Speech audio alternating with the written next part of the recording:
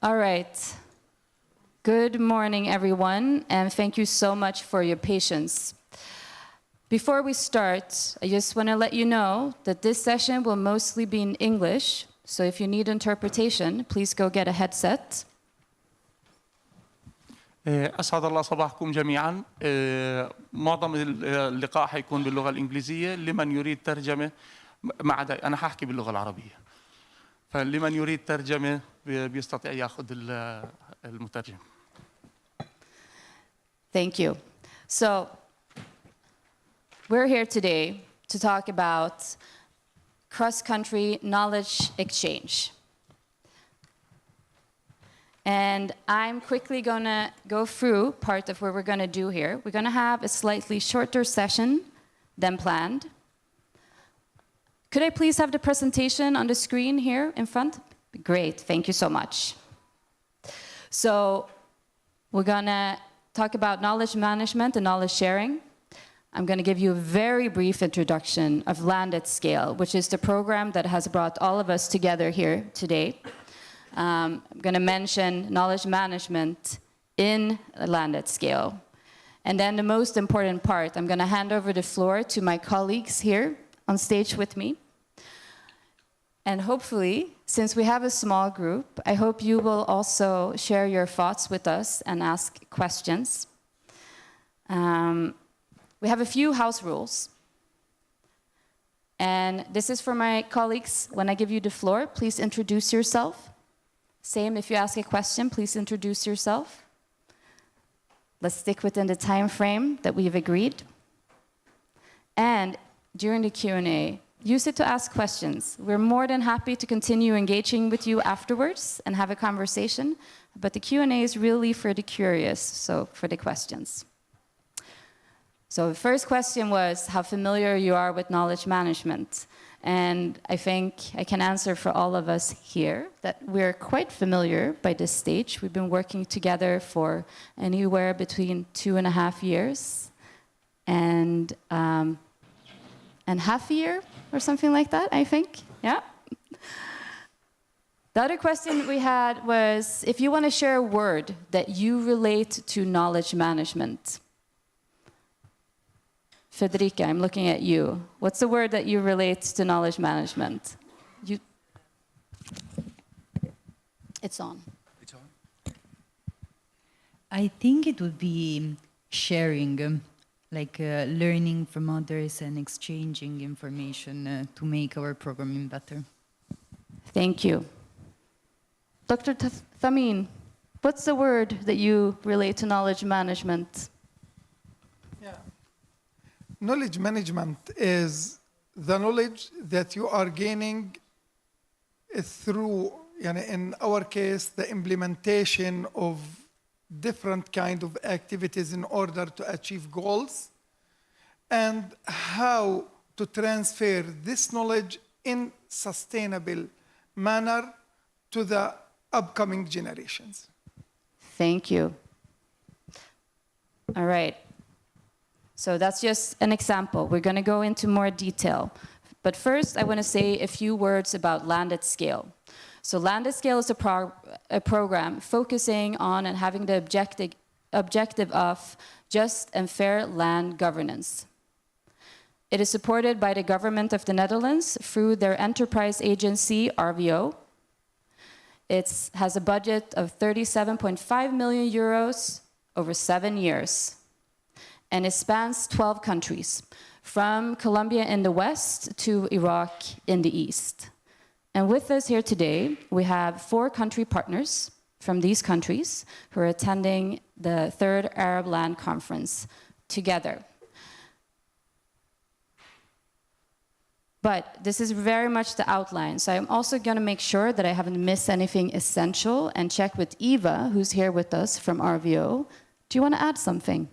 I think you were pretty complete. I'm really interested to dive into the different country projects, actually. Right. Thank you. Yes. So this leads us into why we're really here, to hear the experience of the 4 country partners that we have with us here today in working with knowledge management, both in their own country, but also across different countries. So first, we're going to hear from Ahmed. No, first I'm going to say something of the knowledge management component within Land at Scale. Apologies. In short, knowledge management comes in many different shapes, and it has to, because we work in 12 different countries who are vastly different in their country contexts. And in order for knowledge management to be useful, it has to be flexible. To shift between what is needed in Palestine is not the same necessarily for what is needed in Burkina Faso or in Somalia, for example. And within the component, there are different tools. So the partners work with a learning and reflection partner.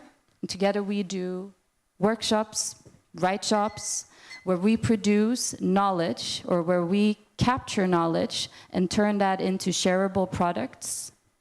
But there's also academic partners that are accompanying us, and you will hear more about that in one of our presentations. And we also work with other partners in order to disseminate the knowledge that is being generated through the projects in the different countries. And that includes, for example, Land Portal, who's also a partner of this conference. Now, it is time for me to hand over to Ahmed.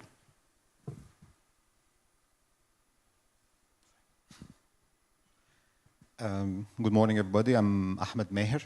I'm the Land Use Consolidation Advisor at a project called Agricultural Innovation Project that's implemented by GIZ Egypt. I'm going to talk about the participatory land use consolidation for climate resilience and inclusive business models. We need some context regarding the land use consolidation. We have a large portion of fragmented land due to the smallholder farmers and the inheritage that has been done since the 50s and 60s. We have a very growing population. We have reached more than 104 million.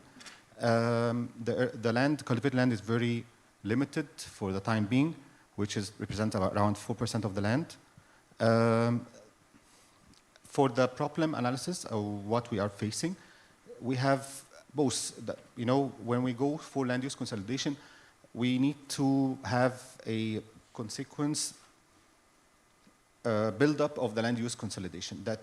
We don't need a top-down or a bottom-up approaches. We need to merge the both contexts with each other, work with farmers and know what the problems, and work with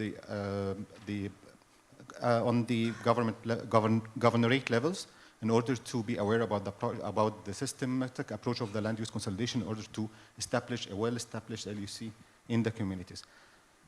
There is a lack of knowledge between farmers about land use consolidation. This is what we are working upon, how to be systematic, how to be a business to conduct a business model for that.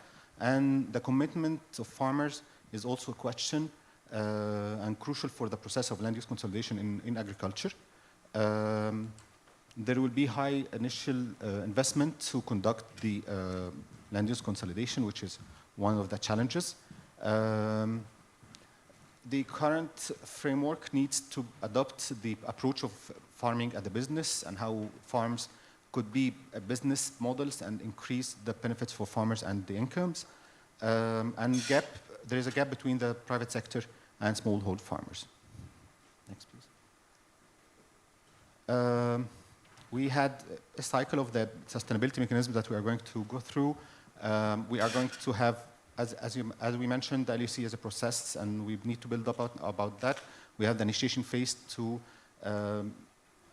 disseminate make the people, the farmers, aware about the land use consolidation how to form that. Build the relationships between farmers, and establish trust between the farmers groups, and then encourage them and ensure their buy-in for the concept. The inception phase is to identify conflicts, what types of conflicts, the risks that can accompany the establishment of LUC, clarity of roles and responsibilities within the LUC, land use consolidation groups, and encourage communication and transparency between the groups. Then we go for the harmonization phase, which is assess the LUC periodically and the group functionality, and solve problems within the groups that has been established. There will be a strong sense of belonging to the group and be a member in these groups, and establishment of rules and responsibilities afterwards, after clarifying the roles. Then we reach the maturity phase, which is collaborate and reward successes, group recognition. They are well recognized within the community, and the prototype of the success they have done, and achievement of objectives within the group, and gaining the income increase, and then they're learning the process and replicating the model.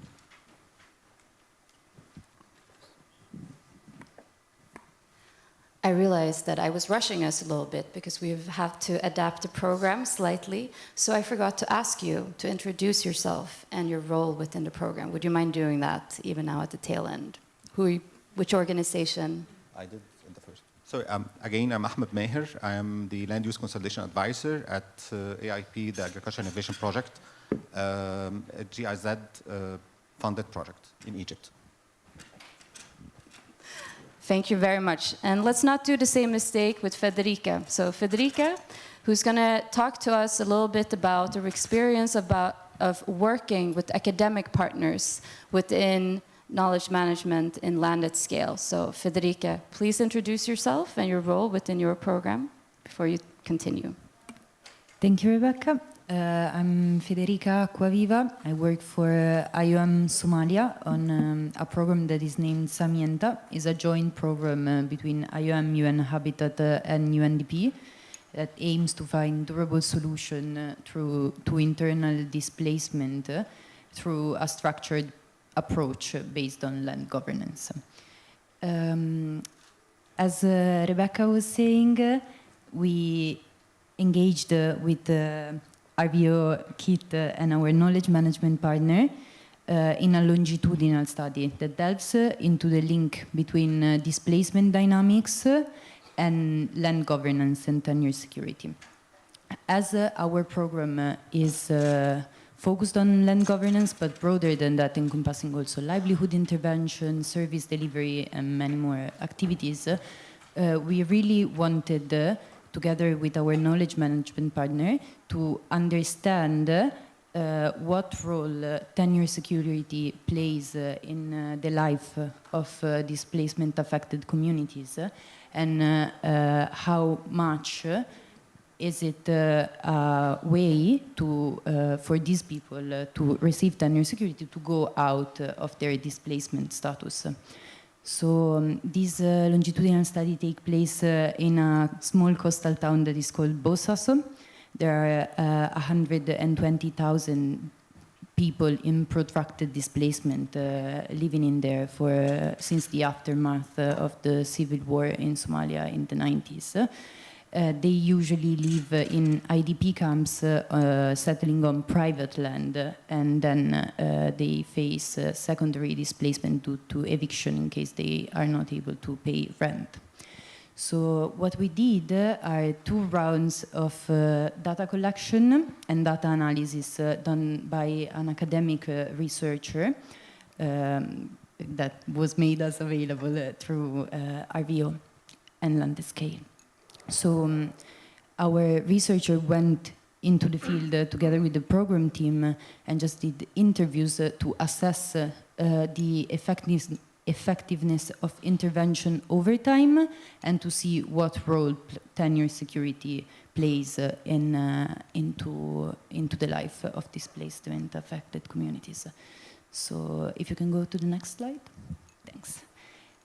Findings were very interesting in the sense that, as expected, a lot of people, a lot of IDPs, internally displaced people, realize that having a house, having land to settle in is really key to go out of displacement, in the sense that they can invest into building a better life once they have this plot of land.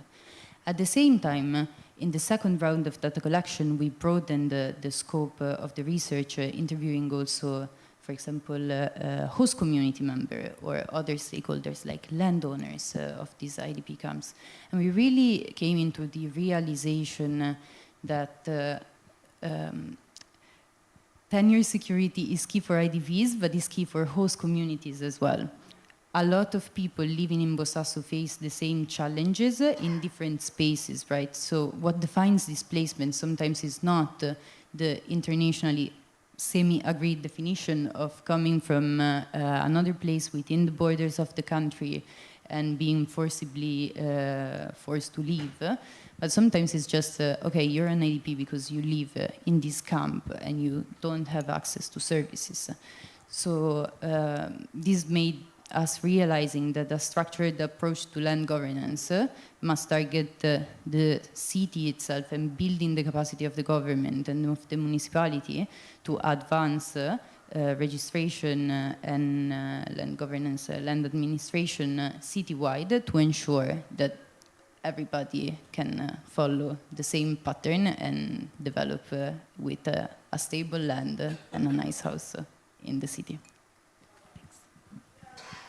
Great, thank you so much. And I realized I made a big faux pas because I did not introduce myself when I started. My name is Rebecca Hallen. I work at KIT, the Royal Tropical Institute in Amsterdam. And I have the honor to be the focal point for knowledge management as a part of Land at Scale, working with all the colleagues here on stage. And with that, I would like to hand over to Javier, who's going to talk about how the impact of knowledge exchange has affected programming in Iraq. So, Javier, the floor is yours. Please introduce yourself. Thank you, Rebecca. My name is Javier Prieto. I am the program manager for 2 projects in Iraq related to land, housing, and property rights. But I will tell you more about myself in a minute because I'm not here to explain to you the project itself that I'm implementing in Iraq with all the difficulties that we have and all that.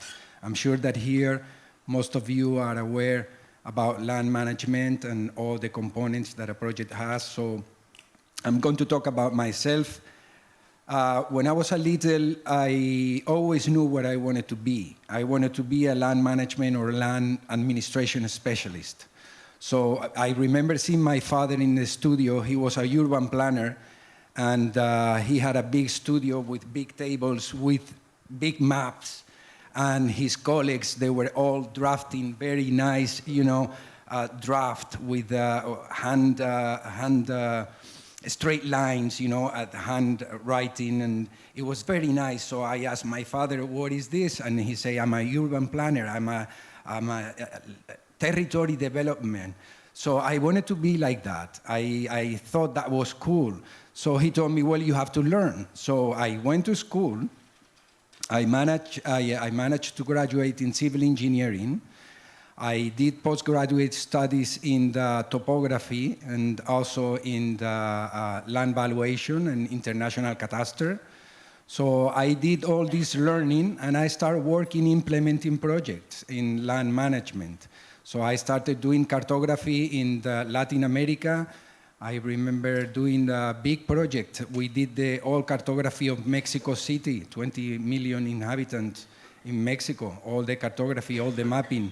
So, but project, when I started, well, I was in Mexico, Venezuela, Costa Rica. We were coordinating the registration with the cadastre in Costa Rica, also very complex project.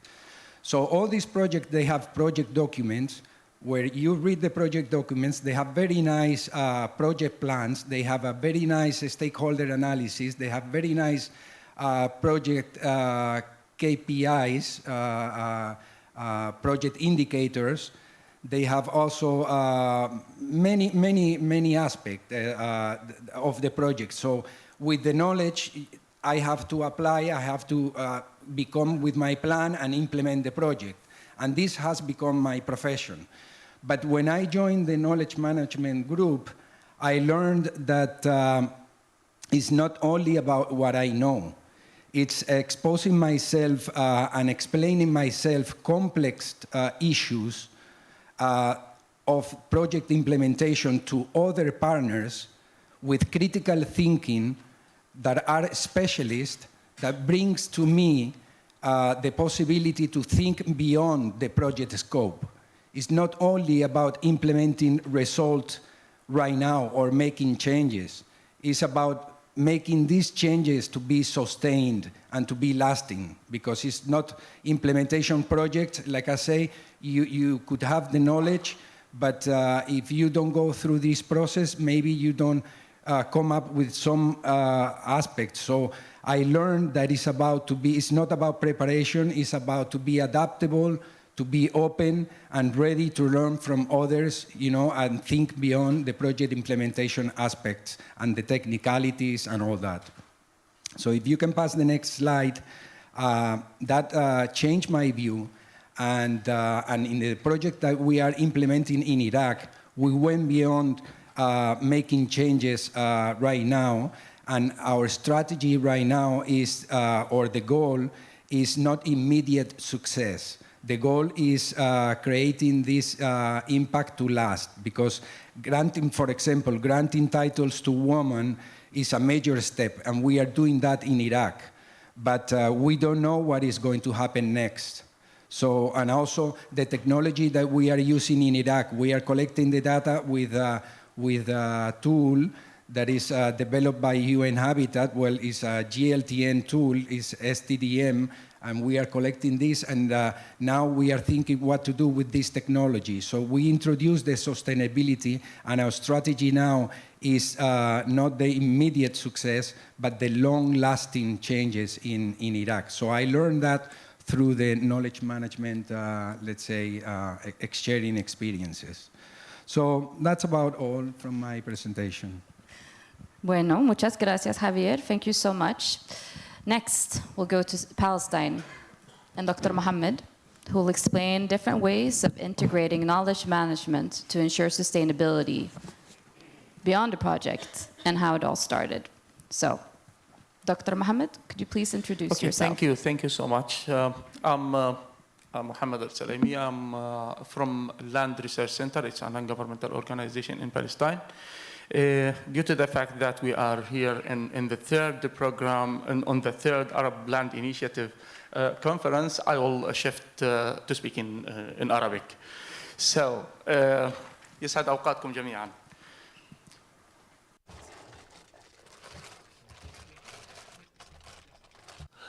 Yes, okay. نحن جينا يعني أنا بكون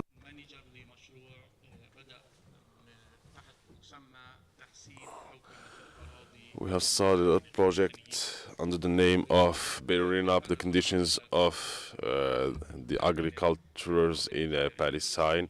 This project has the goal of taking care of the situation of families in Palestine. In fact, Palestine is thriving with a system of land registry, a very rich land registry system, because what is existing is five different eras regarding land registry and its administration in Palestine. This has given us the gift of working with 5 different land registry systems, starting from the Ottoman era, going by the British Empire occupation and the Jordan occupation and the Israeli occupation and the new system of management of waters and Palestinian lands. This has given us a great experience, has opened up horizons to learn more, to share our experiences with others. The idea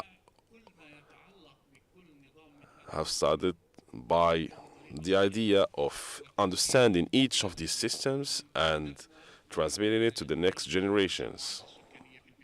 We have started at the level of popular gatherings, and we had many tools to use in the reunions with the stakeholders, especially agriculturers female and male, and leaders, especially in marginalized communities in Palestine. Then we went to the second level, which is the key persons. And we went to the CBOs, CSOs, and the cooperatives who were very active. And then we went to the next level, which is the strategic level, in cooperation with government institutions. And there was a focalization on the good transmission of messages, and we had a target of unifying the concepts throughout the 5 eras that are still used in Palestine. A registry of land and its administration has been built for occupational purposes, others will build for human rights purposes, and many of these concepts are contradictory. Our mission was not easy. We needed to raise awareness. So we went through universities, Palestinian universities, and through which we have started working on humanitarian aspects related to the rights of land, property, and registry, and this was dedicated to the law and engineering students for in-depth training. We have started developing many methodologies talking about the laws of land. Specifically, we have built specialized courses for engineers, for future lawyers. We have raised their awareness, especially about the execution of registry mechanisms. And now we have started to define some master thesis titles, and we have worked for scholarships for professionals in governmental and land bodies to enhance LAS expertise.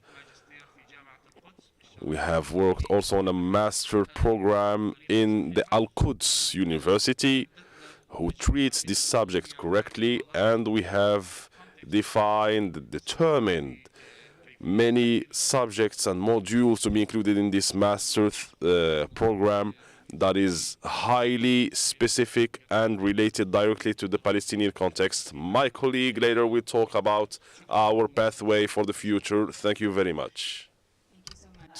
And we're going to do a little change in the order. So I'm going to give the floor to Dr. Thamin now to continue, and then we're going to go to you, Eva. And then we're going to have questions if there are any in the audience. Okay, fine. So here we are. Thank Dr. you. Thamin. So Thamin Hijawi, I'm the technical advisor to the Dutch-funded project, which is in the course of agriculture. At the same time, I'm a lecturer at Al-Quds University in Jerusalem, Palestine. And now, so again, to return back to the knowledge that we are gaining and why our context is different. So Dr. Muhammad, he was talking about 5 different kind of systems, but it's in fact 6, because the 6th system is the Egyptian system in Gaza. So, and this is still a valid system and the most concrete system that where you could have information from until now. Anyway, so the knowledge that we were gaining through the project, through the implementation of the activities of the project, the knowledge that we were getting through the lawyers that they were taking the care of the registration of the information and to get the accreditation to the farmers or the land titles to the farmers. Knowledge were upcoming also from the farmers themselves, from the individuals, from CBOs.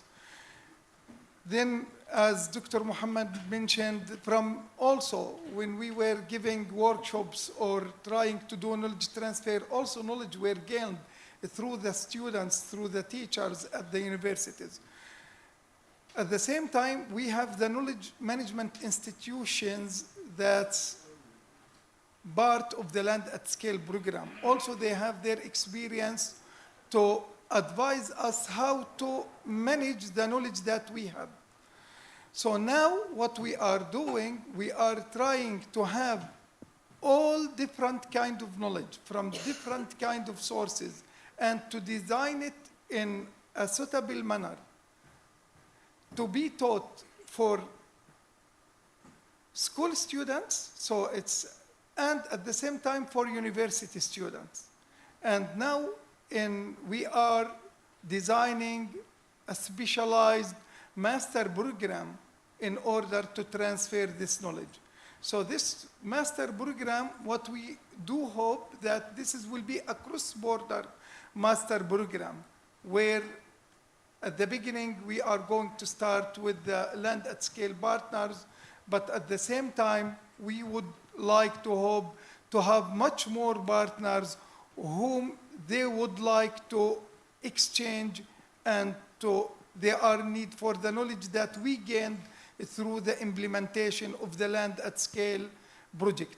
So this knowledge that's where it treated or taking consideration the Ottoman time, British Mandate time, Jordanian, Egyptian. So this is in a way or either this is like a cross-cutting issue between different countries because under the Ottoman government, there were like 28 countries until, under British Mandate. Yani most of the countries were under Ottoman government, so became part of the British Mandate. So there are an experience to be exchanged, and this will be part of the master program that we are looking forward to design and to exchange the cross-border master program in order to exchange the knowledge and how to use the different kind of documentation from Ottoman time, British Mandate, for the use and the purpose of the land registration and giving the land rights to the women. I do hope I made it clear. Shukran, shukran jazilan. And now, and I think this is going to be our last intervention because time is running short. So we're going to go back and I'm going to give the floor to Eva, who will share with us some of the reasoning for including a knowledge management component from a donor perspective. Eva, the floor is yours. Please introduce yourself. Thank you, and good morning. My name is Eva Ossendorp. I work for the Netherlands Enterprise Agency, which is abbreviated to RVO. And this is part of the Dutch government. So we're an implementing agency for multiple ministries, including the Ministry of Foreign Affairs. So the financing which we speak of is originally coming from the Ministry of Foreign Affairs of the Netherlands. So when we were thinking of this program back in 2018 in the development, we quickly came to the conclusion that it's important to also include a specific component on knowledge management. How did we do this from the start is firstly we came also to the conclusion you actually need to put money aside for this and also partners that are specifically focused on working on this. It can't be something that you expect implicitly to happen in projects. It has to be something that you facilitate and you support in a very structured manner. So this is actually based on the principles of reflexive monitoring, which is a way of structuring learning within your projects, across projects, and with the broader land community, but also much broader than that. So we did so with mainly in mind the ability to actually adapt the programming along the way.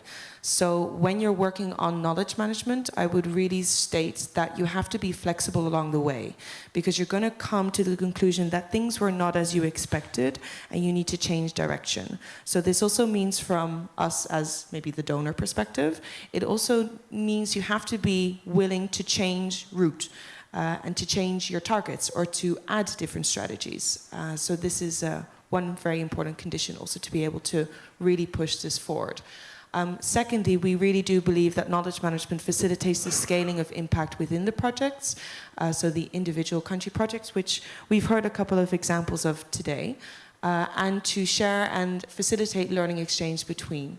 One of the more maybe Dutch-oriented reasons why we did so is that a lot of the programming was actually coming from decentral funding, so facilitated by the different embassy projects. But there was a little exchange actually happening between the different country projects across the different embassies. So this meant that a lot of learnings and a lot of innovative approaches got lost along the way. So in this way, we also hope that this is a more central effort to bring this knowledge together, and also to then work more on innovative approaches. How is it structured? Really shortly. I can also explain this a little bit more if people are interested in a break, so please know where to find me. We structure 10% of the total budget, so this is 3.7 approximately million goes specifically to knowledge management, which is for reflection within the country projects. This is facilitating learning exchanges both regionally and globally. So we have a yearly knowledge exchange, and on Friday we'll actually stick around to have a more in-depth reflection with the partners that are here today. Additionally, we facilitate research in countries, across countries, with academic partners, in longitudinal studies like the example that Federica was sharing from Somalia, knowledge cafes, which are informal exchanges online across partners, which partners can bring questions that they go, I'm really interested to hear a bit more on land use consolidation. Can you tell me more? This is not something I'm familiar with. And then we have informal exchanges online to facilitate participation from around the world. Webinars, which are facilitated by Land Portal. So in this, partnerships are extremely, extremely important. To name a few, KIT, so from where Rebecca is also working from. Landak, which is the academic network in the Netherlands working on land specifically, which also facilitates the Land Governance School, which I think some of you have probably participated in as well. Land Portal, and of course the Arab Land Initiative is one of our more recent partners. So we're very happy to be here and to participate in this way as well. So maybe to really conclude, so who is it for? It's not only for the partners, it's not only for us as the Netherlands to also learn from what's going on in land governance, it's also to give back and to receive and to make sure that this network is really facilitated. So if you want to know more on how we facilitate the actual governance structure and who we give what roles, know where to find me. Excellent. Thank you very much. And one thing that I took particular note of was the fact that you mentioned that even though before there were programs under different Dutch embassies, but there was still a lack of knowledge exchange. So without the commitment, the explicit commitment to knowledge management, and commitment also means resources, which in this case has been dedicated, this is often a part that's forgotten. So that's also an interesting point, I think. And as you can see from what you've heard here today, there are many different entry points to why knowledge management and sharing has been included in a land governance program, such as Land at Scale. And that it also captures the variety of the 12 different countries and then bringing them together. So now we're here with 4 partners, but as Eva mentioned, once a year, all the 12 partners from all the countries are being brought together. And that has been done in different locations, from the Netherlands to Uganda to this year in Colombia. So it also gives the possibility for practitioners who are really skilled and knowledgeable and experienced in their different contexts to meet and see other experiences within the same program, but in a different context. So it's also a way of making the knowledge generated in the program sustainable. So it's not only the 7-year period, 5-year period, whatever period it might be, but this is something that should be integrated moving forward. We now have 4 minutes left, and I would like everyone to reflect on a word that you will take with you from today's session. And I would like to hear from Ahmed. What's the word that you would take with you from today?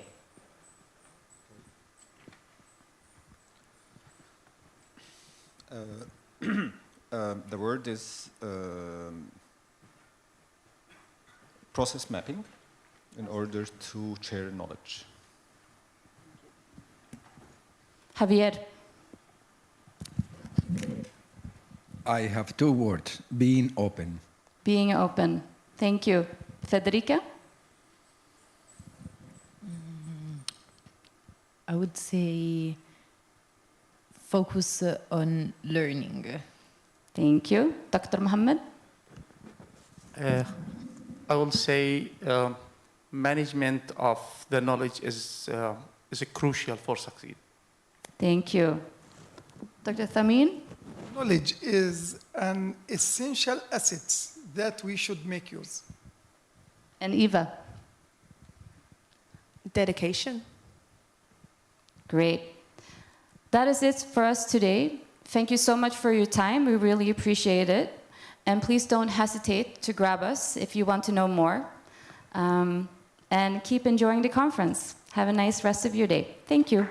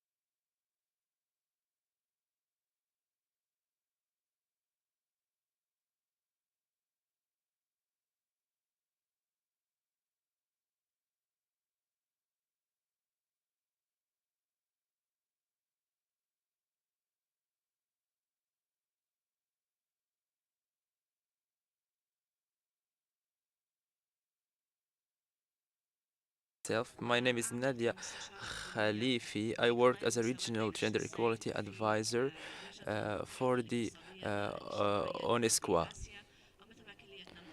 And as it, with the UNESCO, I am going to be the chair of this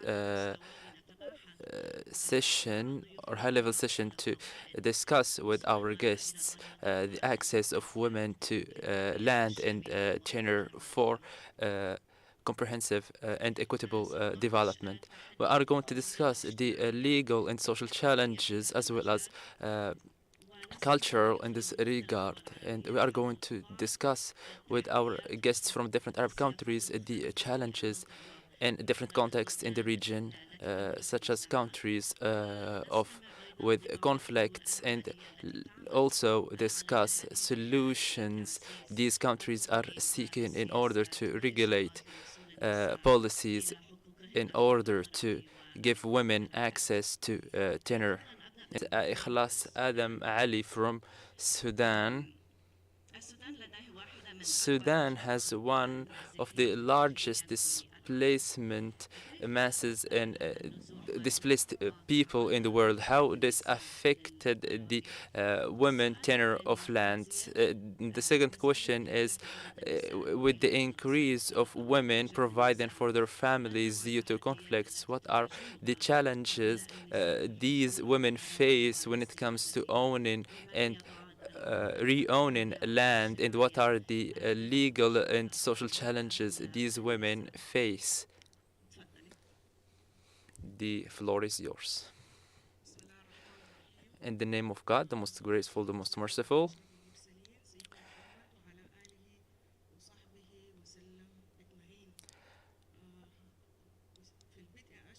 First and foremost, I want to thank the organizers of this initiative, the Third Arab Land Conference. And I also want to thank the Moroccan Kingdom for hosting this conference, people in government for their hospitality, and I want to ask. I want this conference to be of utmost benefit for everyone and exchange experiences, especially for countries that are going through conflicts and wars which affected those countries, as well as climate change and natural elements. Land or the ownership and tenure of land is very important and pivotal for social stability and economic improvement. It uh, it strengthens, it helps. It is very important, and women are affected by legislations of lands because they face different legal challenges which does not do not allow them to be equal to men. Women represent a huge percentage in agricultural work, but customary laws are stopping them from having tenure of land and also access to financing or taking part in sustainable agricultural uh,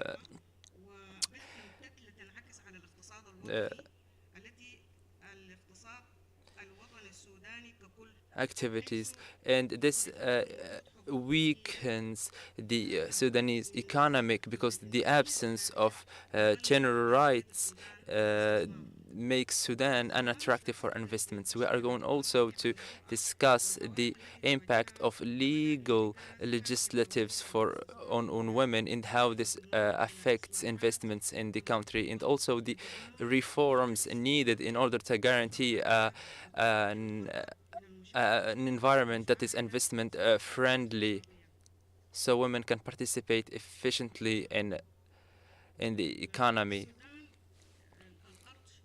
In Sudan, land is a pillar of the country.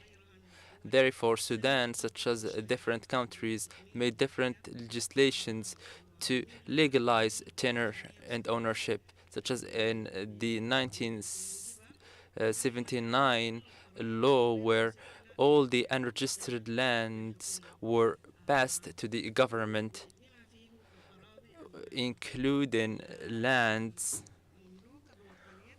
were owned by people and local communities, but the government had the right to of disposal of regarding these lands, and also the customary laws affect women tenure of land, and this does not allow them to access land. Women in rural areas depend on agriculture. However, without ownership of land, they face difficulties in when it comes to accessing financing, also legal and social challenges. When laws give women equal rights of land tenure, uh, implementing is weak due to customs. Women always face hurdles when it comes to registering land or obtain official documents of ownership.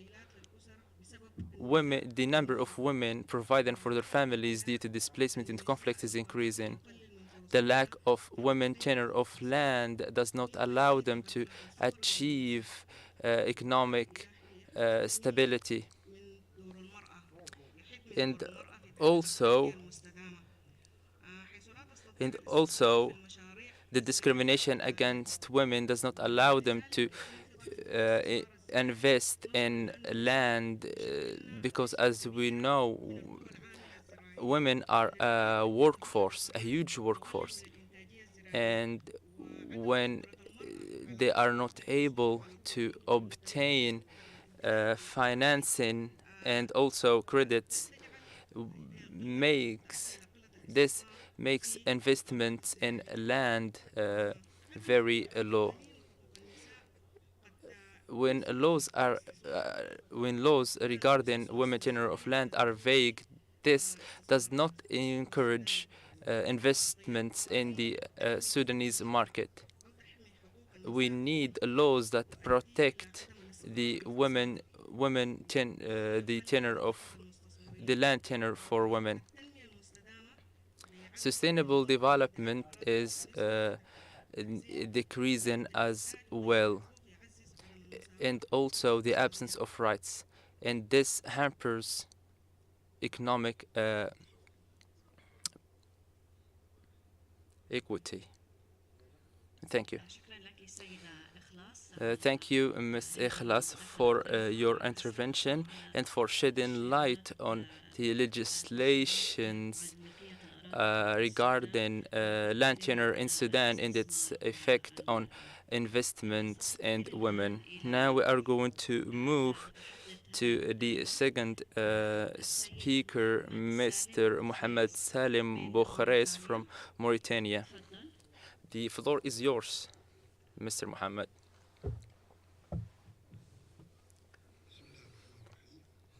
Good morning, everyone. I want to thank the organizers of this very precious initiative. I also want to thank the Moroccan Kingdom for its hospitality in hosting this very important conference. First and foremost, I want to introduce Mauritania to you when it comes to land ownership. This in the specificity of this country in this regard, we have more than 1 million square kilometer of land, and less than 5 million population. This is in itself a challenge of land ownership, because we are a country that is suffering from desertification, and we are scarcely the country is scarcely inhabited. Secondly, I want to say that there is no legal hurdle for women land tenure. All the laws in Mauritania make women and men equal when it comes to land tenure. However, the challenges are social and also women access to land tenure, as well as we are still facing some bureaucratic challenges of a land registry in Mauritania.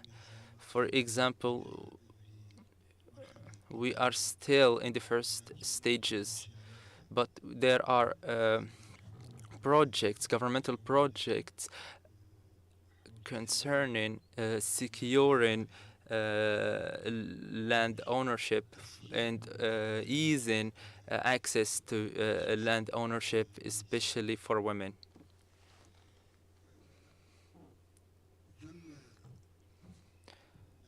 We in Mauritania, since for 15 years now, there are civil initiatives or led by women, where where women were organizing, business women organizing activities, and those initiatives were very important for the Mauritanian government. The Mauritanian government helped them, and in the heart of the capital Nouakchott today there is a market where we have 250 shops owned by women. Also in housing, it is the same thing. There is a women-led initiative which allowed more than 1,000 women to have access to appropriate housing, and all these things are helped by the government. And the last point is there are business women who were encouraged and by the government by providing the government provided them with loans in order to access land tenure, by helping them with investments. And for what concerns the partition of land, the Ministry of Housing with the Ministry of Real Estate and Property, this partition of land, the most important standard and criteria here is that more than 10,000 land plots went for women because they were providing for their families. In short, the government made efforts in order to encourage land tenure for women. There were also initiatives started in this regard. However, we still have social challenges, especially in rural parts where it is still difficult. However, we are trying to the government is trying to do sensitization and make women aware of their rights, because women mostly they do not know the rights. In order to ask for the rights, you cannot ask for something you are not aware of. Secondly, there are some bureaucratic hurdles for projects that are aiming to fix this problem. Among these economic challenges, as I mentioned, because land registry needs financial resources which women do not possess. However, the most important think whether that is in Mauritania is that any legal hurdle and obstacle making or stopping women from access to land tenure. Of course,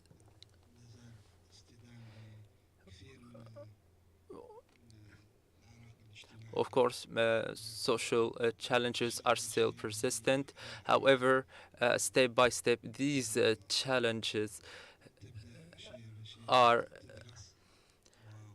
being surpassed. And today, according to statistics at the Ministry of Property, less than 10% of land is owned by women, which is something we consider a very low percentage, and we are trying to overcome this problem and increase the percentage with time. And thank you. Thank you, Mr. Mohammed Salim Boukhres, for shedding light on some social and cultural challenges women face in Mauritania in order to have tenure of land. We also spoke. You also spoke about some initiatives to empower women economically in Mauritania, and thank you.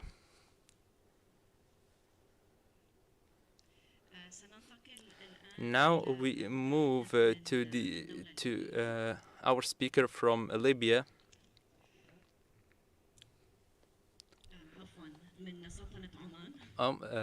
Excuse me, from Oman, Mr. Ali bin Ahmed bin Isa Al Mashani, the Director General of Housing and Urban Planning. The floor is yours. We have some questions for you.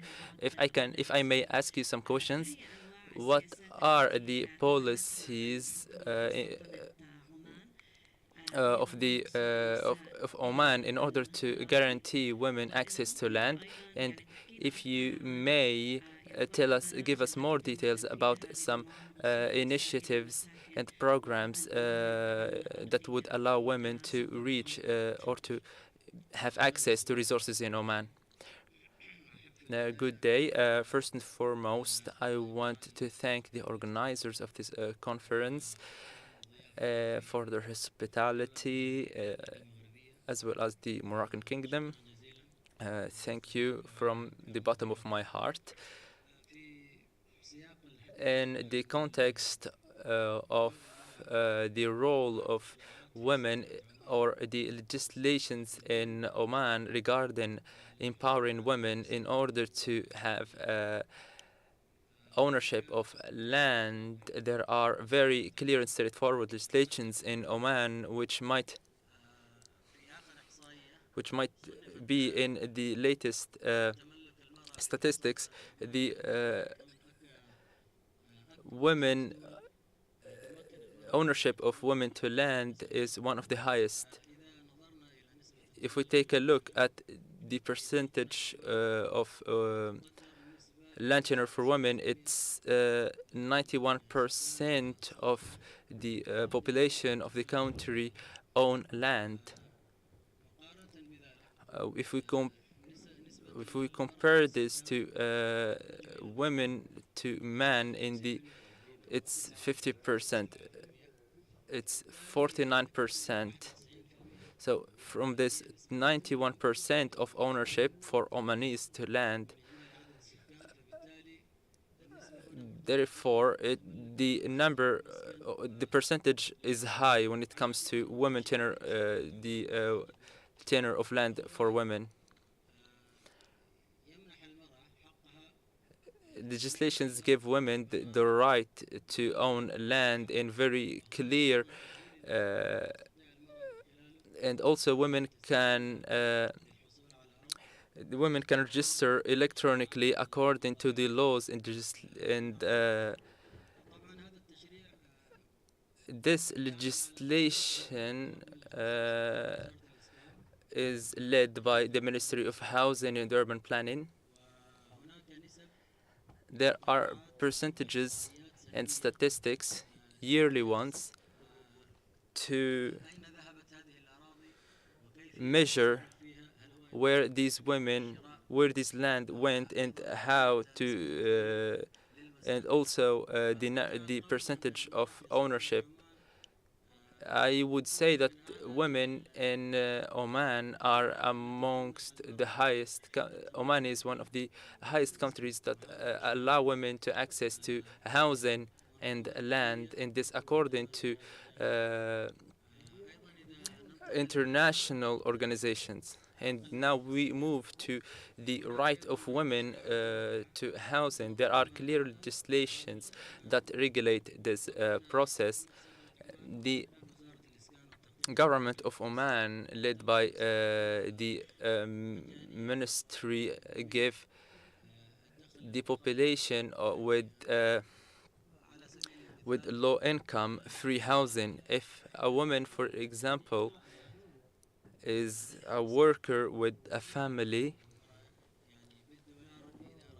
in the dollars, if her salary does not surpass $1,000, she is given a land first with planning, and also she is given a grant. The right of the woman has the right to be equal to man in Oman, and legislations are clear in this regard. There is no quota or legislation that stops that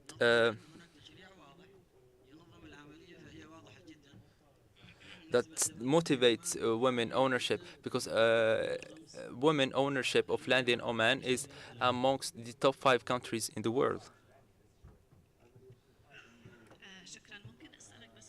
Thank you. Can I ask you one more question?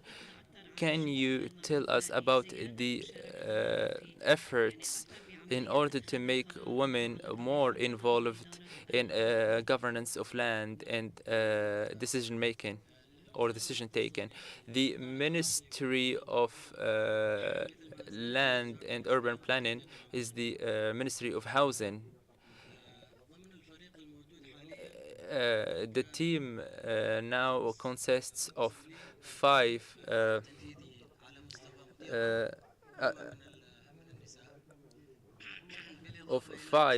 officials. Some of them are women, chancellors.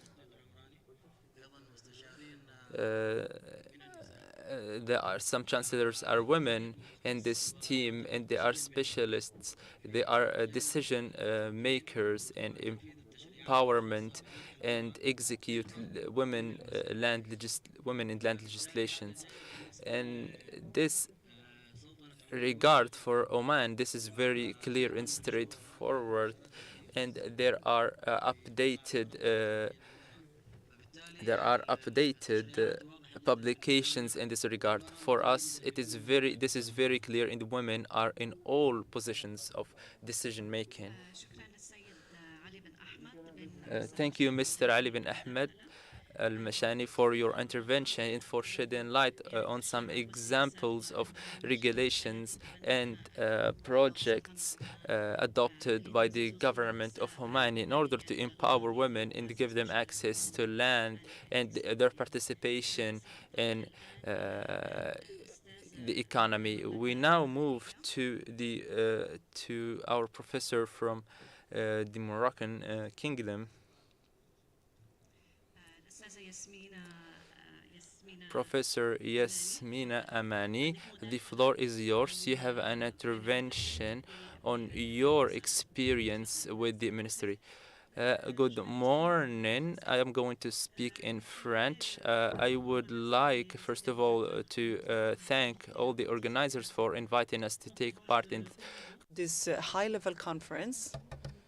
Just a little word for myself. I am a responsible in the Inclusiveness Center in the Kingdom of Morocco. My intervention has as an objective to present the Inclusiveness Center of women in the real estate, and this is going to be around 3 main points. The first point is about talking about the actual context in general, the women's situation when it comes to real estate, the different progress that was made, and also the constraints that persist. On a second instance, I will be presenting the different activities and analysis that were conducted to create the Center for Inclusiveness of Women in Real Estate. Before doing so, few contextual elements on a first instance. Law of 2004 and a number of legislative amendments that were conducted during the last few years and which allowed the law of 2018 for women to have access also to collective lands called Sulaliyat in Morocco. So it's about capacity building of women, increasing the schooling rate of women, and increasing also the entrepreneurship among women, which leads to this progress today.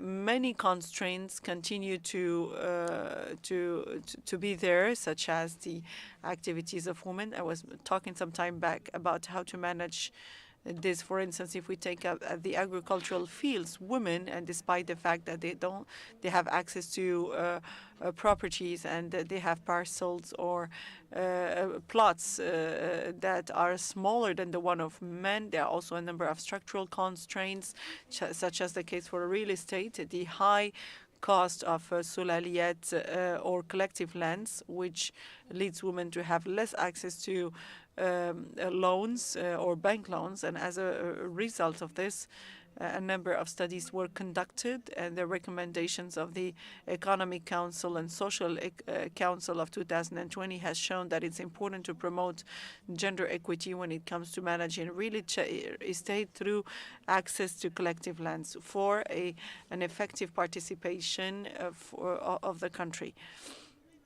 I would like now to tackle another point, which is linked to analysis and preliminary activities that were put in place prior to putting a center of inclusiveness of women to real estate. In 2015, the Moroccan government and the Millennium Challenge Corporate has put in place a common project, which is called Compact 2. Compact 2 had as an objective to reduce poverty by economic growth, and this has been done through two main projects and two important axes. The first one is about education and training for employment, and it's also about the productivity of real estate. When we take this project, which is the productivity project of real estate, we can see clearly that it's articulating around three main axes. The first one is about rural real estate. The second one is about real estate and the governance of real estate. So these actions on governance of real estate was put in place by the commitment of Morocco and the Millennium Challenge Corporate in order to empower the participation of women in the economy by creating an inclusiveness center of women to real estate. Another benchmark was also established prior to this in order to identify the different missions of the inclusion center of women to real estate, the importance of producing data that are gender specific, which is linked to access to real estate and registration as well, the difficulty to divulgate this at a broader scale, and reinforcing or boosting any awareness raising campaigns, and the necessity as well to boost the participation of women in the real estate. It's thanks to this that we have put in place the Center of Inclusion for Women in June 2023. This center is one of the four main centers of the digital pole of the Ministry of Agriculture and Fisheries and also the Ministry of Waters and Forests.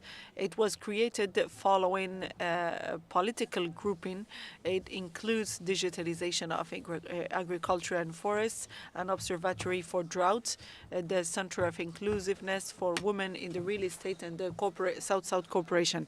It's a group of public interest which is led by two ministries, the Ministry of Agriculture and the Ministry of Finance, and this includes in fact about 11 members in its General Assembly.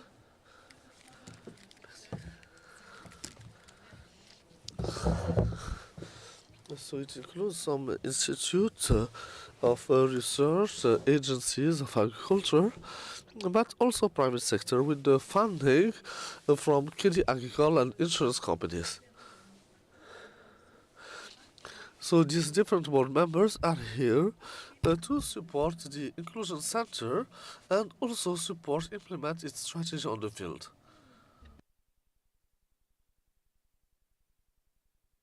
Regarding this center, it has three major missions. The first one is to be an observatory to give gender information, to collect and produce and analyze some indicators that show that gives land to women, but also shows governance.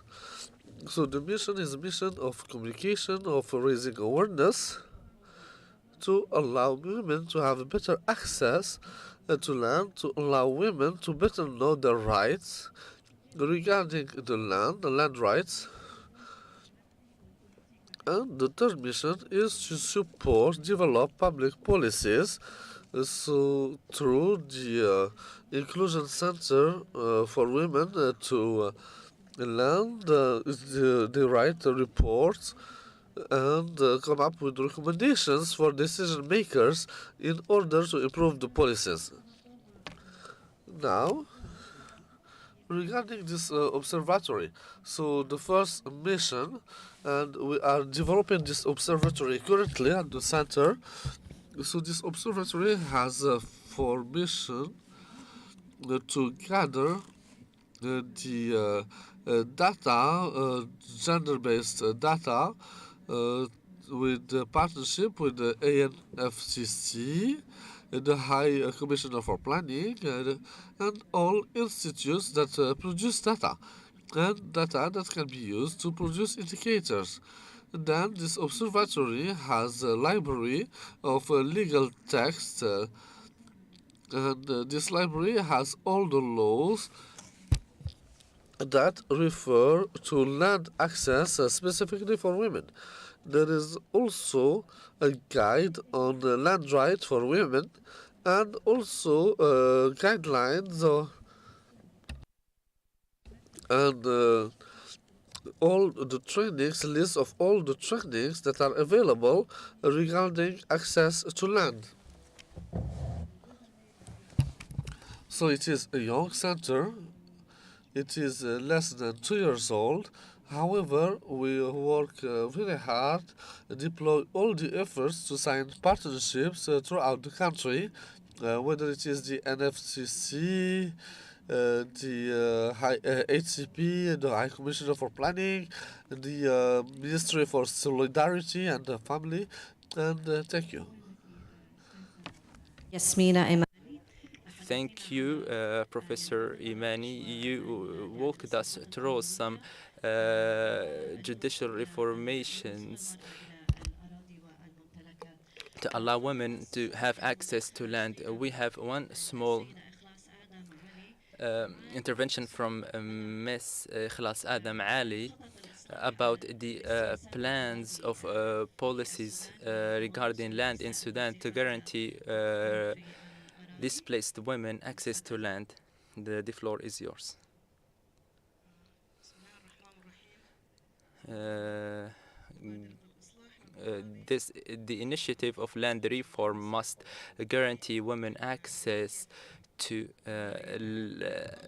land tenure, and this requires reforms in order to guarantee women rights of ownership, and also promote laws in order for women to guarantee their rights, and also finance women in order to own land and invest, and also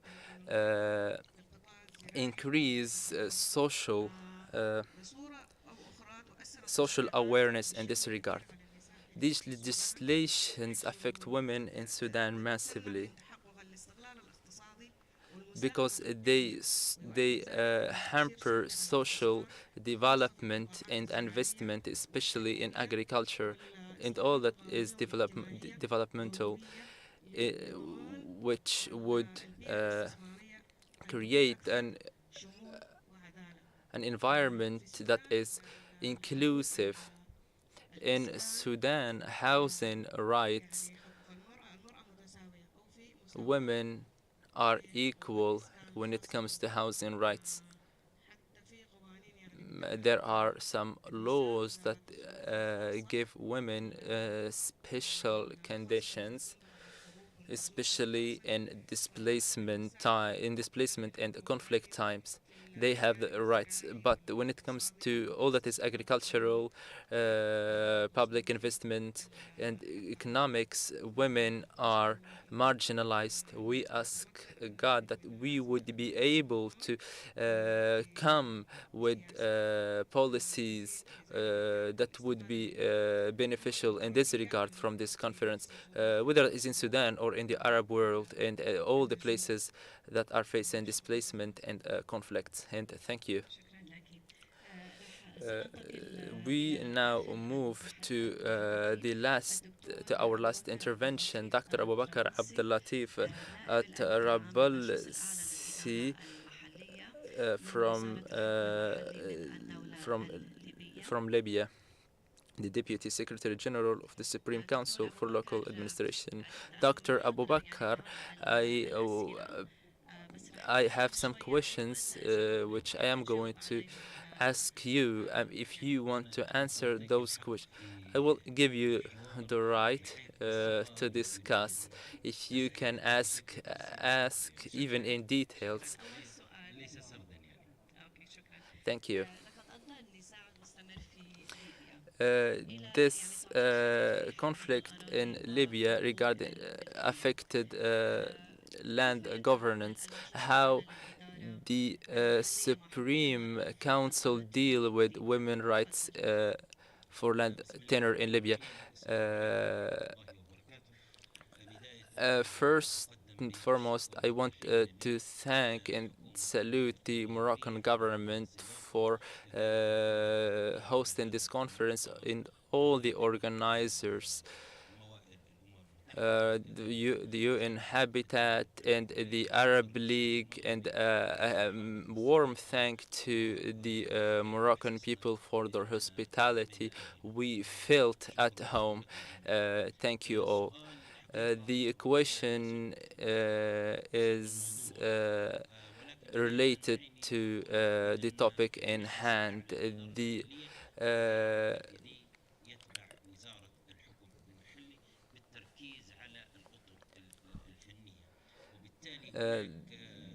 There is cooperation between the Supreme Council and the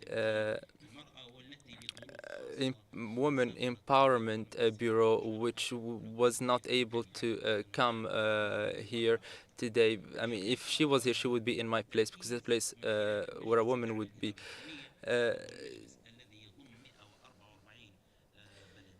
The Ministry of Local Government, which incorporates more than 40 governorates, is interested in all that has to do with policies and the integration of women in planning policies.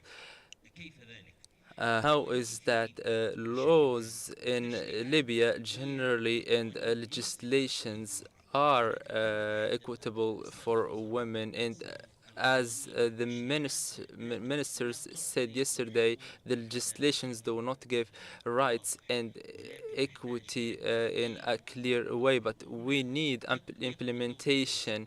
And here, the Supreme Council of Local Administration, the role comes here in order to increase the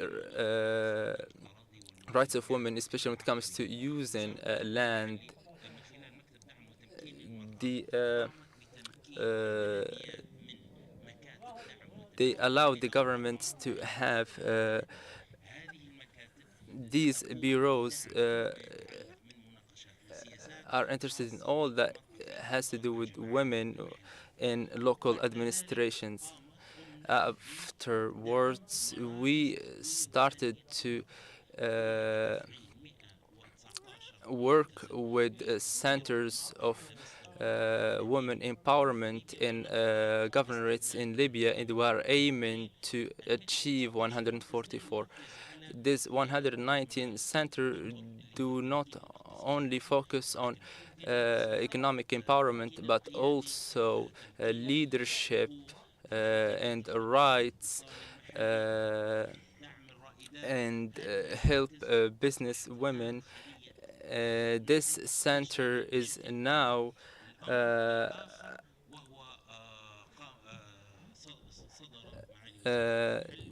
the Minister of Local Government, since the Government of Unity took control in 2021.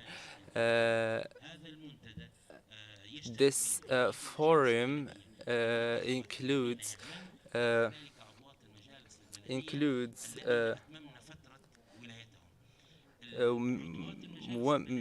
women members, and in fact we now have delegations who pushed forward women to reach local leadership in the Zaira Al-Fitouri was lately the first woman to be as head of a governorate in Libya, and this is outside the usual quota, because in the governorate we have one chair reserved for women. And the role of women is that in local administrations, women are not even included in elections, because women were sometimes facing social hurdles. Now we have two members of local administrations, one from the quota and the other one presented a project which people accepted, therefore they elected her, focusing on implementation and help in boosting initiatives, and give the chance for women to lead, because women are very essential for security, local development, and the improvement of and societal improvement, and also in order to change the norms in the country.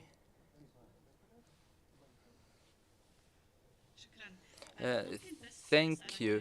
Can I ask you a question that what are the steps that Libya is taking to fix some societal hurdles that affect women ownership of land?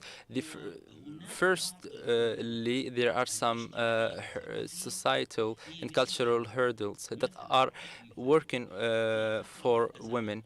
In times of crisis, such as floods, for example, the flood of Derna, there were no camps.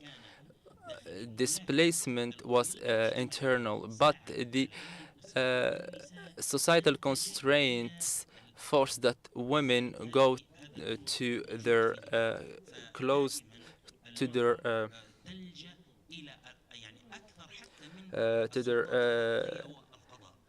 families instead of camps, because they feel safe.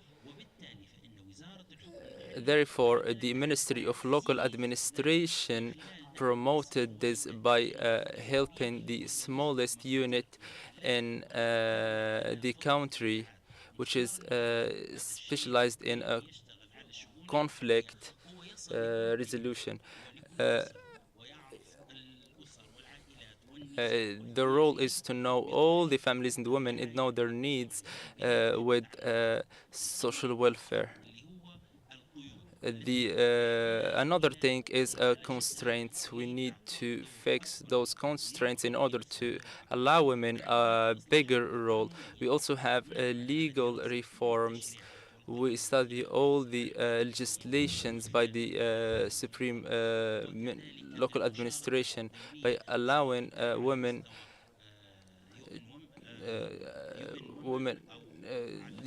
whether it's UN Women or partnerships with the delegations of the European Union or the RVO or other organizations that work with the local government in order to improve the right of the role of women, providing them with formation and also awareness by showing the right role of women in local development. We made an experiment of local development last year. There was this project of how to prepare a local plan by small-scale businesses in rural places such as in southern Libya with partnership of Sinbari. Women were capable of coming up with plans with very plans that can be implemented, such as in artisanal sectors and agricultural products. As you know, women are very skilled when it comes to getting the best out of all the products. These it is possible for this to promote the role of women for all that is economic and societal. It is also possible to fix all the constraints and put an end to all the constraints and use them for the benefit of women in sustainable development. Thank you, Dr. Abu Bakr Abdul Latif Atrabulsi, for your intervention, for your precious intervention. You explained to us how the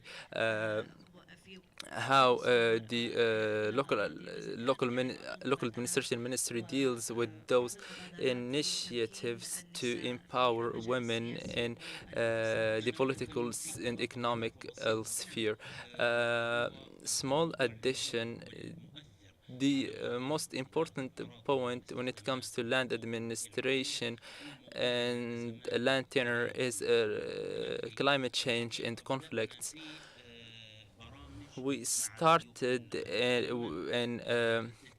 programs with UN Women to create workshops to help with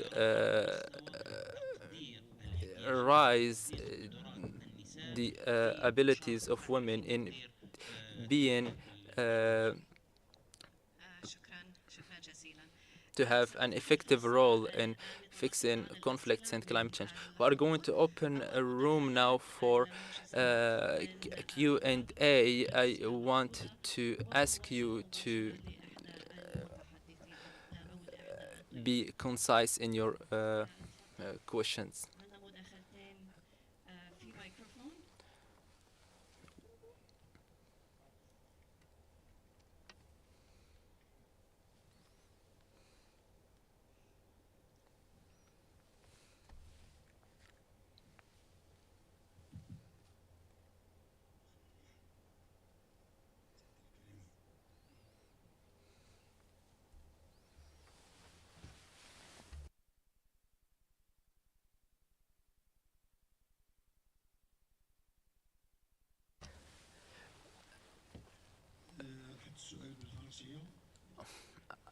I am going to ask my question in French, and I am going to address my question to Mauritania and Oman. As well as the one from Oman. I would like to first thank you very much for your intervention. You asked a great question about the fact that there is a good equal allocation between men and women when it comes to real estate property. Did you take into account heritage or succession? Does women have access to the heritage in the same way? Yeah, in terms of access, it's the same, but when it comes to succession, is it equal?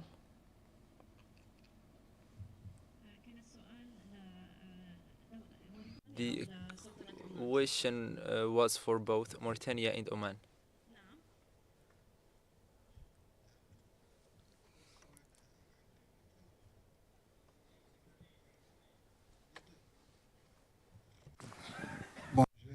Pour ce qui est de la Mauritanie, d'abord, quand on a parlé de la distribution équitable des parcelles de terrain, on a juste dit que when it comes to the allocation of inheritance, it is mostly done by the head of the family, particularly women.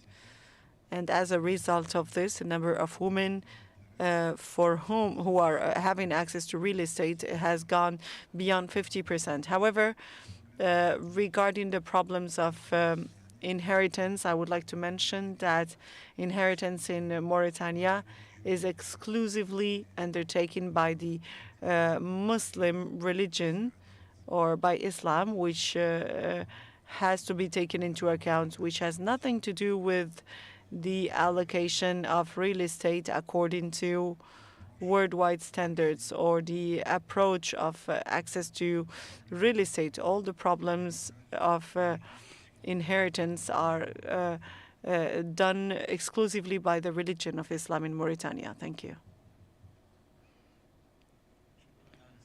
Thank you very much for your question. Here, this conference is talking about real estate, so Conference is about land.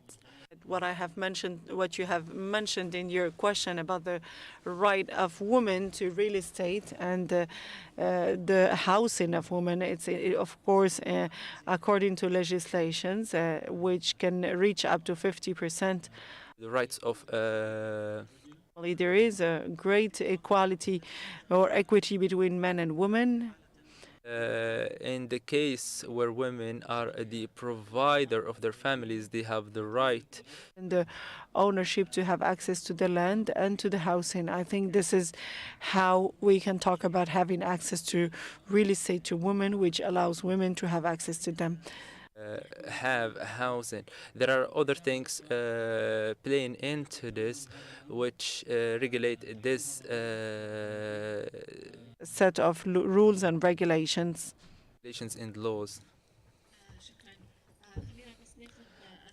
Please allow me to take another. Questions.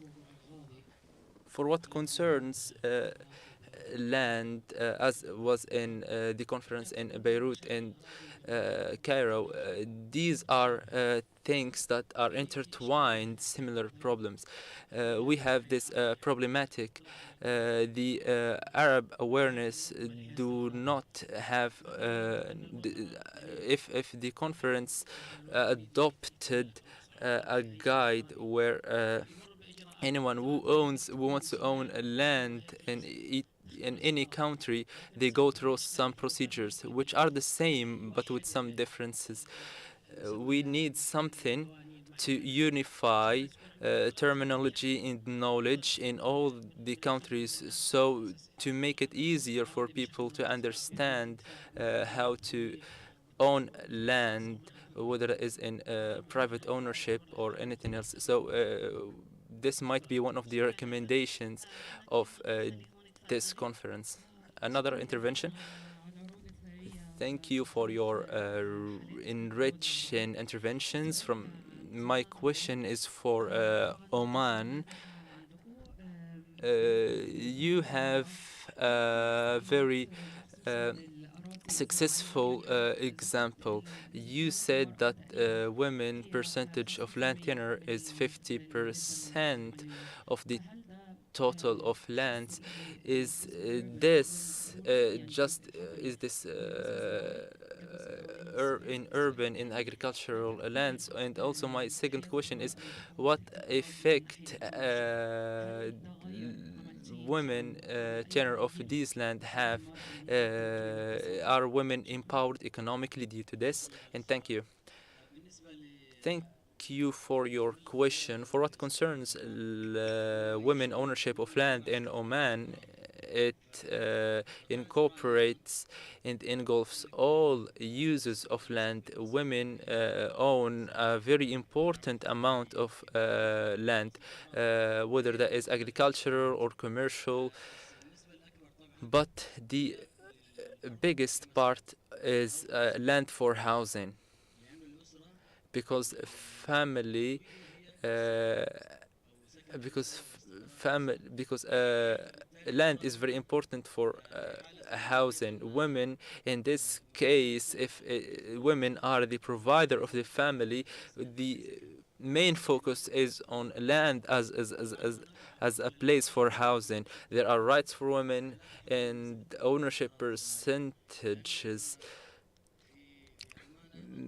because in Oman the land disposal, when a woman owns a land for different uses, she can sell or buy. She has the right of disposal.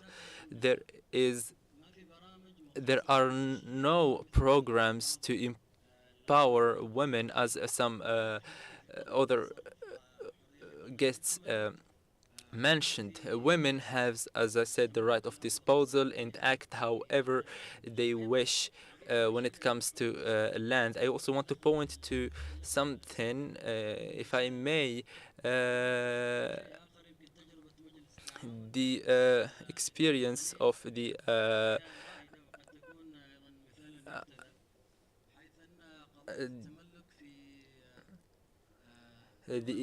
experience of the Gulf Cooperation Council, where any of the people from the countries can buy land in another country. For example, someone from Saudi Arabia can buy and own land in Oman. I am talking about buying and not development. For they can buy the land for housing only. This is based or and this is according to conventions and agreements.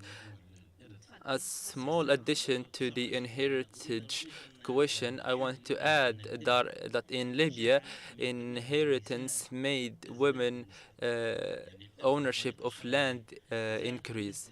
So the percentage of ownership increased due to this way of inheritance. We are going to take a question from this side.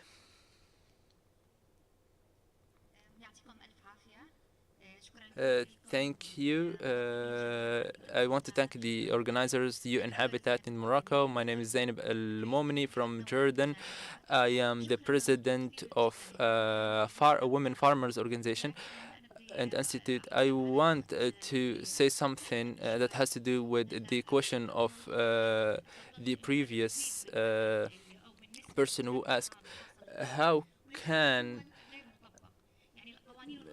these regulations and laws exist, for example, in Oman or in the Gulf Cooperation Council exist, but they are not implemented. In Jordan, based on our experience, we had this definition for farmer women. They own less than 10, just a small precise of land, and women land tenure was 2.7 percent. But now when we changed our laws and inheritance, where women can take decisions and have the right of disposal. Women now own 5.5% of land. When we talk about the inheritance, these laws are good, but they are not applied in our countries. If we take a look at the percentage of women ownership of land, they are low. Although the existing laws and all the religions say that women must take their own right, what is rightfully theirs, in order to obtain loans and stuff. But I believe that it is very difficult for it to be 50% for women. I have statistics in Jordan, and it is only 5.5%, and these percentages are low.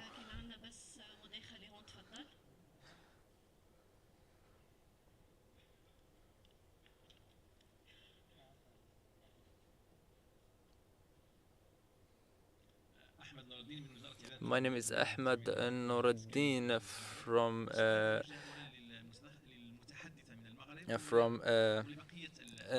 my question is for the focus on cultural hurdles that stop women from owning land in Arab nations might have some gaps. Inheritance is help women to obtain ownership of land. In the Islamic law, they were given this right of land ownership. The number you mentioned, I do not know whether it includes both rural and urban areas or only rural areas, because we have some statistics, and the ministry in urban areas, women own 15 to 19%.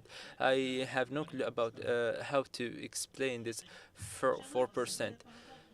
My answer regarding Even it's about rural ownership and not in a global, it's not a global percentage. Thank you. we are only going to add 2 more questions, and then we are going to close this session.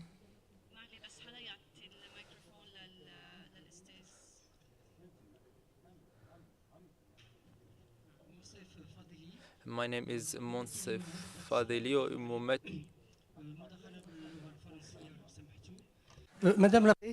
Mrs. the Chairman, dear friends, I was working at UN Habitat for a long time, where we spoke about equity, gender equity, not only for women, but essentially for countries and societies when in conflict zones. We know very well that there were enormous efforts that were conducted by governmental, and I've learned that there is an inclusiveness center for women. Mrs. the Chairman, it's a meeting for Arab lands. Today we cannot talk about having access to we cannot talk about access of women without talking about access of a whole population, which is not only not having access to the real estate, but which is even, for instance, the Israeli occupation has even destroyed archives since the Ottoman Empire. And today, Israel has come to, in fact, be opposed to the real estate sector. The Palestinian woman is perhaps the one, not only the one of the whole society, but of a whole entity from the Arab region. I would like to finish by saying that today we have a right of commitment, so that in our recommendations we can talk about having access to real estate in societies that are under occupation, especially in Gaza and Cisjordania, and also since we know that real estate is even threatened by countries that would like to make of it a resort, or so that the declaration of Rabat in Arab lands can in fact take the things forward in the future. Thank you very much. Any other questions? Is there any other intervention?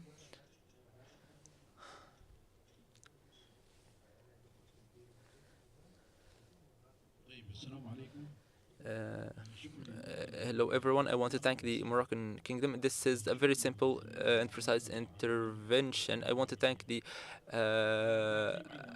Arab Land Initiative. My initiative is very precise. I want to just add something to what Madam Ikhlas mentioned. My name is Sharfuddin Ahmidi. I am a land officer in Sudan.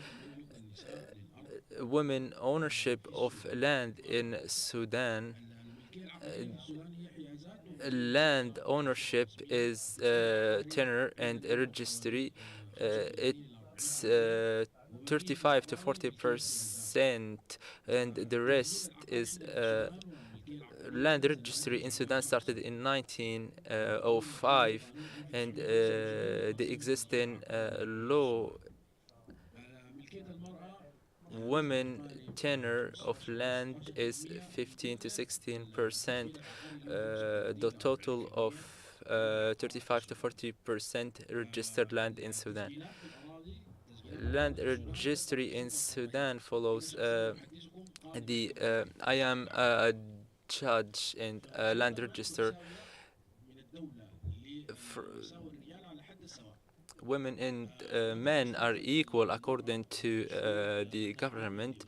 Whenever a woman shows that she is the provider of the family, she can be the owner, and men cannot act, do not have the right of disposal. They have to consult their women. Women in Sudan are in positions of decision making, and there are no legal nor judicial hurdles that stop women from land tenure. And thank you.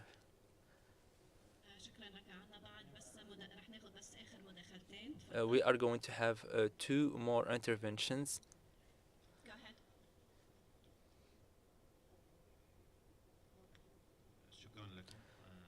Thank you. My name is Ahmed Al-Kamiyani.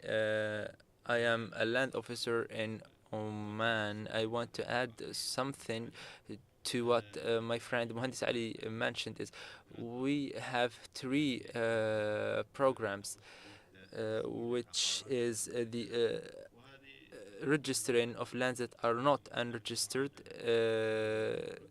And as I mentioned, this shows that, and also the usufruct for women to enter investment and be equal to men. There is something I want to mention is free housing. Before 2008, it was only for men, exclusively for men. And if a woman was divorced or widowed, she was also given a land. In 2008, there was a decree which gave the right to women to be equal to men, even if the family has another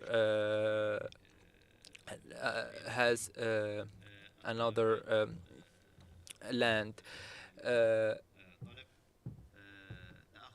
We have 500,000 applications now, and also land grants. There are studies. We did land studies that were done. We studied the studies that were done in the past 10 years. We moved from 300.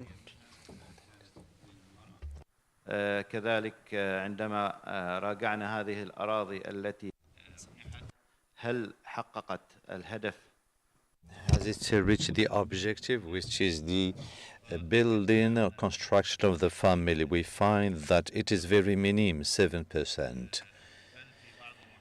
In certain districts, it was 3, and most of it, the Muscat district, the capital, which is 20%. Therefore, there was another study, and there was an amendment of the law to grant to the family. And the household It means a joint land between the two spouses, and it is registered to the man. In case the woman is independent, she can have the right to own the land. I just would like to clarify the experience in Oman. Thank you.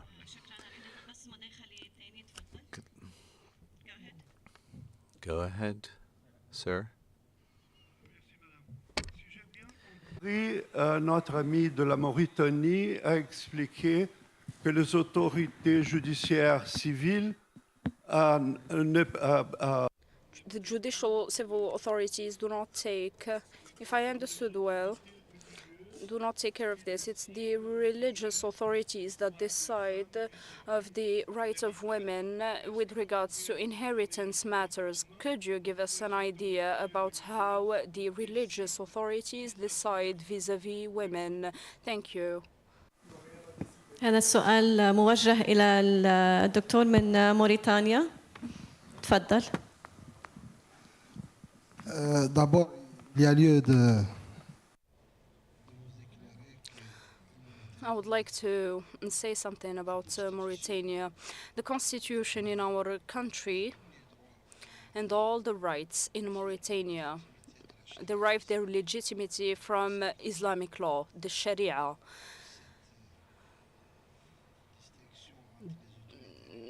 Then the distinction between public and religious authorities isn't really relevant because this isn't how things are organized, and the Mauritanian legislation derives, again, its legitimacy and essence from Islamic law. And women in Mauritania have their inheritance rights as defined by the Muslim religion, and all the rights granted by Islam are respected in those regards. And I believe we do not have enough time to explain the details what Islamic law grants us in terms of rights for women, but in Mauritania all the rights again derive their legitimacy from Islamic law, which grants women all their rights. And here I would like to join my colleague from Libya and say that this right has been on the increase,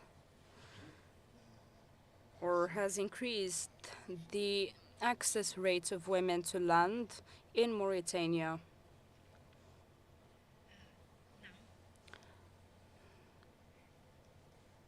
بتحبي تجاوبي على المداخلة؟ تفضلي. Would you like to answer in a very prompt way? For the question coming from my colleague Sharafuddin from Sudan, I indicated that the fundamental of the grant for the urban lands for men and women are equal.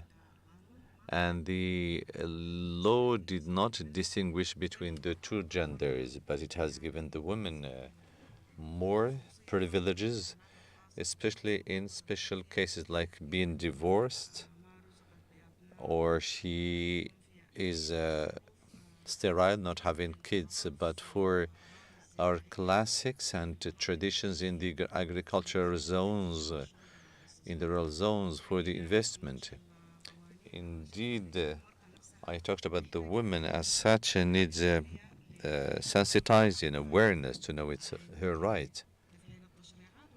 In the implementation of the legislations, Sudan, with its legislations, since 1930, the registration law for the land settlement was right. So whoever existing on the land, there is no discrimination. Now, because of the war, displacement, we need laws that can help Sudan to come out of this crisis, for the implementation of the laws that can be in line with the present changes. Last speaker.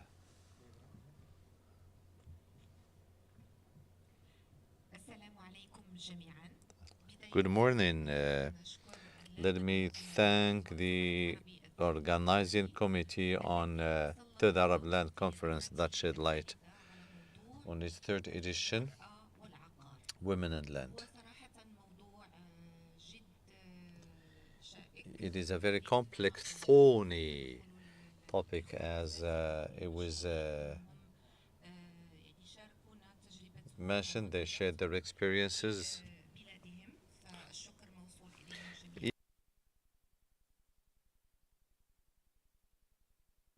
Indeed, as I said, this is a very complex topic. We're talking about real estate in the urban zones, agriculture. Madame Yasmin,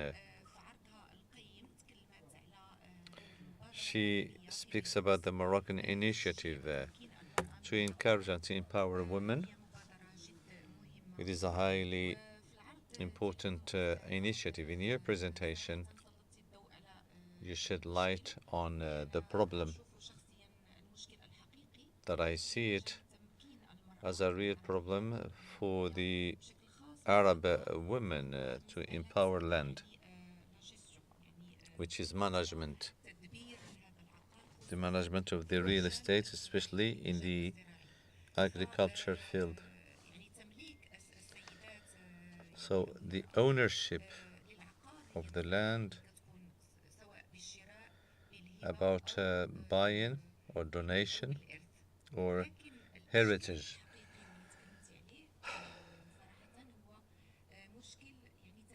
But the real problem is the management of the lands.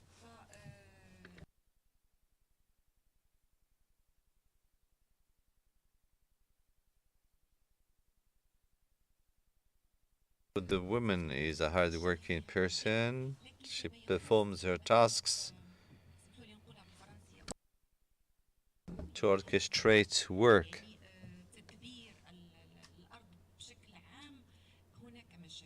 To manage the land, there are problems.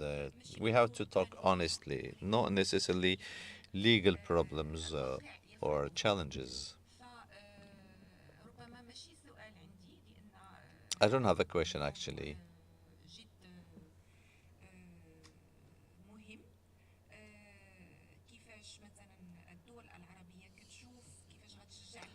How Arab countries can help the women to enable her to own agricultural lands. I have a request or a recommendation, the output of this session, to think shaping a mentoring for the Arab women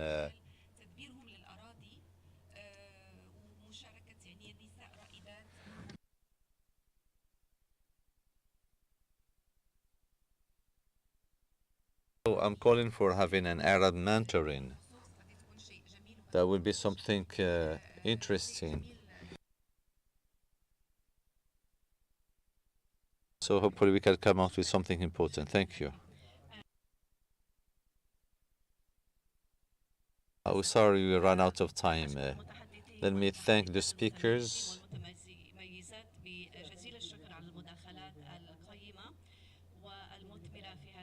I would like to thank all the panelists. We come to the end of this conference. So having a just access to land is not a matter related to women. It's a social economic one that develop societies, and though there are challenges, we have explored the practical strategies, opportunities. So the legal reform campaigns to enhance the women's rights would pave the way to a just approach. So we called for joint effort from civil society and the NGOs and each one of us. Thank you. Thank you. Bye-bye.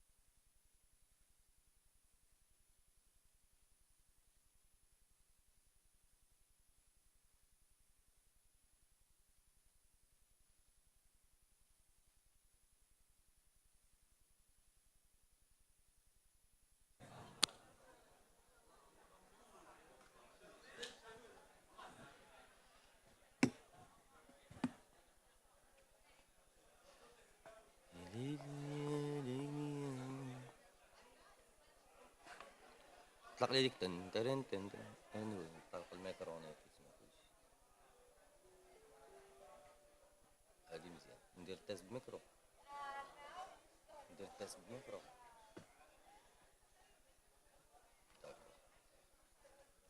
لونسيتي لونجسترومون تيست ساوند تشيك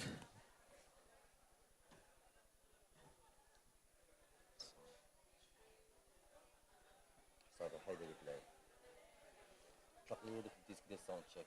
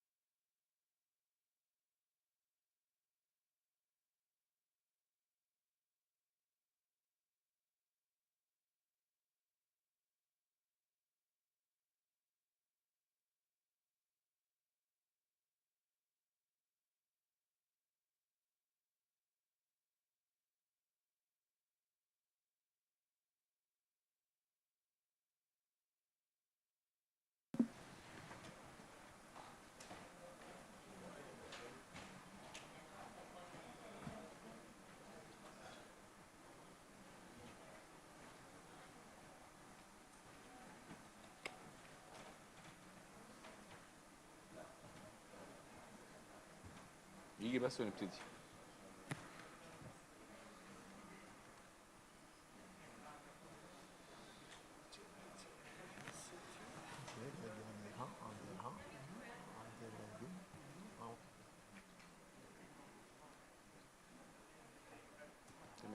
اتفضل اتفضل. وضع عادي؟ يا اتفضل طبعا، اتفضل اتفضل. تحبوا نبتدي؟ نبتدي؟ تمام.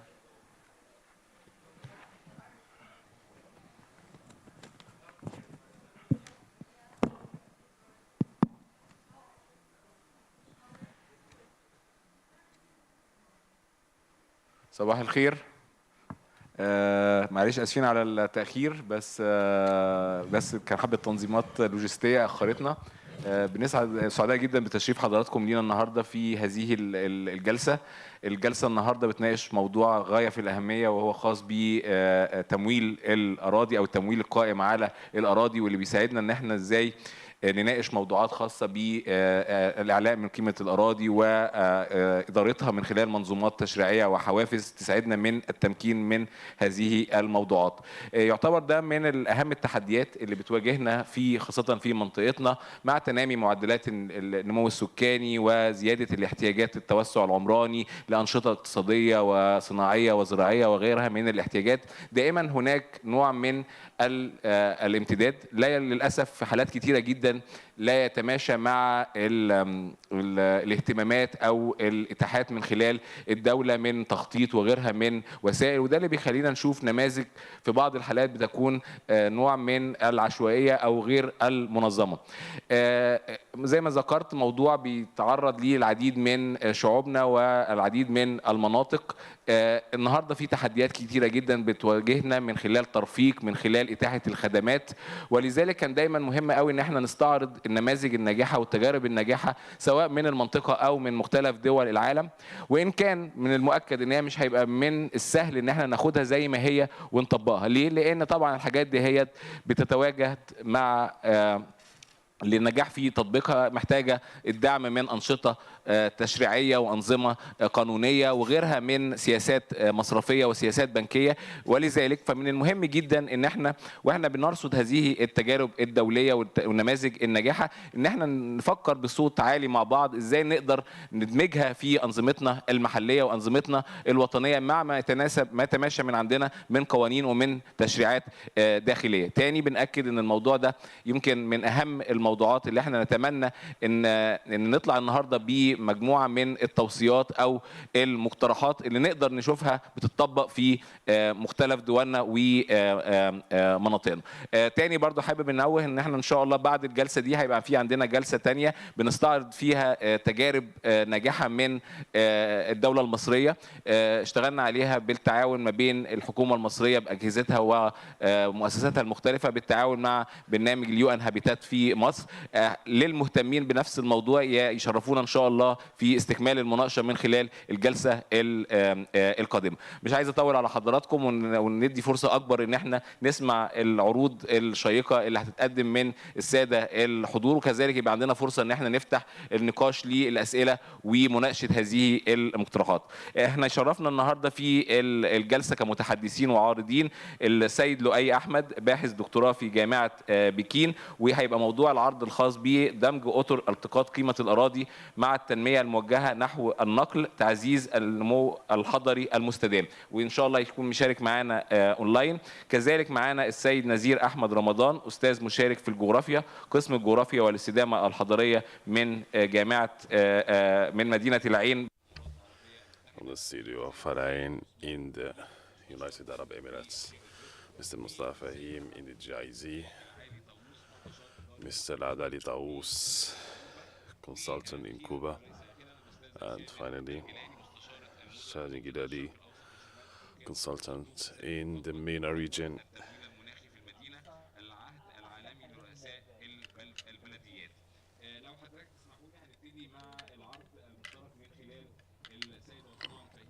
We will start with the presentation,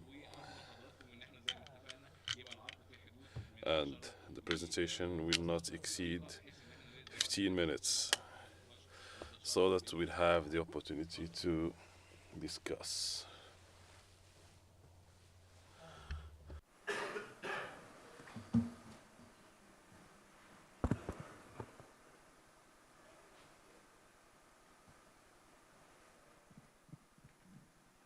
Donc, bonjour à tous. Donc, ma présentation va se faire en français. Good morning all. My presentation will be in French. Thank you to all the organizers for having invited me. And thanks to Mr. Taus also for the presentation. He helped elaborate in we will be focused on land community management as a lever for the mobilization of revenue among the different communities or communes and departments, as well as the financing for infrastructure and equipment of these communes or departments or districts, depending on the country.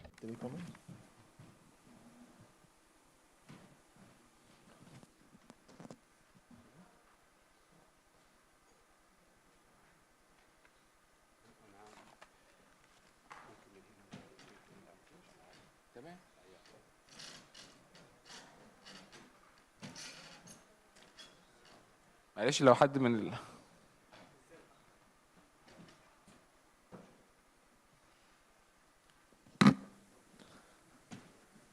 Donc, je vais entamer directement le.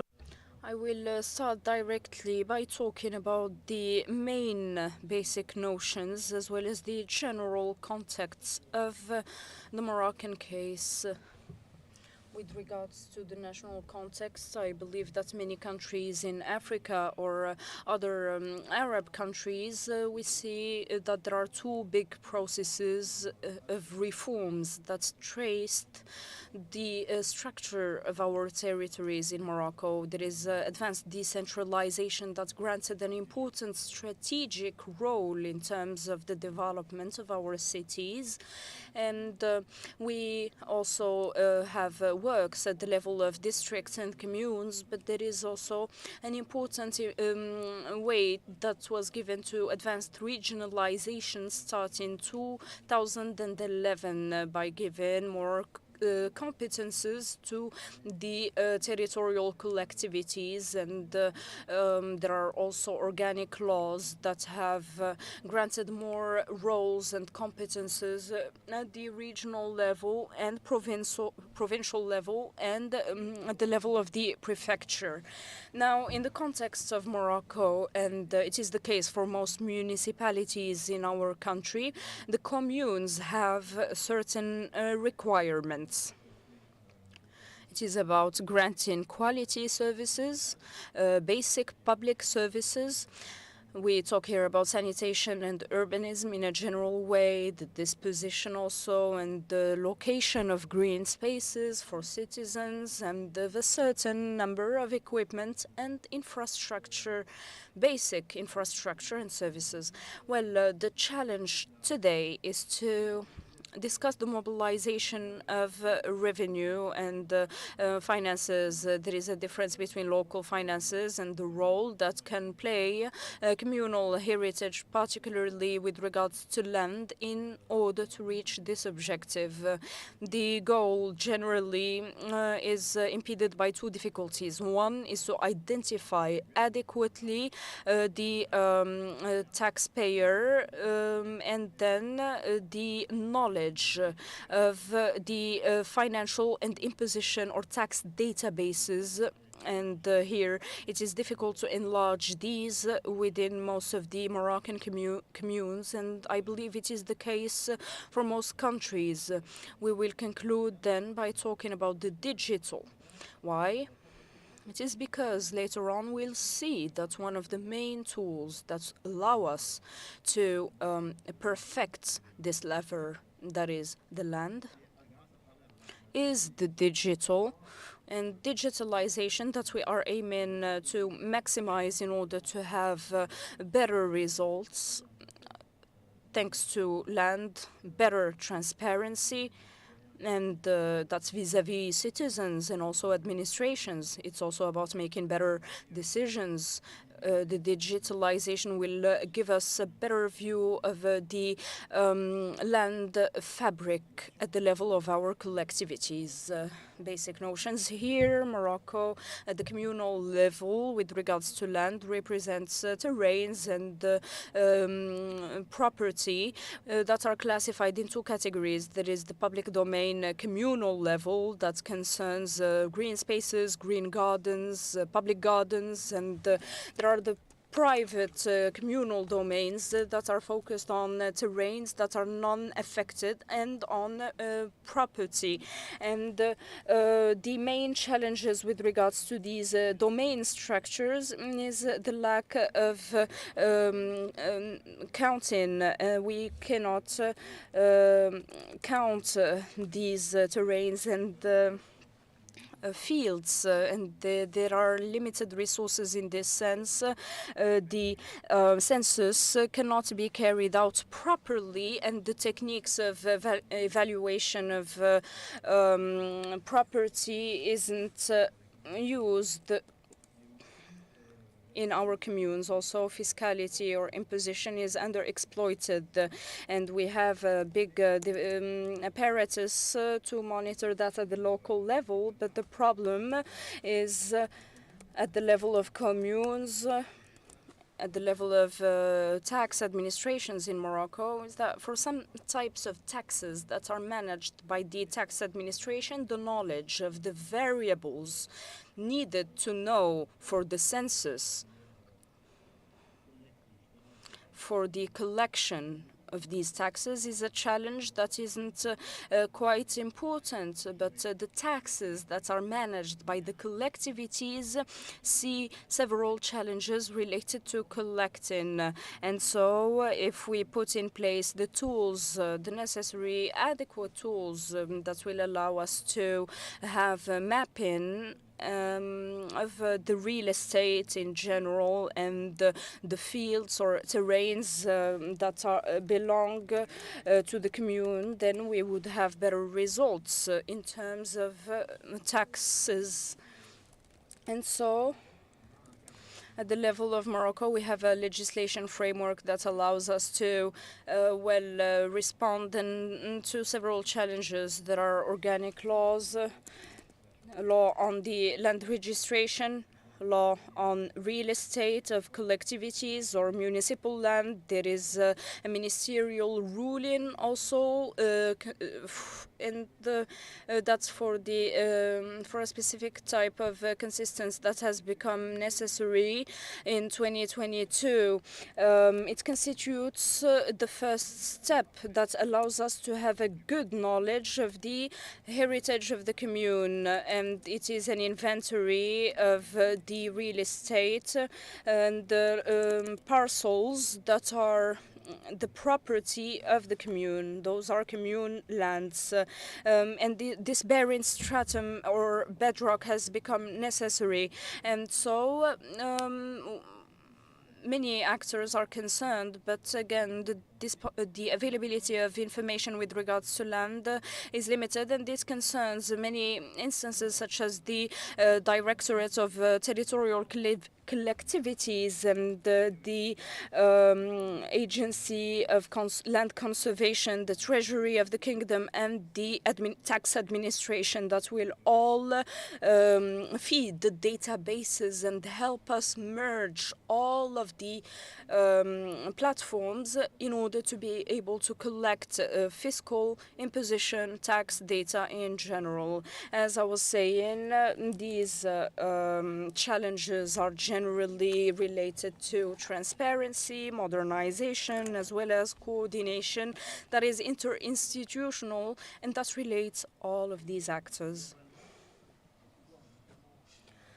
Now, globally, and to be able to have good results that allow land to be a lever for the mobilization of imposition or taxes. There is the question of the domain of temporary occupation of the public domain. And here we have para-fiscal taxes that necessitate that we know the tax system of the commune. And we have the Moroccan experience here, but there is another example in relation to the good governance of our projects, and we work in it at the level of the region, but at the level of collectivities too. We put in place a number of pilot tools, and we had the privilege last August of having a regional conference with 9 countries from West Africa. That allowed us to extricate 2 constant principles, which are good practices used in those different African countries, notably Morocco.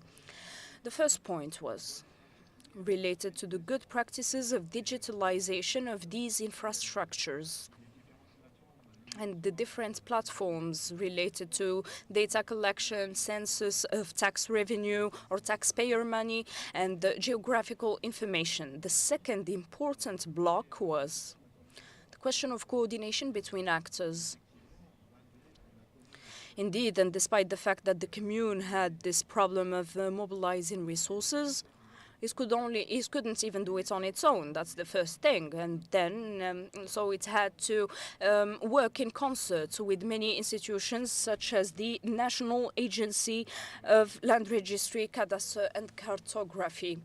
This was done at the level of Marrakesh and other Moroccan cities where we put in place conventions and governmental rulings allowing us to share a number of data and information. Legislation didn't allow it in a tacit, obvious way, but there were different channels that allowed us to collect that data. And for the case of the city of Berkane, we had the experience of using SIGs and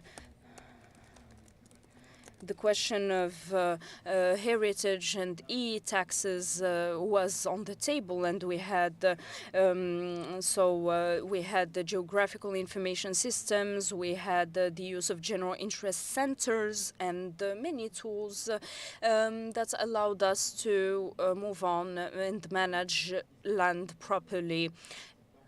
Again, it's necessary to have this set of good practices to be able to mobilize communal resources in a good way. Without further ado, I'll give the floor now to my colleague. He will talk about several examples of land communal digitalization and delve into the details of the approach. Alors, merci. Thank you. Indeed, to join my colleague, the problematic is clear, and we need to mobilize financial resources for communes across the kingdom. Mobilizing financial revenues necessitates a certain mastery of the land heritage, and the objective was clear. How can we transform that at the level of communes? How can we transform the land assets and connect them to new financial resources? Our project was in collaboration with the GIZE, and it consisted in, well, since we had a deadline, it consisted in tackling 8 communes at the level of the territory and giving them the tools that allow them to manage their communal land. There is one solution that is digital, putting in place an information geographical system allowing the geolocation and mapping of the assets, of the land assets, to optimize the exploitation of taxes at the local level. There were also digital platforms that allowed us to master the collection of information on the communal territory. And one last important matter is the consistency it's the Bearing Stratum.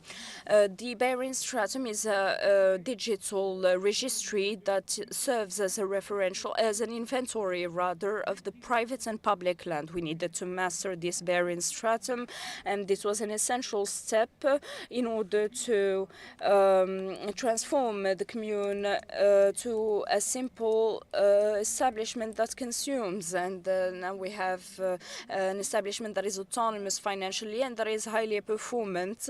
And this frames, in a sense, several structures, such as private companies. Controlling this land aspect consists in valuing what we have and establishing the accounting plans also. Accounting plans if we need to transform into a structure that dynamizes the production of richness.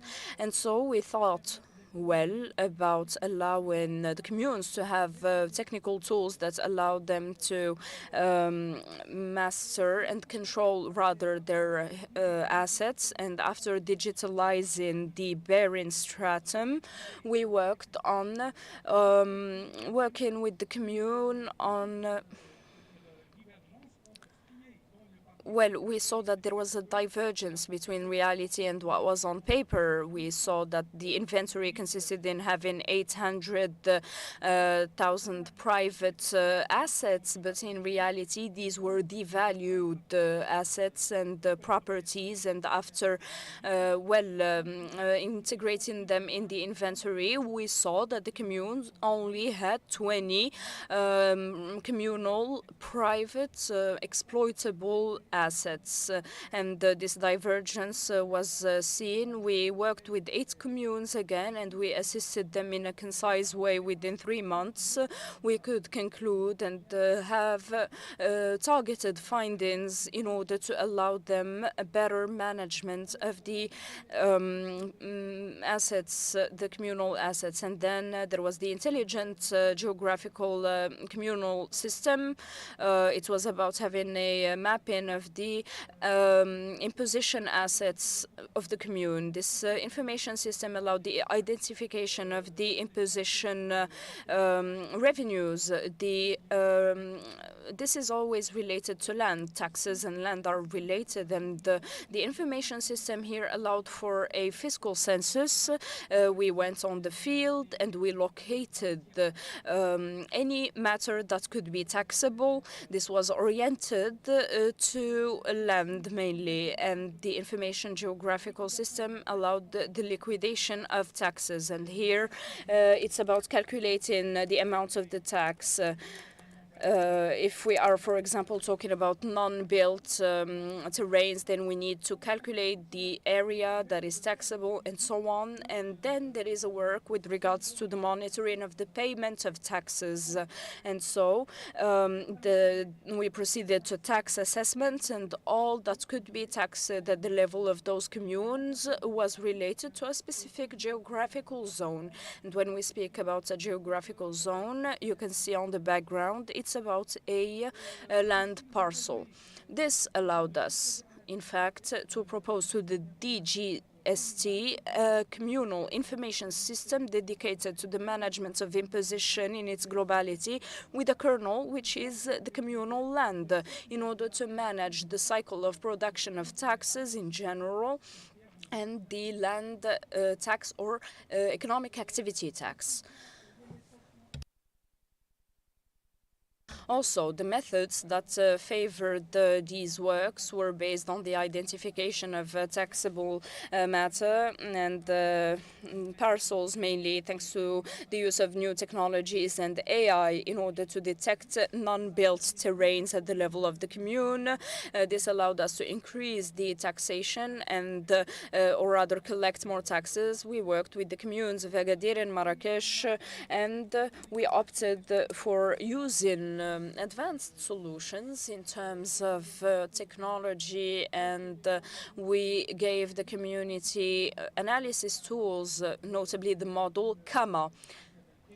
This was a prediction, a tool for the prediction of prices of land at the level of the city, allowing us to calculate the tax liquidation for land. And then there were geographical information systems, as I mentioned it earlier. To conclude, I can say that land is a strategic pillar for communal development. It is a key resource for the commune, a richness, really, because land is always valued. Sometimes it's considered as a charge, but sometimes it's a richness when it's properly managed and controlled efficiently. Of course, it serves the engagement of policies also and the exploitation in better conditions. Thank you.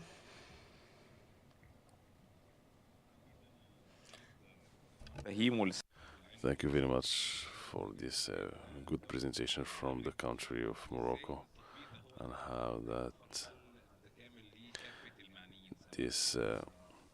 how this system can be a solution. In some cases, land property can be problematic. There was also a problem by the government, especially in terms of taxation and how to calculate it. Now, thanks to this system, we can find a common ground to work with the communes and help them manage their lands efficiently.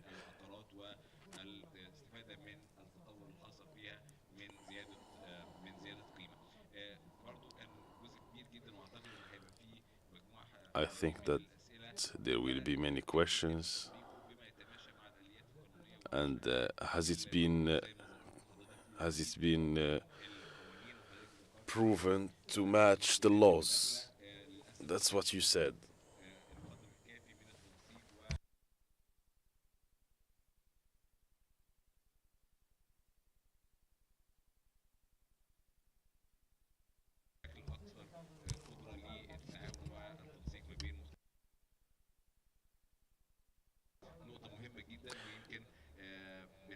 The coordination between different institutions has been a very important point you evoked, and I think it is important to talk about this.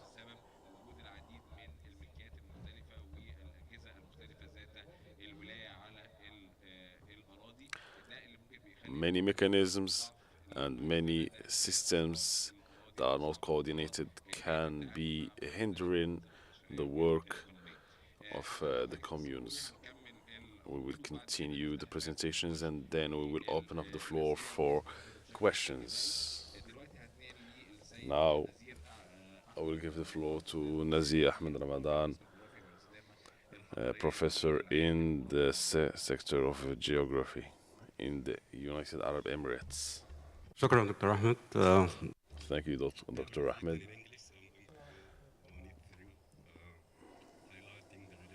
Between LVC, land value capture, and land governance in Sudan. The paper is highlighting this strong relationship between LVC and land governance, and how the land governance also is a... Yes. Let's see this one. Yeah, okay. So the paper is highlighting a relationship between land governance and land value capture, LVC, as an effective mechanism to realize sustainable urban development in Sudan. And before we go that, we discovered that Sudan also suffering from a long history of bad governance. There was a long authoritarian regime that was not inclusive, not participatory, is not considering a lot of good governance characteristics. The Sudanese revolution of 2018 was a landmark in Sudanese history towards freedom, peace, and equity. So like issues of good governance is being presented. And the land value capture system is one of the tools for local government to cater for financing infrastructure on local scales. So local governments in Sudan, where Sudan is a big country in terms of area, so there's a lot of local governments and localities who are responsible to fund and maintain infrastructure on local level with very limited resources from public funding. So that's why the issue of land also in Sudan is a crucial issue. You know, there's like a dual system of formal tenure system and customary laws being implemented and used and very effective in rural areas and agricultural areas. So during that time, land like tend to be a commodity by local government. They sell land and in order to finance a lot of issues. So that's why here land value, this study actually is a technical paper which try to highlight the general situation in Sudan. Urbanization is very high. There is a high rural migration from rural areas. So we have typical, we can say, African cities with high urbanization, with high rural urban migration. Cities are growing and increasing on irregular way. And the local authorities, they don't have the capacity and resources to deal with this huge urbanization. So we have the same forms of informal housing and all of these issues and inadequate infrastructures resulting from the ability of the government to, as I said, to fund infrastructures. So effective governance become important.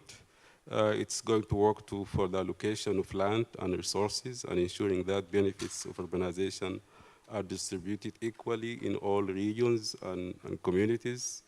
So the paper trying to address the land government issues in Sudan by exploring the benefits of effective and good governance.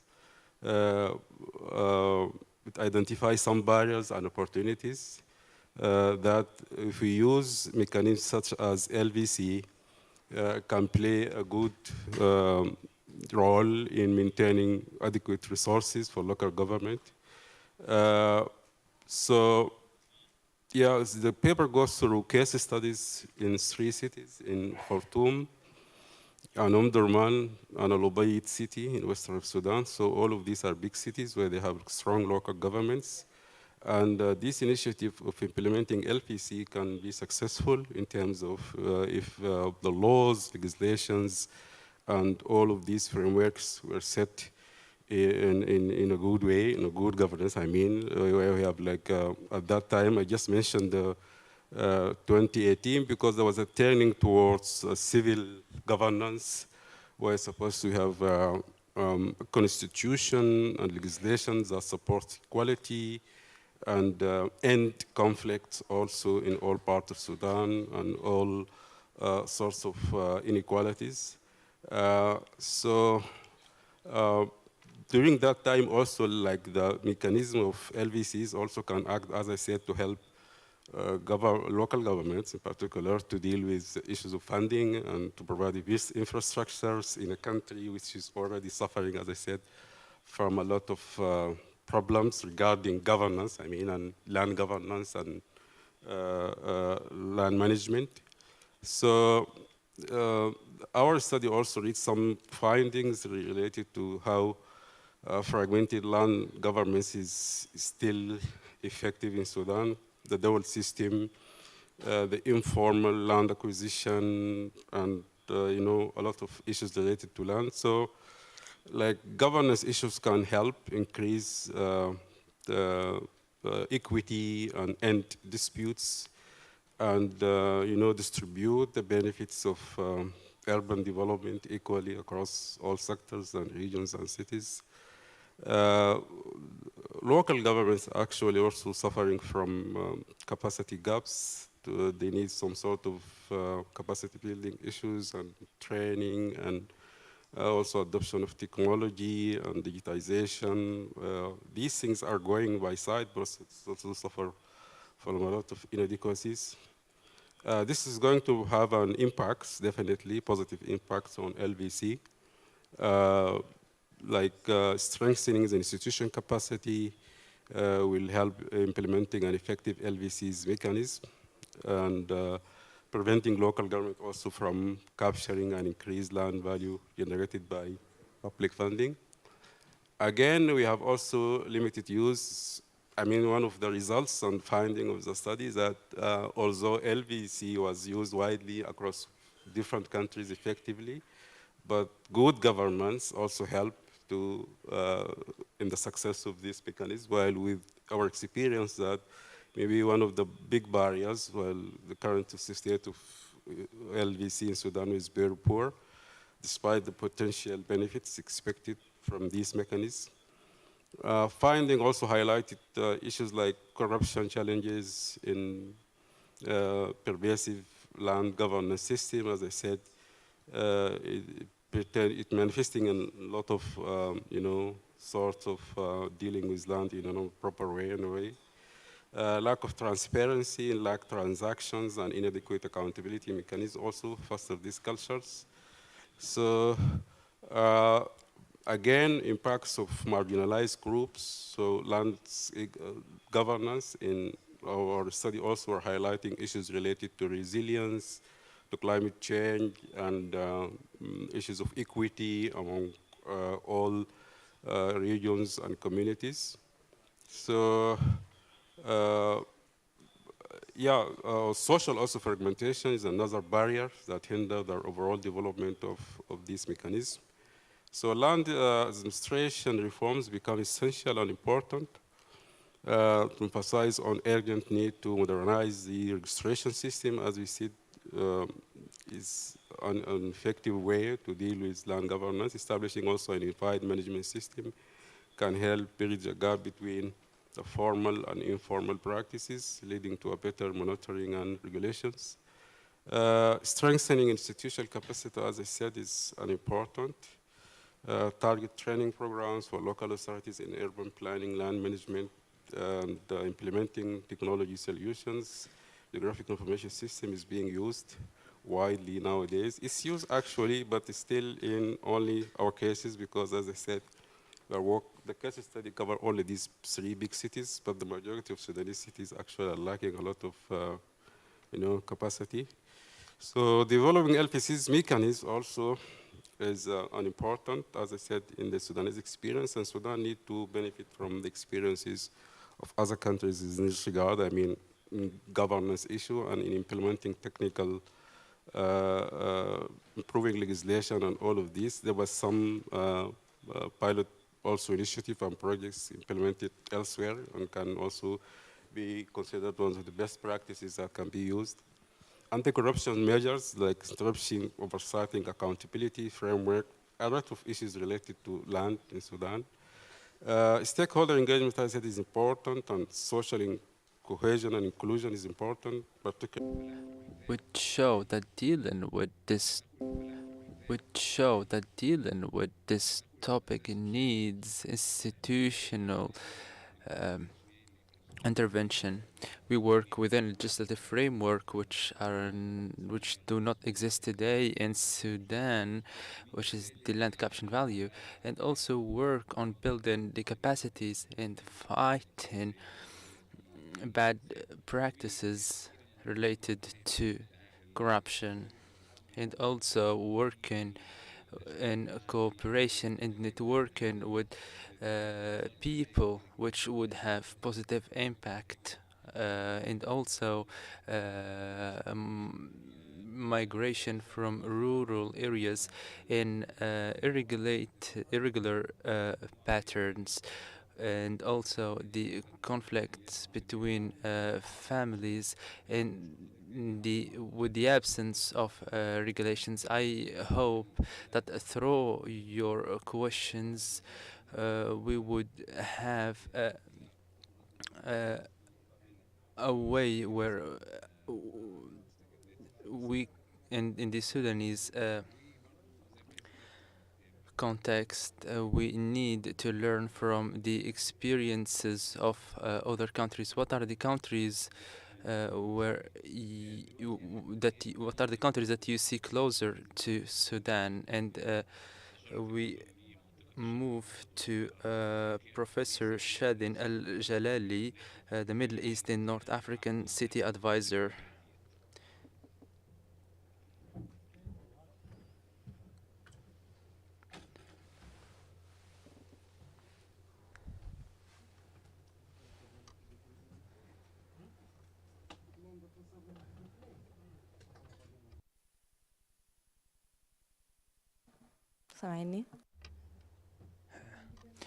Thank you, Dr.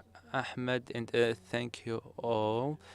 I am going to use English because I prepared my presentation in English. If there are any questions, you can ask in Arabic. Shadin Al-Jalali, City Advisor for the Middle East and North Africa at the Global Covenant of Mayors, GCOM, and the GAP Fund Partnership. And today I hope to, with the presentation, to showcase the importance of local governments and cities and project preparation facilities, PPFs, in unlocking financing opportunities for climate action and land solutions.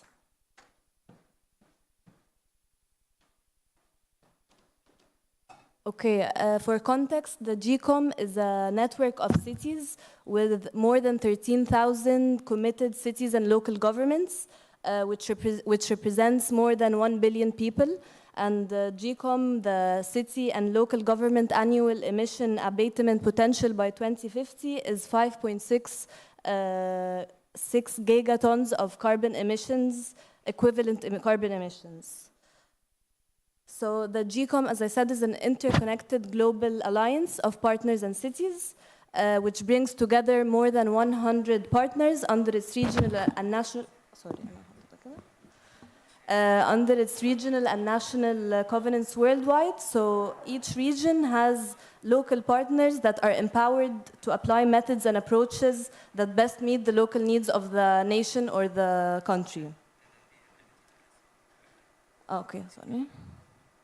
On the other hand, the City Climate Finance Gap Fund is a global trust fund established in 2020 with an initial capital of 105 million euros. It is backed and implemented by the World Bank, European Investment Bank, and GIZ, and it has partnerships and collaborations with C40, GCOM, ECLAI, and CCFLA, and it's funded by the Luxembourg and the German governments. The GAP Fund is a project preparation facility, as I said, which is a PPF with a mission to support cities in developing countries and emerging countries by providing the critical early stage technical assistance. The aim of the GAP Fund is to unlock up to 4 billion euros in sustainable urban investments and help cities implement impactful climate-smart projects.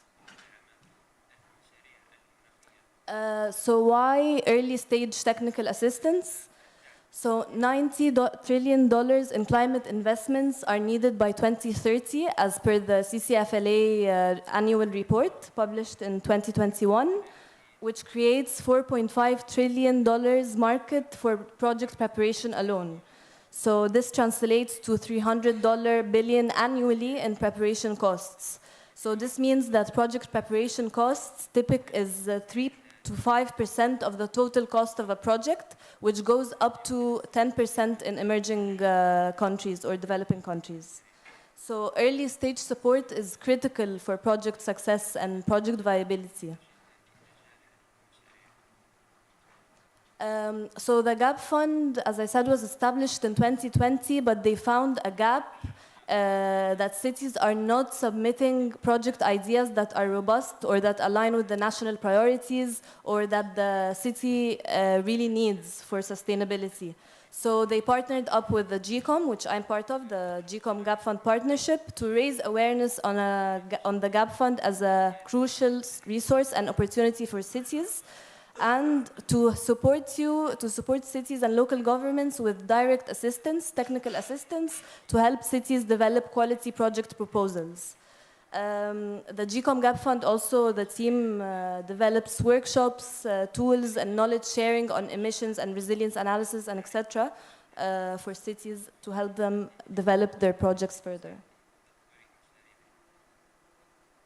So the Gap Fund support services is a wide range. So the Gap Fund can support cities with climate strategy development to pre-feasibility studies, which can include assessment of climate potential of actions and plans and strategies and investments programs.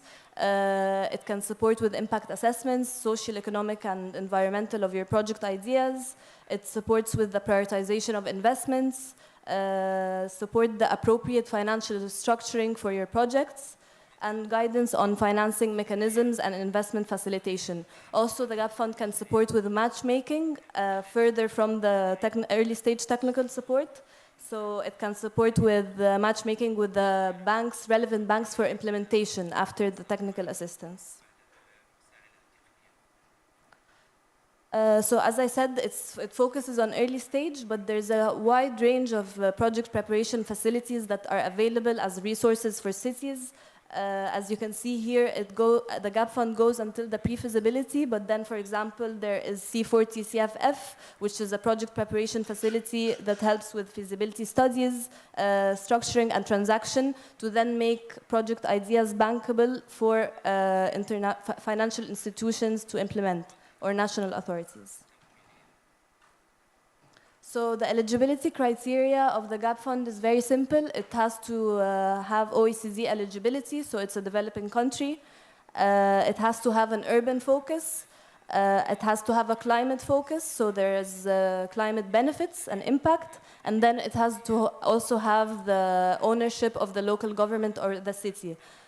Sometimes some cities have similar needs and similar project ideas that they need, so then the national authority can come in to lead the expression of interest for the diverse cities. So for example, in Tunisia, there's a project idea by the Ministry of Interior for diverse cities for energy efficiency in public streets and for public lighting, for example.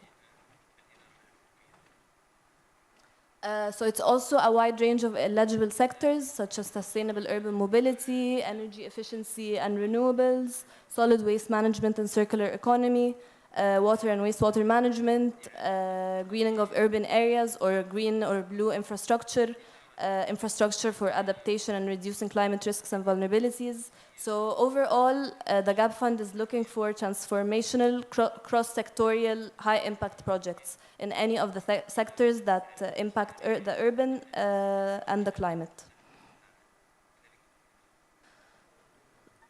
So from June 2023 to October 2024, ideas with them and 53 advanced to EOIs or expression of interest to the Gap Fund, and 34 deemed eligible. And although only a few have reached the final approval stage, these efforts are foundational in breaking the barriers to climate finance. And as you can see here, the MENA region we only have 22 project ideas as of now because we only started in June 2024. So we really encourage that Middle East and North African cities come to us with their project ideas so we can help you further to refine it and to please use us as a resource to refine your project ideas so it can receive early stage assistance. And regarding the sector regional overview, as you can see in the MENA region, it's divided between all sectors. So we have many project ideas that came for urban mobility, energy efficiency, solid waste management, and all the different sectors. So as you know, the Gap Fund works globally, as I mentioned, but I put here 2 case studies in the Middle East and North African region, and specifically from Morocco. So, for example, in Chefchaouen in Morocco, which is located in northern Morocco and is a popular tourism spot, the city's population is about 3,000. I can't say the number. 43,000 نسمة, nearly doubles during peak tourist season. So, waste management represents a major challenge for the city, and municipal authorities are committed to reducing the amount of waste sent to landfill in this city. So the GAP Fund, and in that case it was the European Investment Bank of the MENA region in Morocco, they came to develop a viable concept for organic waste treatment based on the specific local technical, economic and social conditions of the city that they assessed. So this is one project example. And then in Fez, in this case, it was the World Bank in the MENA region in Morocco. They developed climate action plans for the city and identified the priority low-carbon investments that the city needs. It also developed the national strategy for sustainable development at local and urban levels. And it developed a strategic vision for climate change, including identified operational interventions and investment projects that contribute to reducing climate change effects. So the application process is very simple. It's open on a rolling basis, and you can submit the expression of interest through the website in the second box. And please feel free to contact me and share your ideas and project ideas with us as the GCOM Gap Fund team, so we can support you before applying to the expression of interest. And the expression of interests are evaluated based on the climate benefits, the scalability of the project, the alignment with the national goals, and the aggregation potential, plus the handover potential. So if more partners are interested in this project to be handed over to, or the national authority is interested in that project idea. And just to end with the last point, that it is evident that partnerships are crucial for project success. So, and the early stage that the GAP Fund provides, it can be partnered with other international organizations, national authorities, NGOs, civil society, because this is how a project is deemed successful. Thank you so much. شكرا جدا أستاذة شادن. Thank you, Professor. This is very enriching because it has to do with urban development and climate matters. We might say that this suits the Arab region, which is facing multiple challenges in climate changes.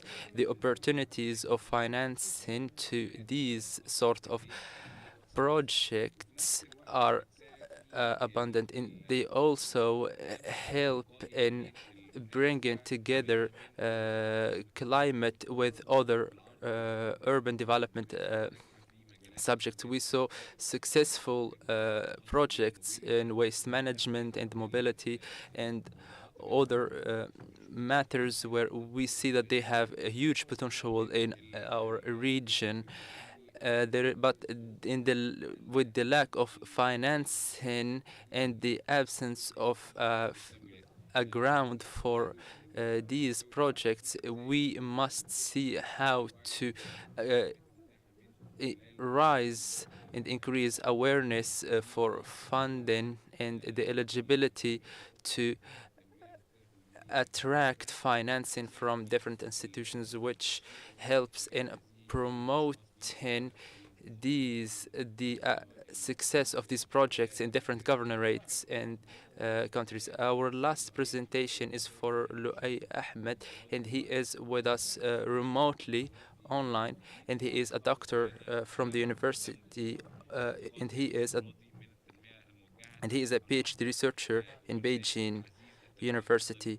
He is going to discuss Mr. Dr. Luay, do you hear us? We hear you, but can you please increase the volume?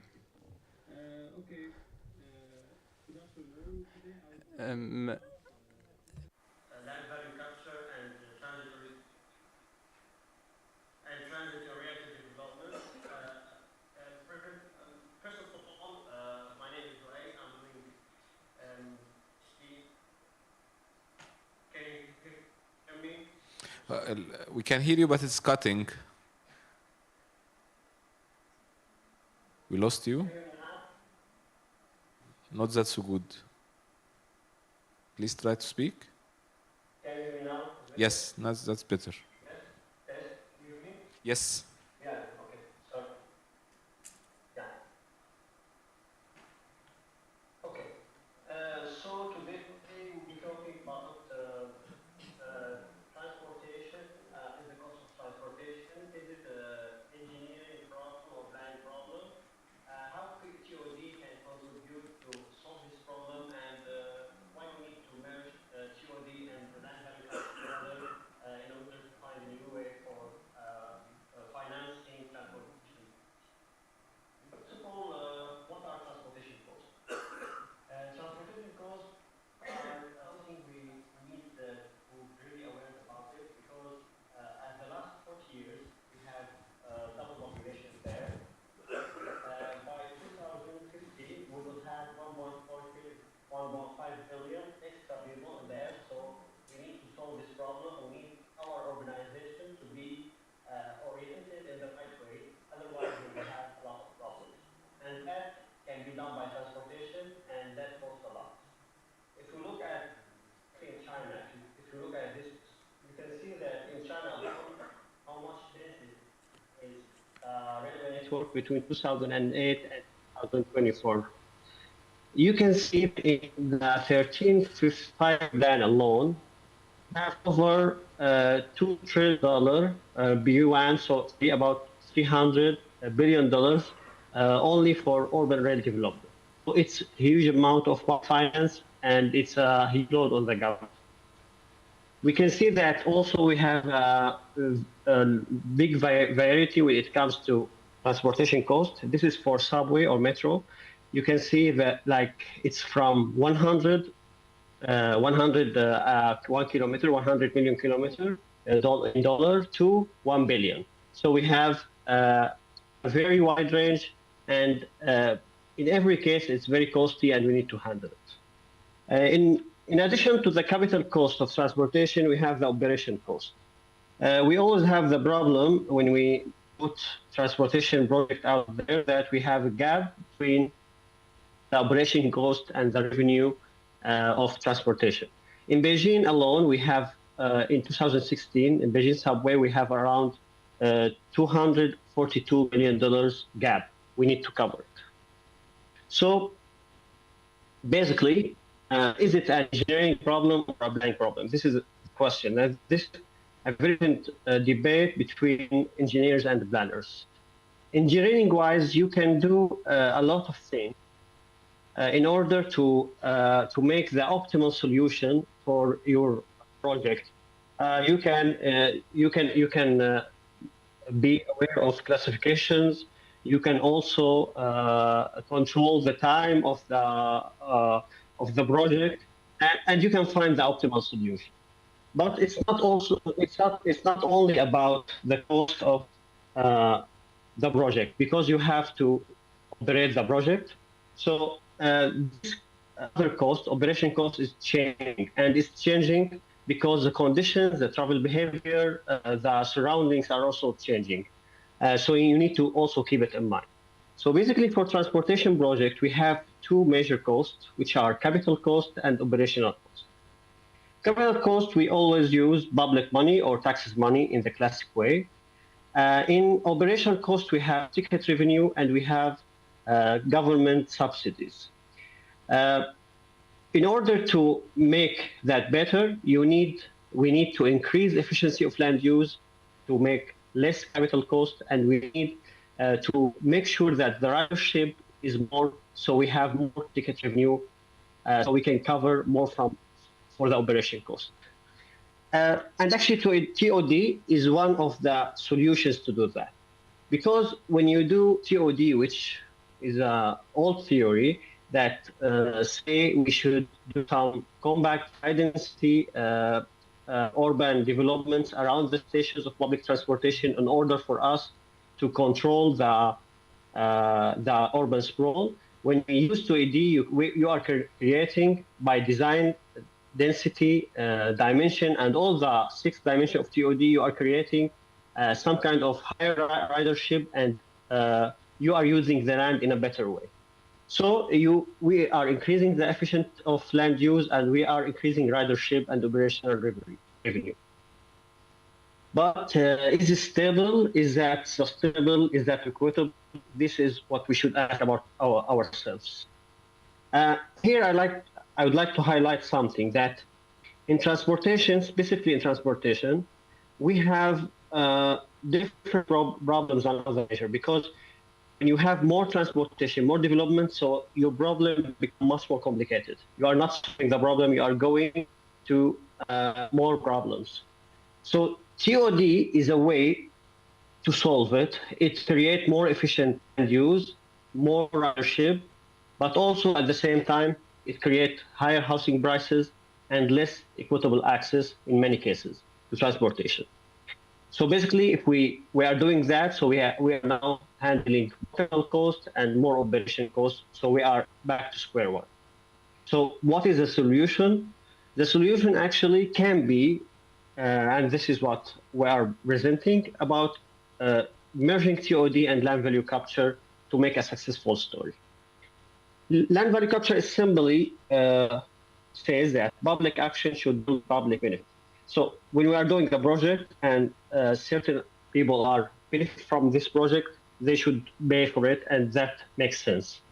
There are a lot of discussion about TOD and land value capture. These two books are one of the most important ones that discuss how these theories are related to each other. But to sum up, we are creating a value by the transportation project. We need to do value recovery. So we distribute the value and we use it to create the value again. How TOD create value? TOD create value, so accessibility, density, and mixed use.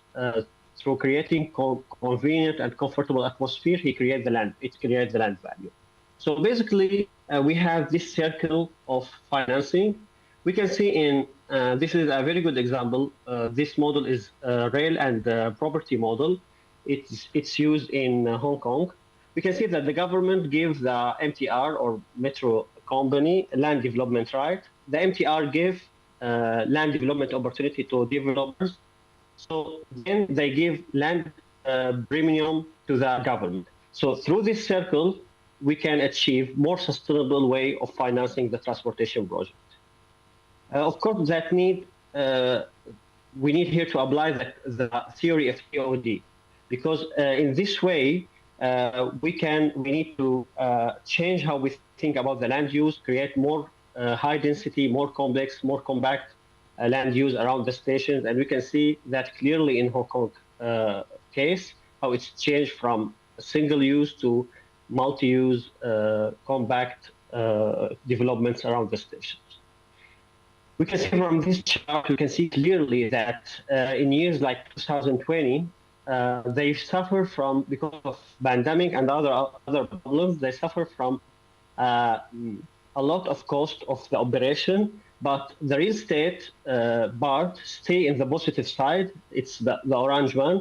It stay giving sustainable finance to the metro company of Hong Kong, so it can still work and still function. There are many ways to do that. It's basically deals between the government, the developers, and the transportation companies. We can see many models of that. This is example from Japan, how they do the land, how they redevelop the land, and every part of the stakeholders participate in a way or another. And we can see that in these 7 cities in Japan, we can see the percentage of real estate and businesses and how it's from 80% to 40% from the operational cost. So basically, the relationship or the model which I'm presenting is that TOD is financed by a bank or maybe DB, National Bank, etc. And then the TOD is giving the government the services required. The government, through laws and through its tools, create through the land value capture, provide the payment back to the bank. So this is the circle that we are talking about. Of course, this circle has challenges and worldwide and Arab-wide. For some of the challenges are the legal definition of land value capture. Like my colleague speakers also already speaks about that. according to Lincoln Institution and OECD, 80% of 60 countries they study, they don't have legal framework or clear legal framework for land value capture. Also, that caused another problem because we have a lot of frequency of appeals against the use of land value capture from people, especially for infrastructure projects. And this problem is also caused by the absence of, or not the absence, the lack of technical ways to calculate land value capture and make it clear to everyone. And we are in Arab region, we are using TOD a lot. This is from Egypt, Alexandria, and from Dubai, and from Qatar. We are using this principle. So I think it's very important to merge it or to understand it with the land value capture. So we have basically legal framework challenges, technical capacity challenges, and community resilience challenges. There are a lot of challenges in this mode, but it's important to figure it out because, for example, we need much less centralized systems in order to handle every case separately and to understand this well. Also, we have some constraints in the administration, some fragmented system, which make it harder to handle this kind of finance model. And we have community resilience because of culture and because of feeling fair to pay this kind of money. For this research or this paper presents this model for step land value and TOD framework. Basically, it's 4 steps, simple steps for every TOD project to be managed by land value capture. We start by planning and identification. We use the urban analysis tools, visibility studies, etc. Then we do the policy alignment. This is from the beginning, we integrate the land value capture mechanism in the TOD design. So this way we know which land we should capture the value from after applying the project. We have many tools to do that, like transportation tools, AI tools, etc., to understand which land have more value and where we should capture this value. And we do, of course, stakeholder engagement from the beginning, so we don't have problems later. And after that, we monitor the project and evaluate it, so we got better results. These 4 steps, we can use it, and there are many tools under it that we can use to make it success better. Also, we can in other research also we can merge the transportation model itself within TOD land value capture relationship. So in this way, we can really understand how the land value change when we are at the planning stage. So basically, to sum up, we need good legal framework, understand land value capture. We need also to make sure that we have everything clear from the beginning, and we have participating of the community in the planning process. And this way we can reach some kind of model which TOD support land value capture and land value capture support TOD too. Thank you very much for listening. Thank you. شكرا جدا للسيد لؤي احمد وبجد عرض هائل. Thank you very much, Mr. Ra'il. This is a great presentation. It is great to see the advancement we see in transportation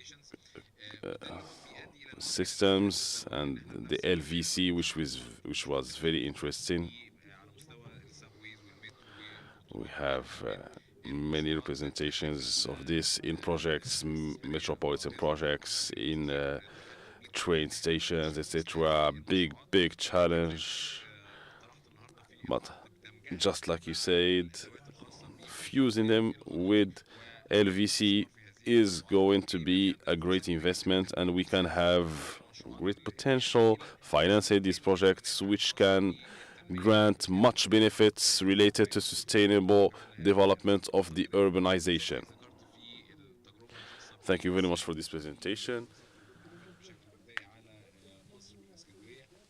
And thank you for the example you have provided, the Alexandria example, which was very concrete. Let's hope we can duplicate this.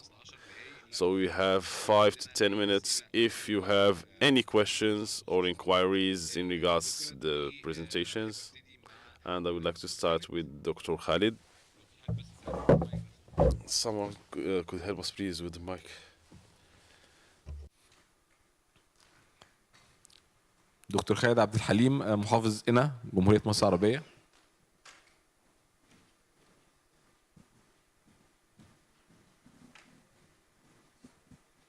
شكرا يا أحمد وشكرا لكل العروض في الحقيقة Thank you for all the presentations. This is a very good session that has been very informative, especially in regards to the usage of the lands. There is two ways to add value. The first one is that added value comes through individuals and private sector. The results of the usage of transportations and the simplicity of access. This brings the value of lands up, and as governments, we reap what we sow. So this is a new method, and we can think about giving more services around lands which can bring benefits. Another way which is new is the harmonization, the green harmonization of the development of lands, through which we can have a part of the added value. The question here is citizens and the private sector, those who work with the public and commercial services, want to recognize the added value from the green harmonization. The value is taken back.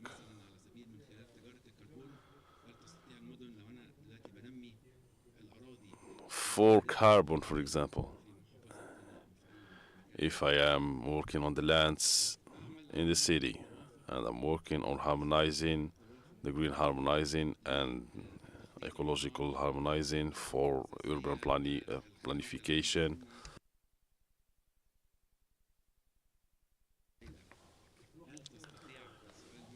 the question is,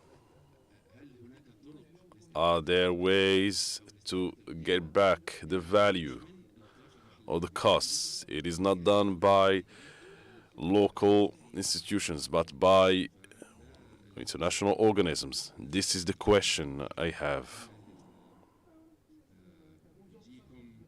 for the GCOM Get Fund partnership.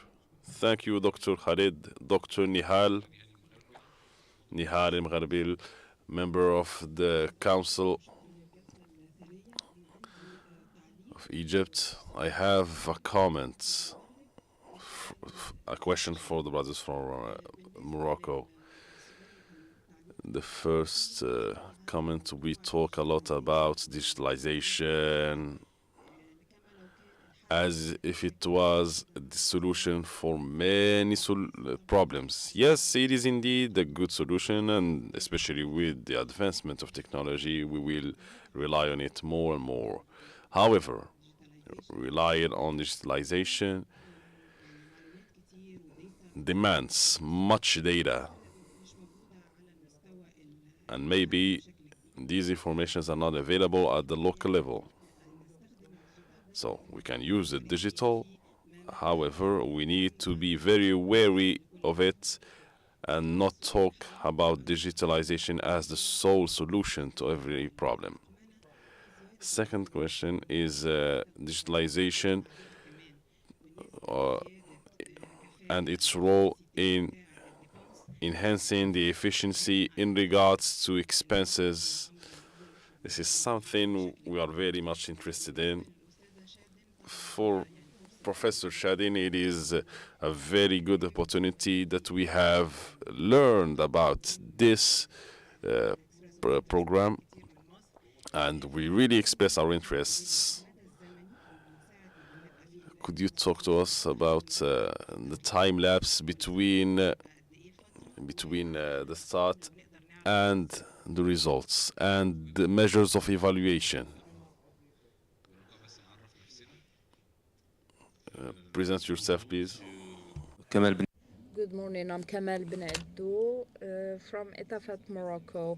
My question is for Mr. Fahim and Ali Tawus concerning the project, the pilot project that they're leading, which is very important and which can bring important financial resources to the communes so that they finance their development. Now, I do not know how you proceeded. You answered or you went beyond some challenges, and I identified 5 of these because I led a similar pilot project with that commune in Morocco, and we faced 5 obstacles. The first concerns stakeholders. Today, digitalization is a solution. However, it's not sufficient. What's important is the stakeholders. And here we can mention the urban agency, the commune, and the Ministry of Interior also. All of them provide important data. Without an urban planification, you can't calculate tax on non-built terrains and fields. Without, again, a census, you cannot have any position ruling. And then there is a second obstacle, the internet connection with the existing platforms today, platforms that give you access to construction permits, building permits. There are provisionary dates and deadlines and temporary permits and so on that are all necessary to calculate the tax. In addition, there is the reform of legislation, law 3709 and 46, that is about some derogations. These derogations are relative to equipment of non-built terrains and some activities that can be exonerated and exempted. And they are the way out for some people, in a sense, who derogate the law. And then there is another example. Many countries, many communes in Morocco, many people cannot be located, and that's another issue. So we cannot give them the notice of tax, and locating them is the 5th obstacle. There is also the Moroccan agency, the National Agency of Land Registry, Cadastre and Cartography, that is a stakeholder here, and it disposes of the names of the owners of the vacant lands and undeveloped lands. Thank you very much. Please introduce yourself. Thank you, everyone. My name is Sarbas Ahmed Omar from Kurdistan in the Ministry of Agriculture and Water Resources. My question is for Professor Shadia for executing projects related to climate change. Us, as a Minister of Agriculture in the Kurdistan region, in coordination with the Agency of Preservation of Environment, last year we have, in the year 2024, we have worked on 4 important subjects related to the management of water and food security and the biodiversity, who are directly affected by climate change. We have designated the costs, and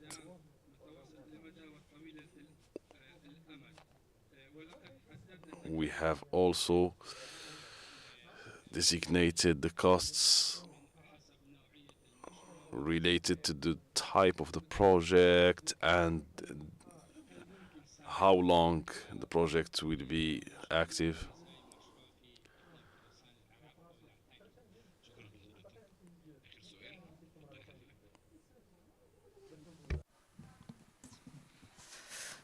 Je vais parler en français.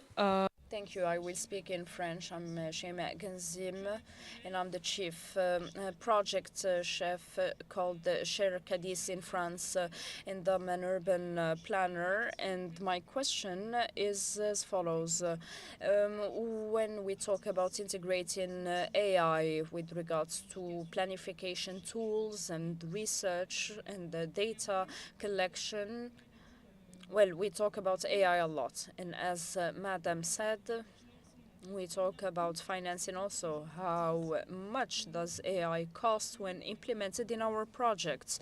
We suggest these tools to our clients but what is the cost? This is a question that is asked, and also, how can we secure data? We integrate AI, okay, but we cannot conduct research on ChatGPT because we know that it's not safe. It is the same thing with regards to integrating AI in tools and data that are in certain cases confidential. Now, what is the limit of AI? Can we regulate some aspects in these cases? That's my question. Thank you. Thank you, ma'am. Thank you very much. Could you please answer briefly to the questions? We will start by Professor Shadin. We have already done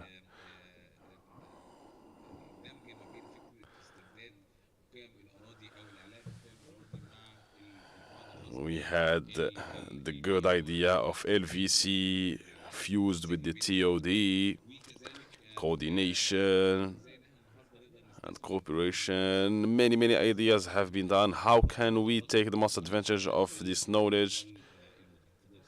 Go ahead, Mr. Shadin.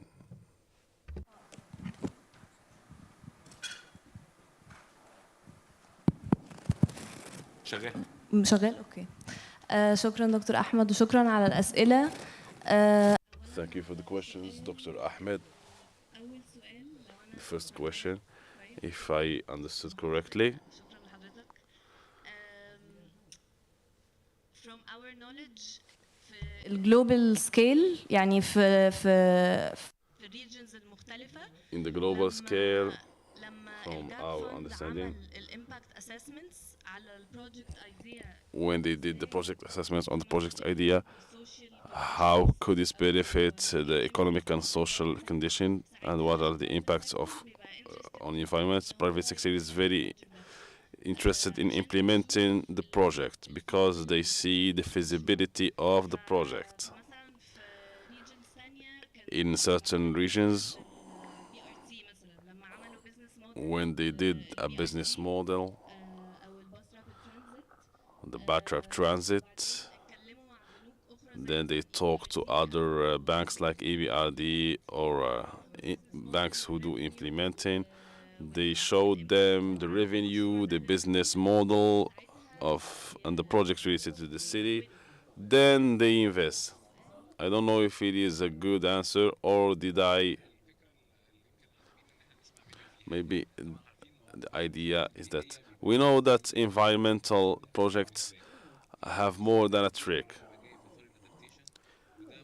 And many of them are related to adaptation.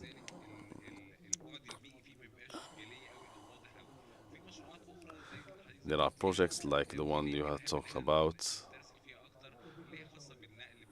related to transportation, to residues, etc., which can have societal and economical benefits. This is always in the context of mitigation of waste. At the same time, while getting revenues, we get ecological revenues. This concept of eco-friendly projects gives us revenues.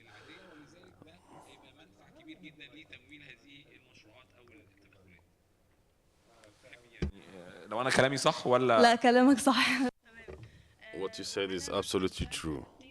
And for the climate adaptation, how nature-based solutions can be of interest to the private sector, I cannot answer your question.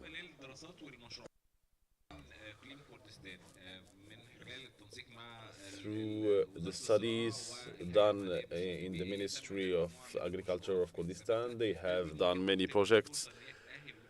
Could these projects benefit from your financing?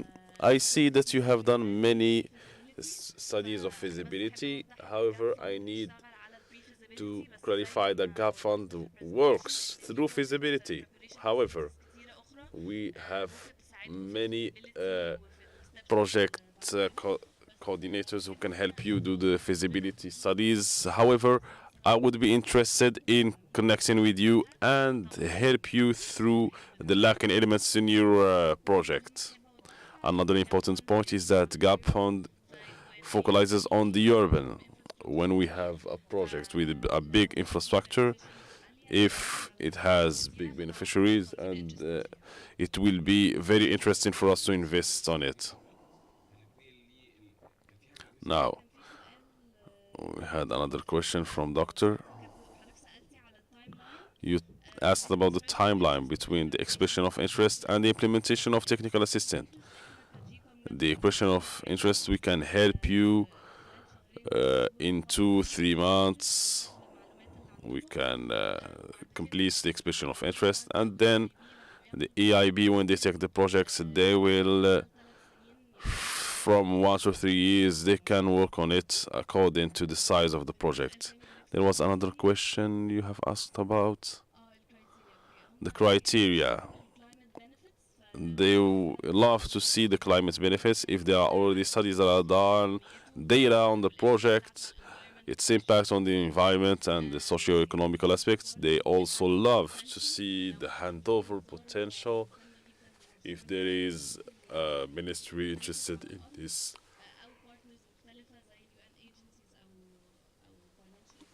project, and other partners like the UN agencies. So the climate benefits, handover potential, and the alignment with the national priorities.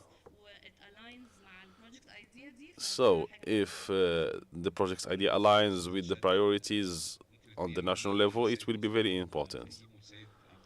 So Mr. Osmar Fahim and Mr. Ali Faous, there were questions related to the costs of AI, and just like Professor has said, that we cannot go overboard with the usage of AI, because there are many data that cannot be merged with AI. And for the costs, we have the lack of financial capacities for citizens to use AI, for example. There are elements of information. Well, I would like to share the headlines of our realizations. It is true, and as you mentioned, the digital is just a tool, and it is a facilitator rather than a real revolution or digital revolution. And why do we use the digital? It is because it's efficient, and the legislation frameworks unfortunately put a brake on a number of processes, and well, here we're trying to work on a pilot experience, and it's imperative in a sense to reform and put in touch the stakeholders. Some participants mentioned this, the joint collaboration via technical committees and commissions to be able to, well, not just facilitate the exchange of data, but also facilitate the common understanding. We've seen this yesterday too during the different sessions, and we saw that when we move from an administration to another, we have different stakes, although the problematic is the same. For example, the Habitat Ministry today, if I ask them about some data, what's the available data, what does it serve for, etc. They'll talk about urban planning, city policies, and the structures to put in place. But when we talk about the communes and the local level, we find different stakes, and here we're in a different rationale. It's related to elections and so on, and the planning proposed by communes isn't necessarily identical with the big planification documents put in place at bigger scales with regards to regional development programs and so on. Another participant online, Dr. Luay, mentioned the necessity of putting at the disposal of land better tools to guarantee mobility. So this stake, for instance, if we take the Ministry of Habitat and Urban Planning, we'll see that there are plans and objectives oriented on the long term towards a certain number of mechanisms for land management. But when you see the local elected officials and the intervention zones they have, you find that there is a divergent view. The interests are different. They don't have the same interests of putting in place a given infrastructure. And again, there are electoral considerations, and the needs of the citizens that were identified in a certain point aren't the same, and so on. With regards now to costs, we do have the possibility of putting at the disposal some resources, not just tax resources, but land resources, the obligations markets, and we had with the Agadir.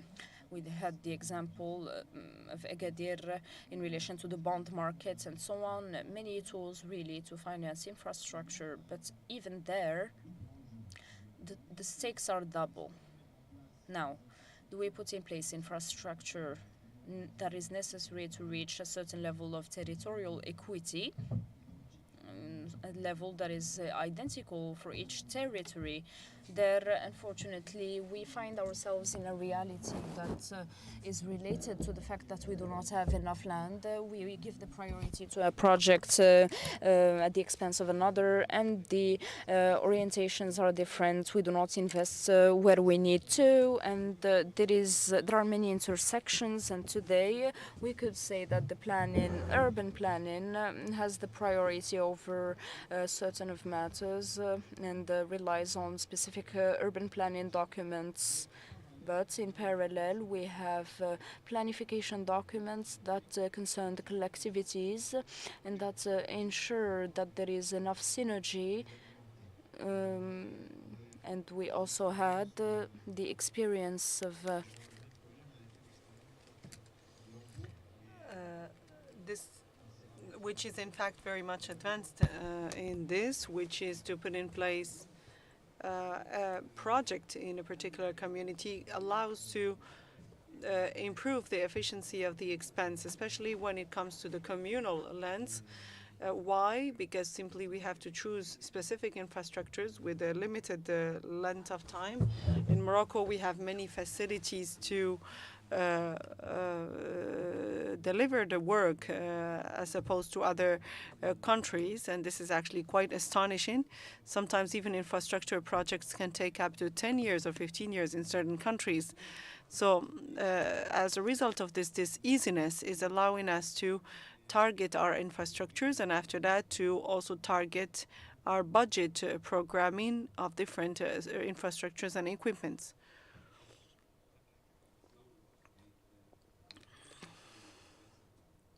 Thank you very much. We have another session after this one, so let's try to be very brief to answer the question of the theme here. Just to remind you, when it comes to digitalization, digitalization is a tool and not a purpose. For the communes we work with right now, there are projects of digitalization for rationalizing expenses in the city of Agadir, for example. The management of services of public lighting,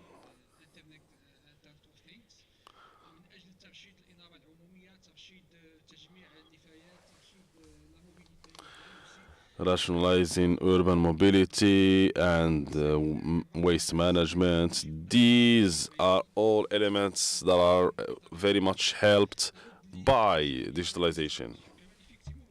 I'll get back now to the question of Mr. Kamal. Yes, you have mentioned something, and you also did the diagnosis of something that we have done 3 or 4 months back. In order to put in place efficient communal services, it's important to have different actors or stakeholders who are well informed and who are able to mutualize their information. We need to make sure also that we are in a perspective of interoperability.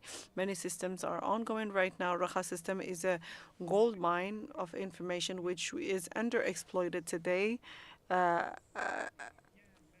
This goes back, of course, to put in place a good framework of interoperability. We have also data which is available here and there. You mentioned this one before, and this is actually a dark spot, especially when you try to improve our fiscal system. And today, since how do we function on this? We function by bringing infrastructures for how should we organize ourselves? How should we connect everything together? So by looking into the Moroccan law, which is responsible of this, and we are talking about the communes, and we are not doing this in the Moroccan law. The one who can only produce what we call the adressage is the commune, and the commune has, in fact, the right to do it and to provide numbers to it, but they had never put in place an addressing system or a mailing system which can allow to optimize the fiscal income. So for us, it's a pilot project which is already managed by the DGCT, and for which the input is going to be used for fiscal communal fiscality. All what you mentioned in terms of recommendations and problems, they will be put in place in order to improve the management framework. The objective is not to increase the income through taxes or communal taxes or urban taxes, but to guarantee that there is fiscal equity, which means that today we need to make sure that all the individuals living in economic housing will pay less taxes than the ones who are living in high-standing apartments or residential areas. So this is the objective. It's to have an equitable system. Now I'll get back here to the last question, which is about the risk of using technology and artificial intelligence. The ones who do not risk anything do not lose anything. So before the existence of artificial intelligence, we had human intelligence on the background, which means that today the major problem behind using artificial intelligence in different communes is the mass of data which is collected. And we're not just talking about a database, we are talking about literally outlets of a database, and they constitute a real risk when it comes to cybersecurity attacks or safeguarding data. There's also a rule when it comes to data here the data here locally available here. It's the sovereignty of data.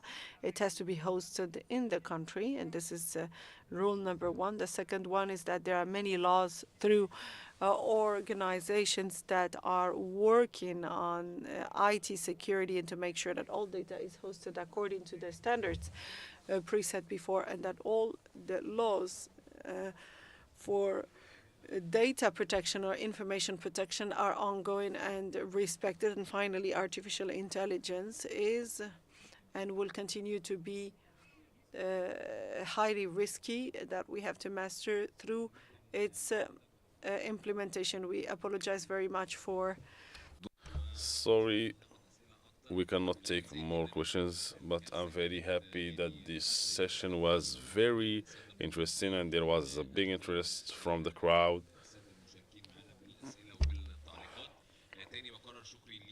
I thank the speakers, Mr. Luay Ahmed, who was with us virtually, Mr. Mohammed Ramadan, Mr. Osman Faim, Mr. Ali Taous, and Professor Shadin Galali. We thank everyone present here. We thank everyone for your attention and participation. And now we have a 10 minutes break, and let's go back to have the next session in the same room.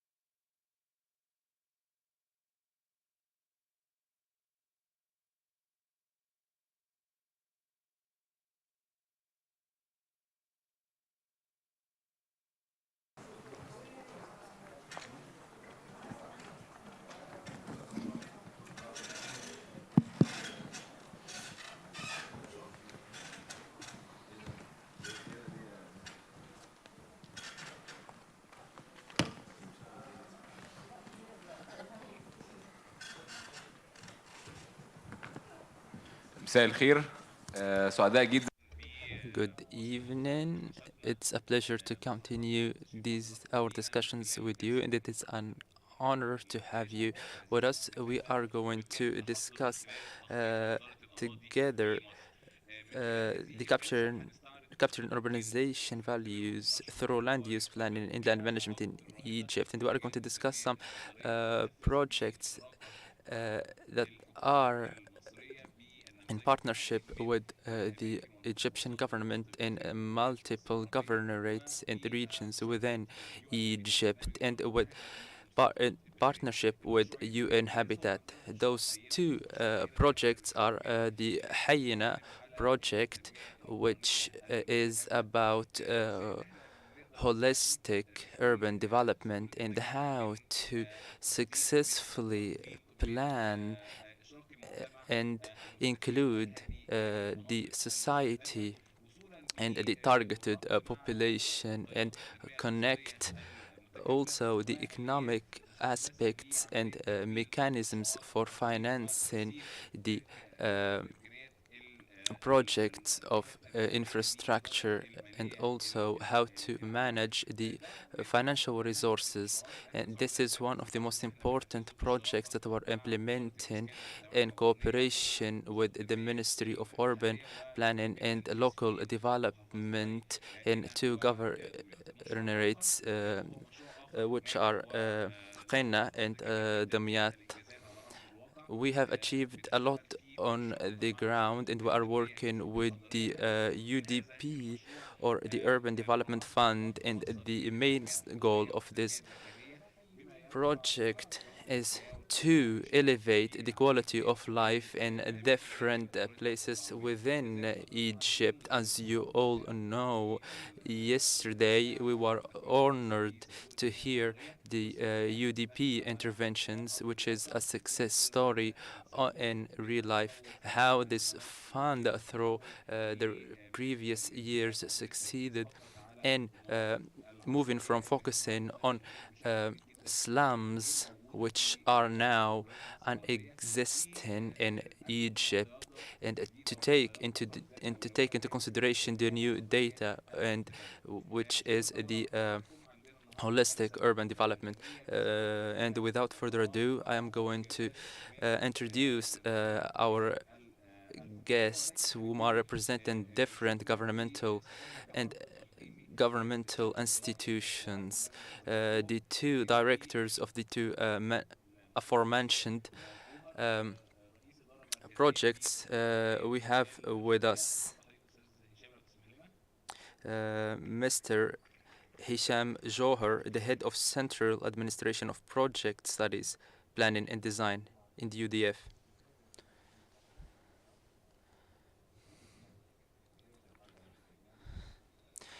Good evening, everyone. The experience of the UDF and how to use land. The first thing is a glimpse of the fund of developing slums.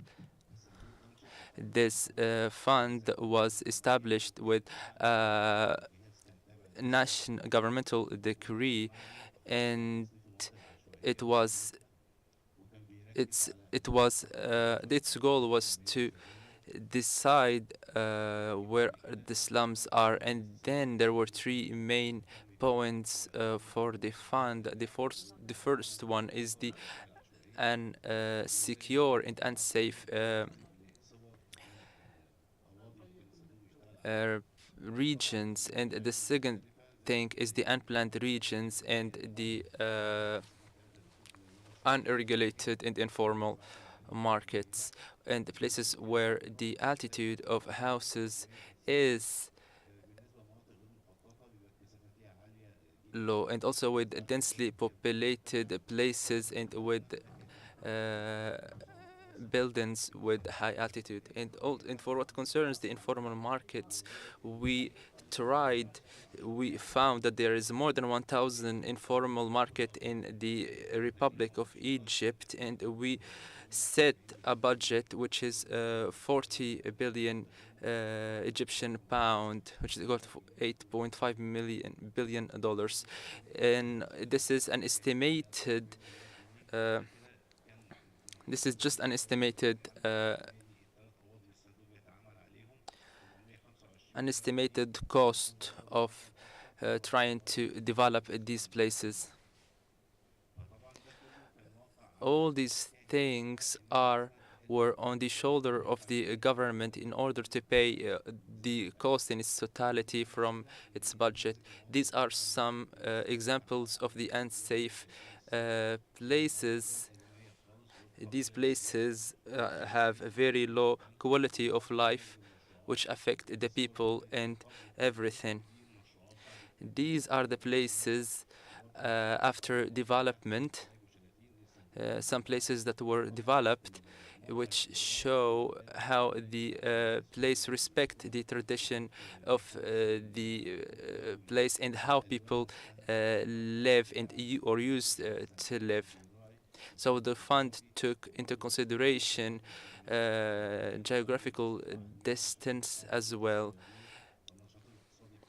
The economic activities of the people used to be fishing, so we set them in places where they can practice the same activities. There is also the cables and sanitary, which we tried to put them underground, and also we tried to pave the roads as well. For what concerning the informal markets, these markets always the places where those markets are always dirty, so we try to work on this aspect as well. All the things we have mentioned, the cost was on the shoulders of the government, and there was cooperation with the UN Habitat, and we were thinking that Egyptian agriculture was offering us opportunities, so we tried to take all these things into consideration. So we tried to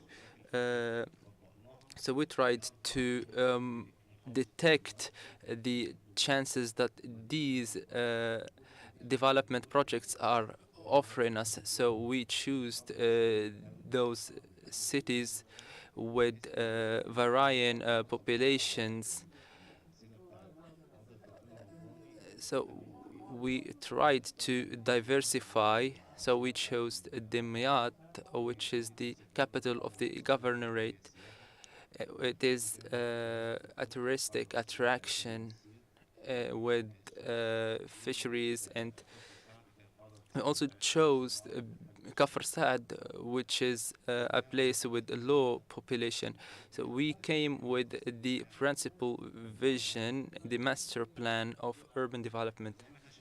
As we see, there are four main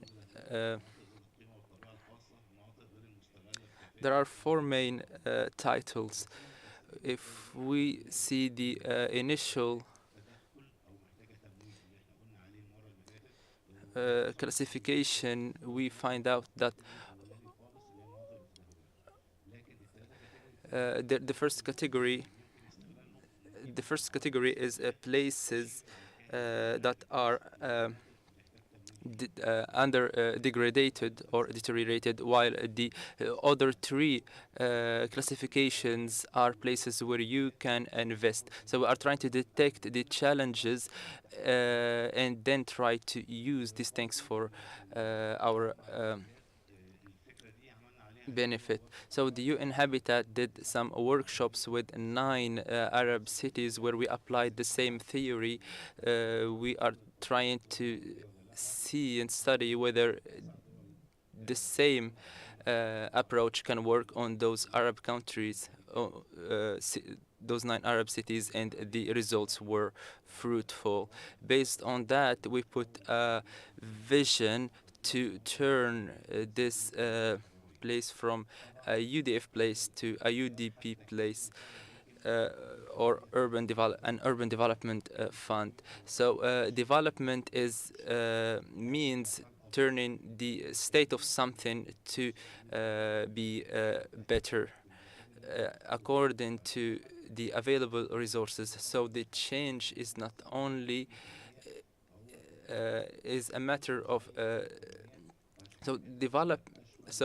upgrade then is only part of a development, and based on that and based on the previous classification, the government started to work on different projects such as the rebirth of historical Cairo with places that were deteriorating, and there are also some places that are not used, which are a mix of the aforementioned elements, and the fund worked on this as well.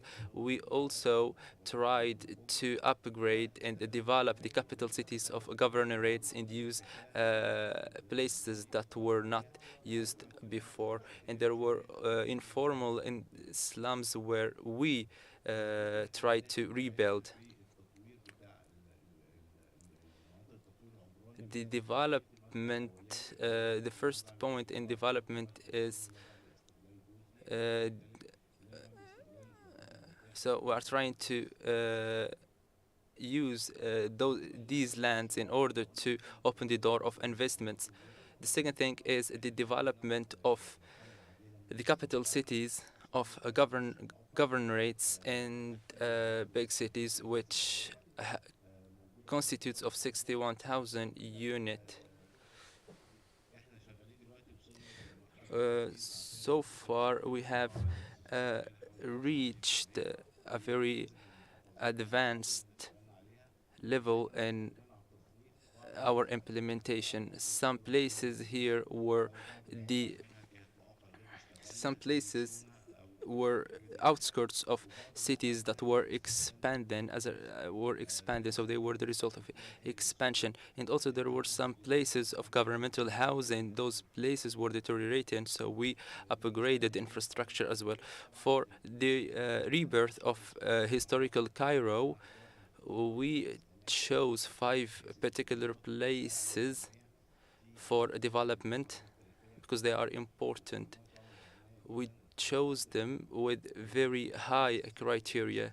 People can walk in some places and they see just the facade, but they do not see what is behind this facade. So we are so as you see, what is behind the facade is the following places that are degraded and in very bad conditions. So we tried to improve this as well.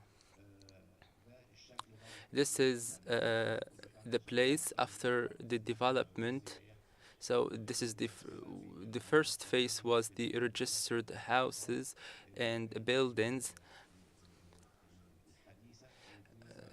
And also we tried to add an additional touch and improve the new houses, and also we try to fix the places and just try to dig into their history and do a rebirth to these places in order to replicate how they used to be in the past, because the name here is the rebirth of historical Cairo. So we are trying to bring back to life all the elements that were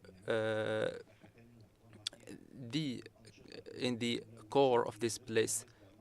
So we are also trying to take all the things that are environmentally hurtful. There is a place. There are some places. There is a place where we are going to move all the activities that are polluting the environment, which is 1 kilometer away from Cairo. This is also another place, the surrounding of a mosque called Al-Hakim.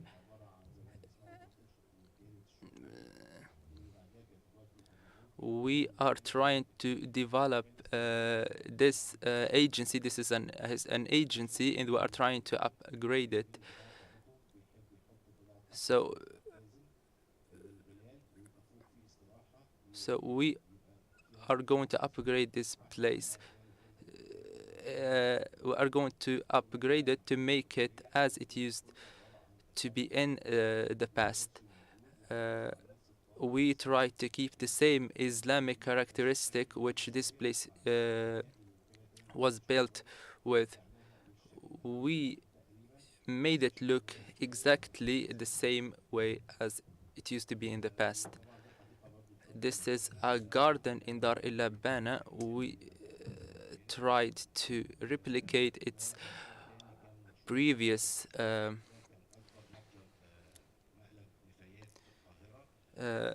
shape. This is another place where there were some polluted rivers, and the places which we are trying to revive, and we are trying to clean those rivers and make and greenify the place as well, and also take the people to other places where they can live. This is the new this is how the place is going to look like. It is going to be one of the biggest gardens in Africa and the Middle East. It's 500 acres.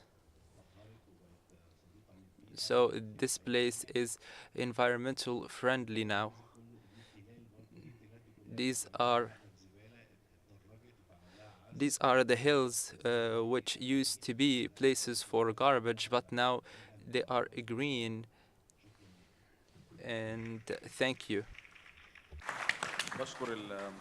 I want to thank Dr. Hisham Goher.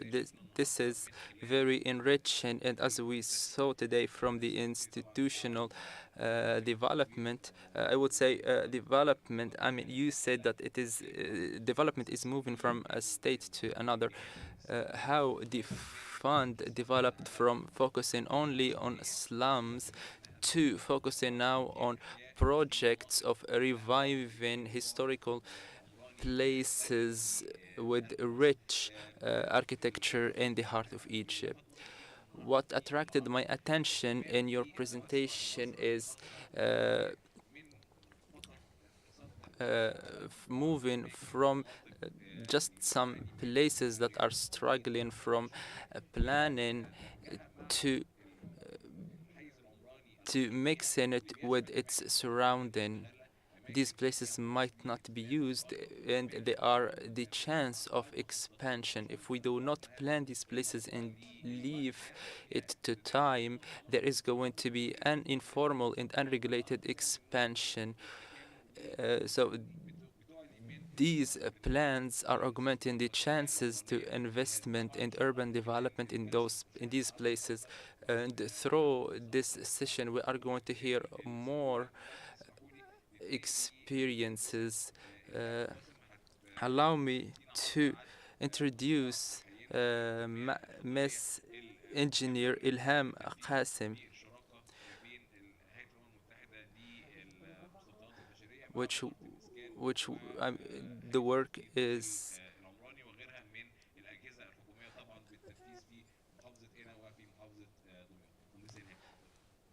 is between the UN Habitat and other stakeholders and governmental institutions.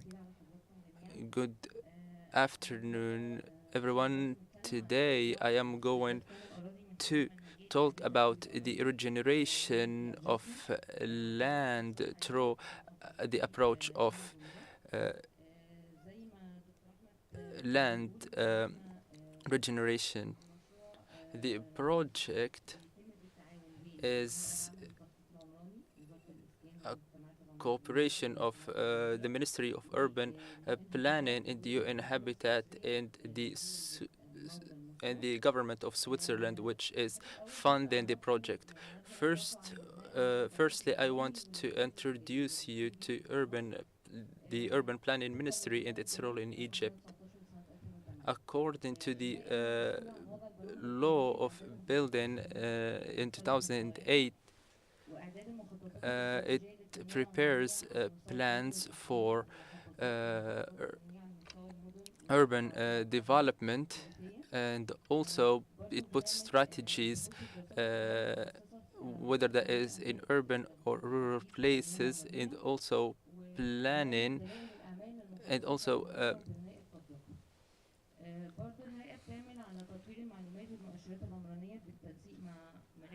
it also works in cooperation with different institutions of the country, and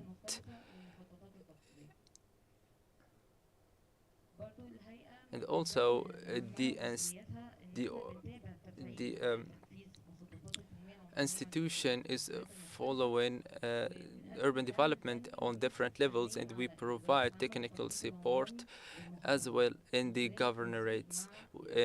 We cooperate with different institutions that work under the auspices of the ministry. In we suggest and we give recommendations, and also we adjust the regulations when it comes to urban planning. Why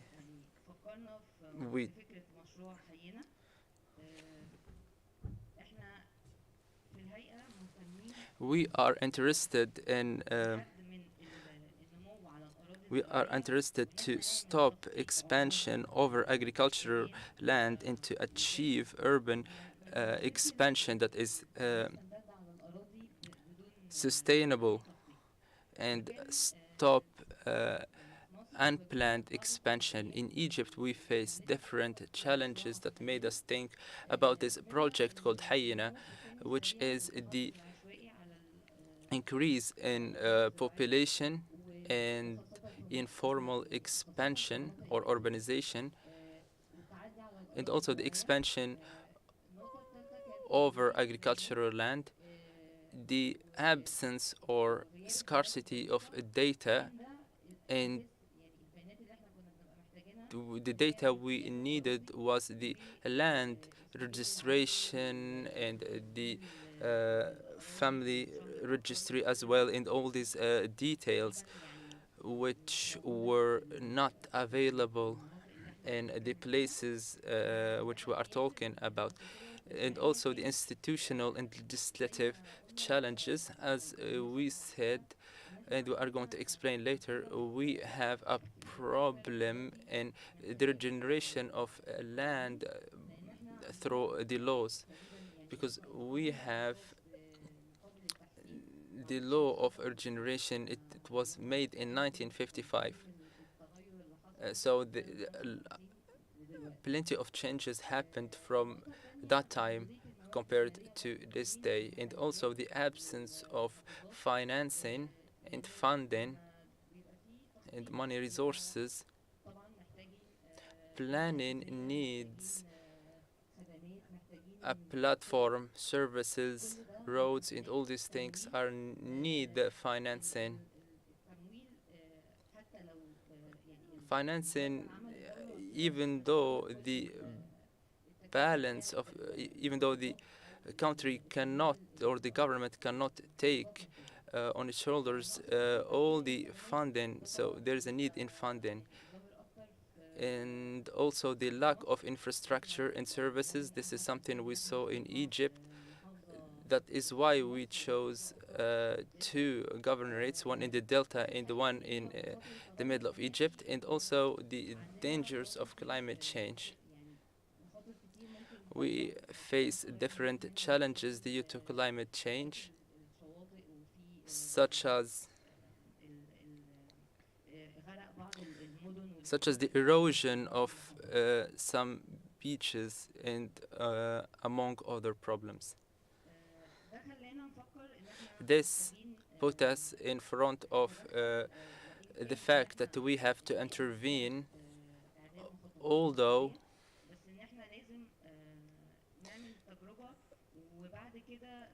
we have to make an experiment and then generalize it on all the other governorates. This is in partnership with the government of Switzerland and UN Habitat. It is implemented in two governorates, Damyat and Qena, and then we are going to use the same thing in other governorates.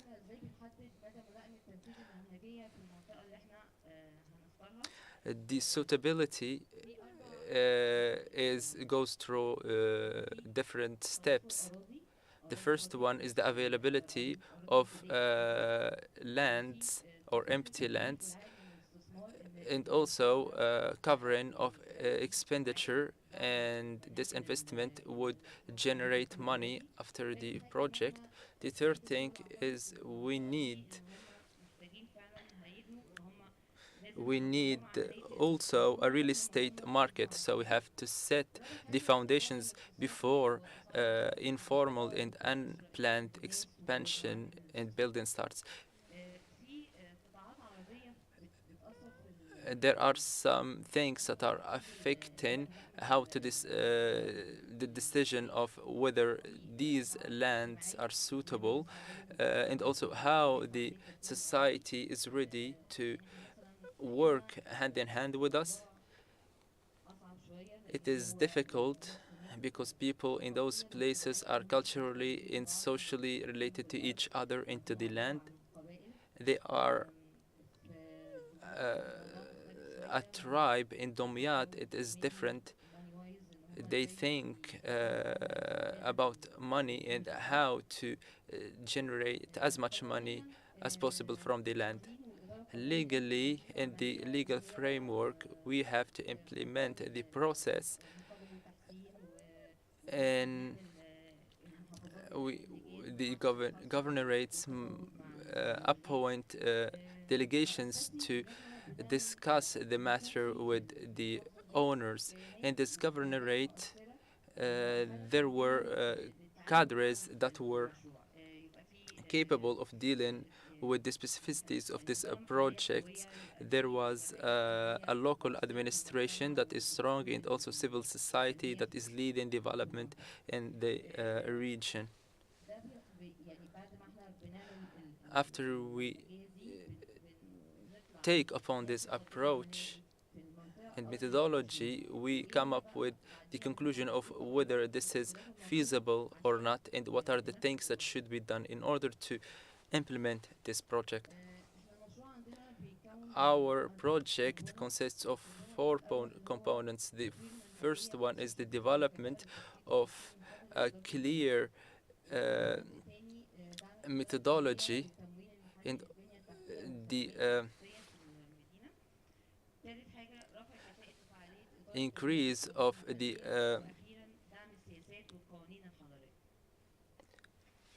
of efficiency as well, among other things. The first element, which is the development of a clear methodology for urban planning and land management in the two cities. It starts with reviewing the land ownership. We discuss with different stakeholders, and then we support and strengthen the ability of local administrations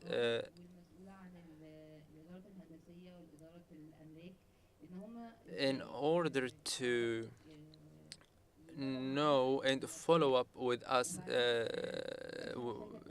the project. The last thing we do is plans, updated plans, and then we study the need of the region of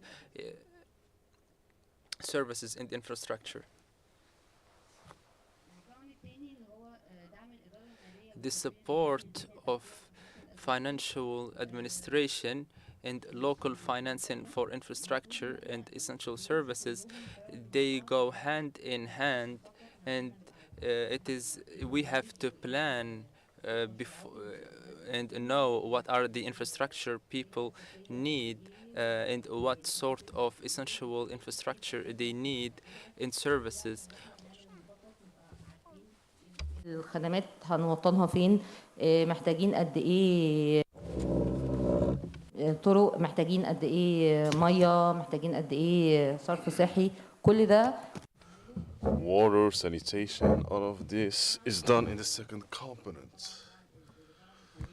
with the local administration and the municipalities. And of course, we take advantage of the international experiences we have taken upon their procedures. If they have things we can benefit from, we benefit from their experiences. And when we have the upper hand, they benefit from our knowledge. As you know,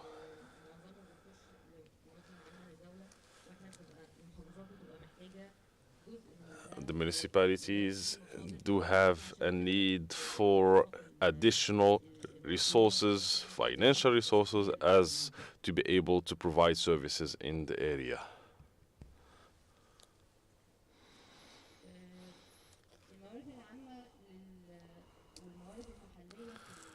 General resources and local resources. We did a small study, a simple study.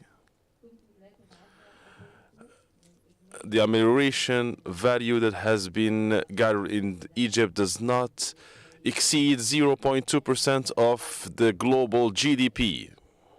And this is not able to ameliorate any area.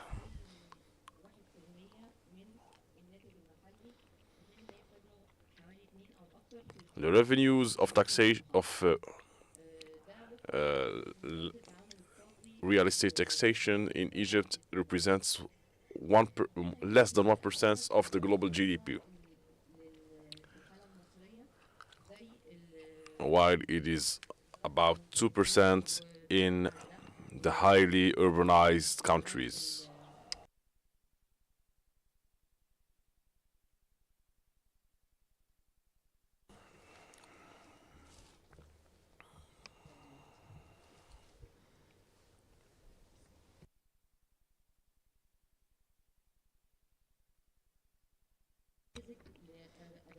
We're thinking about models of land value capture tools,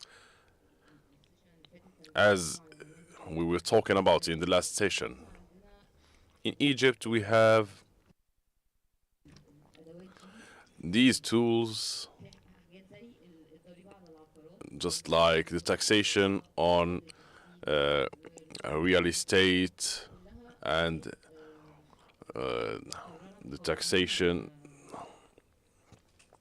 for the amelioration of the real estate. These are all based on the law.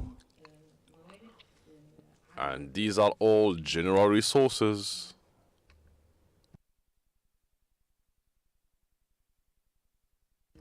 We want more implication of the private sector, and we want to do collaborations with global foreign cooperation,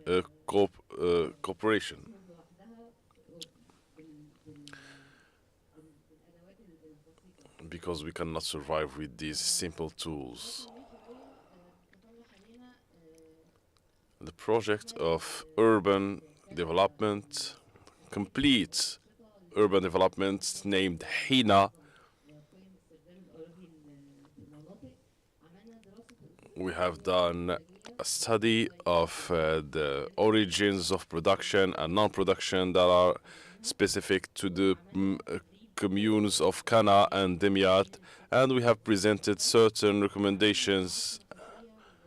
We have done the workshops with many of the responsible executives in the administrations of Demiat and Fena. We have also done a study on the local situation and the global situation, and we have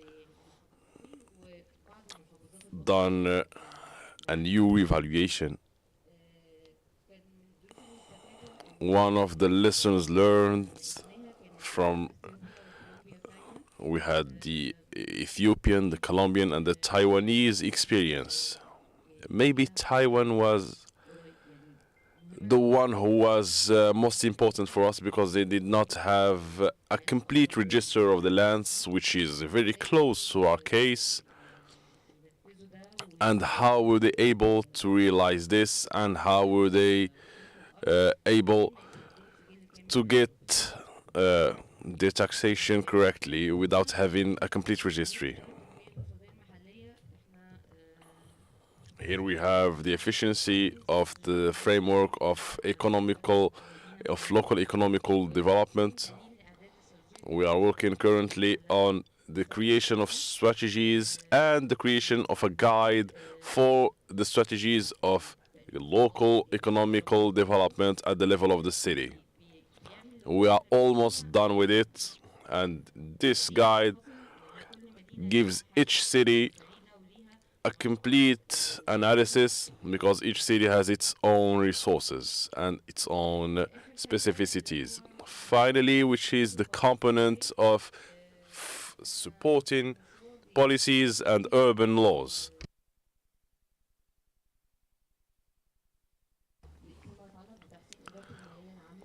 We have some recommendations in regards to the amelioration of the local the administration to support politics that are related to the local economical development. Another recommendation was to publish the lessons learned in the experimental communes and municipalities because of their diverse ideas and their diverse situations we can learn from.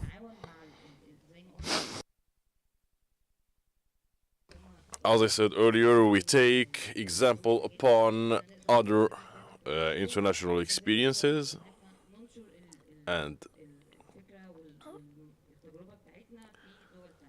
we are also able to send them messages and send them our knowledge. Thank you. Thank you very much. And as we have heard from the presentation, what's more important about this is that it has a great impact on Egypt, on different municipalities, from the idea how can we fight against the aggression on agricultural lands, how can we work with the expanded urban sprawl, how can we manage the financial resources.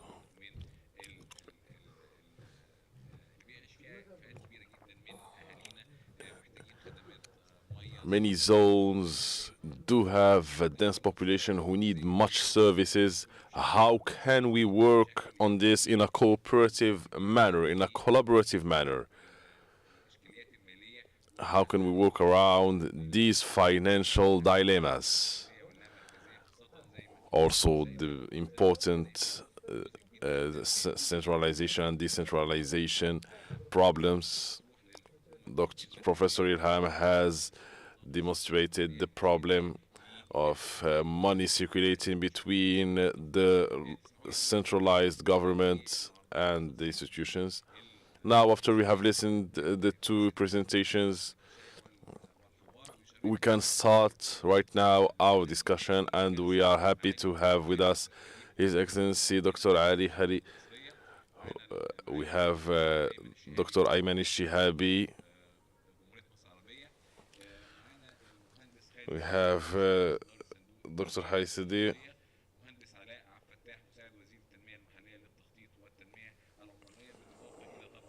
And of course, we have architect Ilham Qasib and architect Gisam Gohar. And if you'll allow me, we start with Dr. Khalid Abdel Halim. Dr. Khalid, who has much experiences in terms of urban planning, and he has great knowledge on the financial dimension.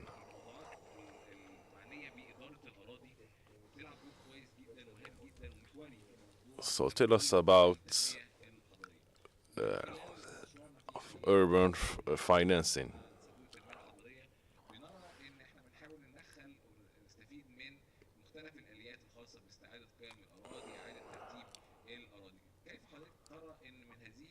How do you see through these mechanisms? How can they be good levers for the amelioration of life and quality of life in general?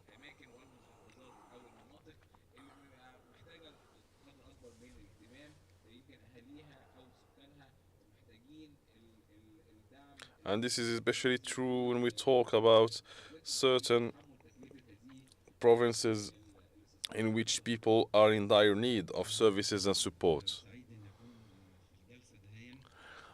Thank you. I am very happy to be here in this session. Let us start with the province of Kenya, who has benefited from the project of HENA, who has done in cooperation with the UN Habitat. We had two zones, Nana and Hamidat.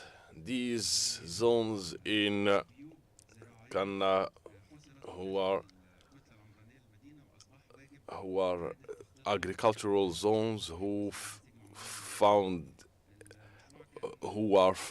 we find right now are encircled by buildings. We had to rethink how to do about these agricultural zones.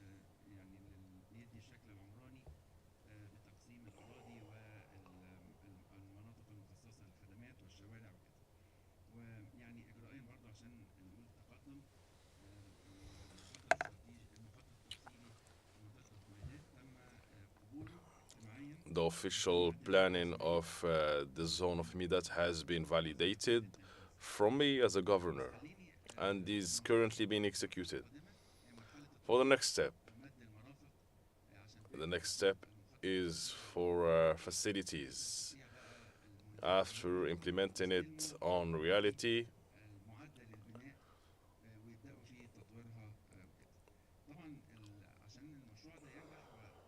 as for this project to succeed, this project who is related to urbanization is very important for all the Egyptian cities because it demonstrates the relation between urban planning and the mechanisms of urban financing and the measures of financing in general.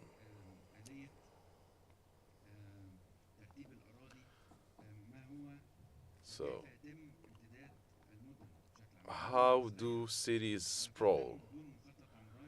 These cities can grow without urban planning, and the result is unplanned zones, unplanned regions.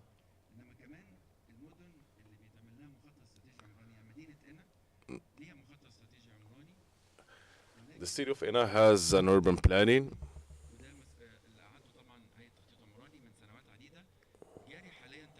And currently, we are updating this planning. However, in the last 10 years, the local administration was tasked by giving planning to each region of the city.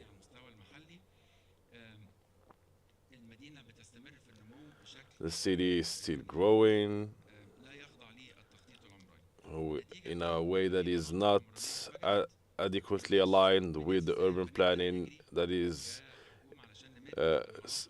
initially done. So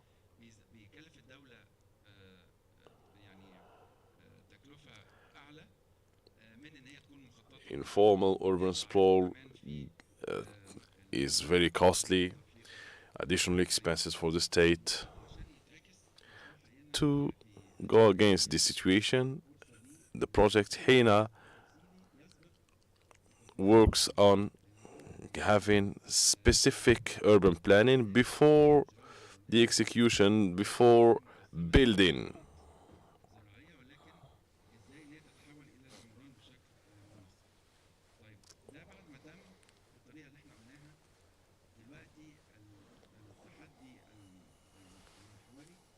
Now, the main challenge is how to finance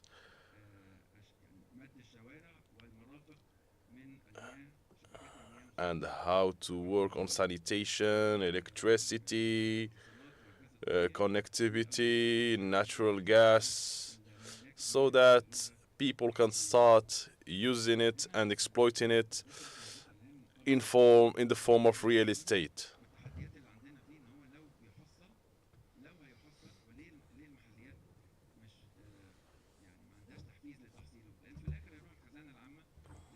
At the end,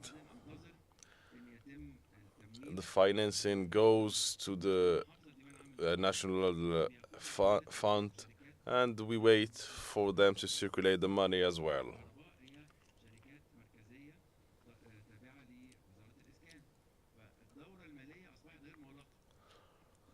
The monetary cycle is not closed.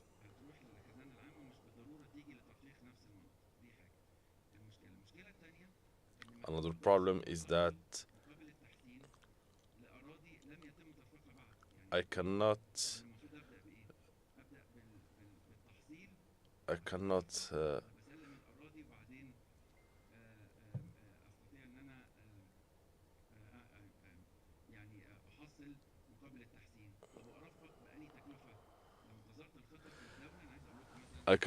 provide services without having buildings first. How can I have buildings without services, and how can I have services without having building first?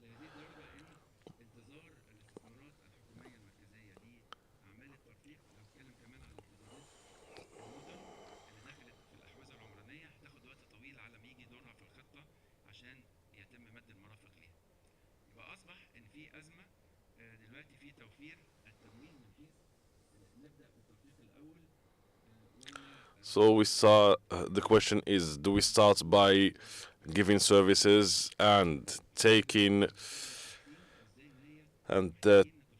taking the financing?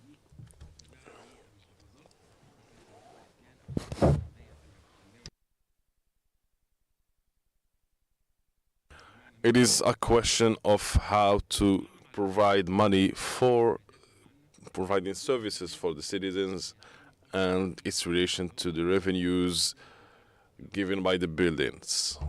زراعية وما بين ان هي اراضي قابلة للبناء، ولكن بضمانة ان هي يتم صرفها على البنية الأساسية في منطقتهم. طيب فده على الأقل حل جزء من المشكلة. ولكن احنا كمان عشان نسلمهم أراضي اللي اتوجدت في المخطط التفصيلي محتاج يكون في طرق عشان أعرف أوقع قطع الأراضي. عشان أوقع الطرق مناسيب الأراضي محتاجة إن أنا أكون عملت المان هولز أو المطابق بتاعة الصرف الصحي. Infrastructure is very complicated, and to have roads we need manholes, for example, for sanitation and other purposes. This is a challenge. The project Hyena does not only work at the level of applying a methodology at the level of provinces only, but the project also treats at the legal level and the institutional level in collaboration with the institutions, the local institutions. Urban planning is also concerned. Currently, there is a joint committee for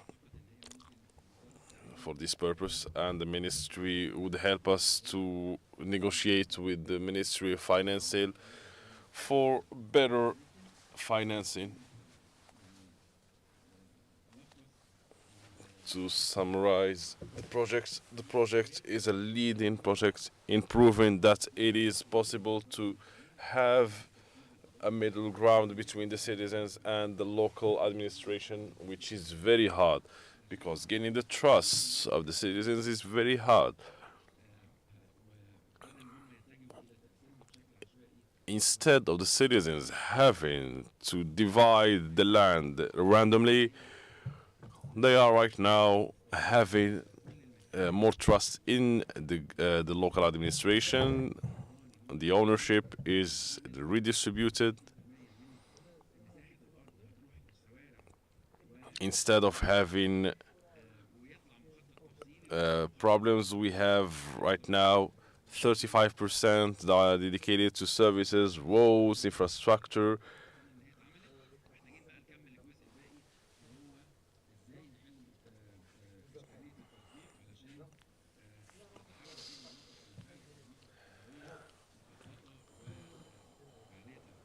Now the problem is to make it fully urbanized and modernized.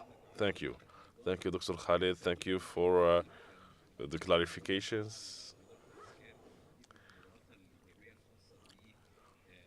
I can confirm what you have said since I have worked with the Ministry of Housing.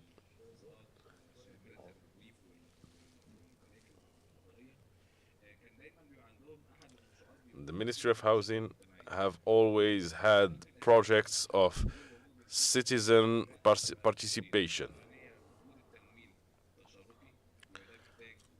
They also always cared about collaborative financing, especially since financing has always been from diverse sources.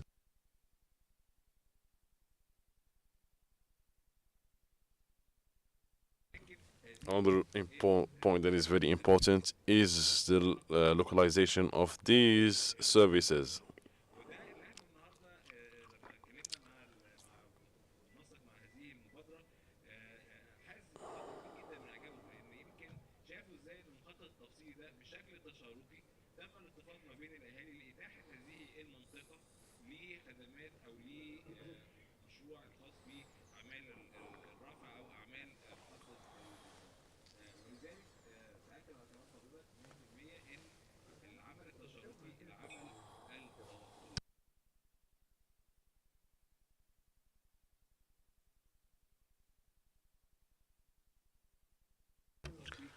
We hope that this project will help us solve all the problems related to the services provided to the citizens,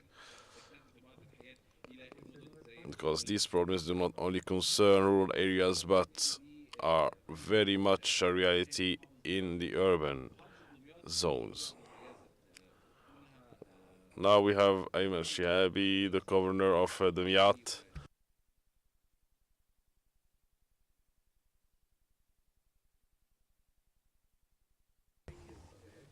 Dimyat is a very special city which has ecological challenges, who is at the root of the delta of Egypt, problems of the sea levels rising, which demands a certain type of dealing with these problems.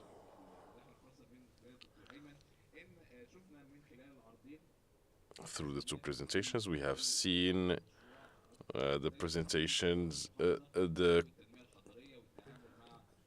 we have seen the contribution of the projects to solving these problems. We have a project in the region of Shora, one of the most important regions in the city, who is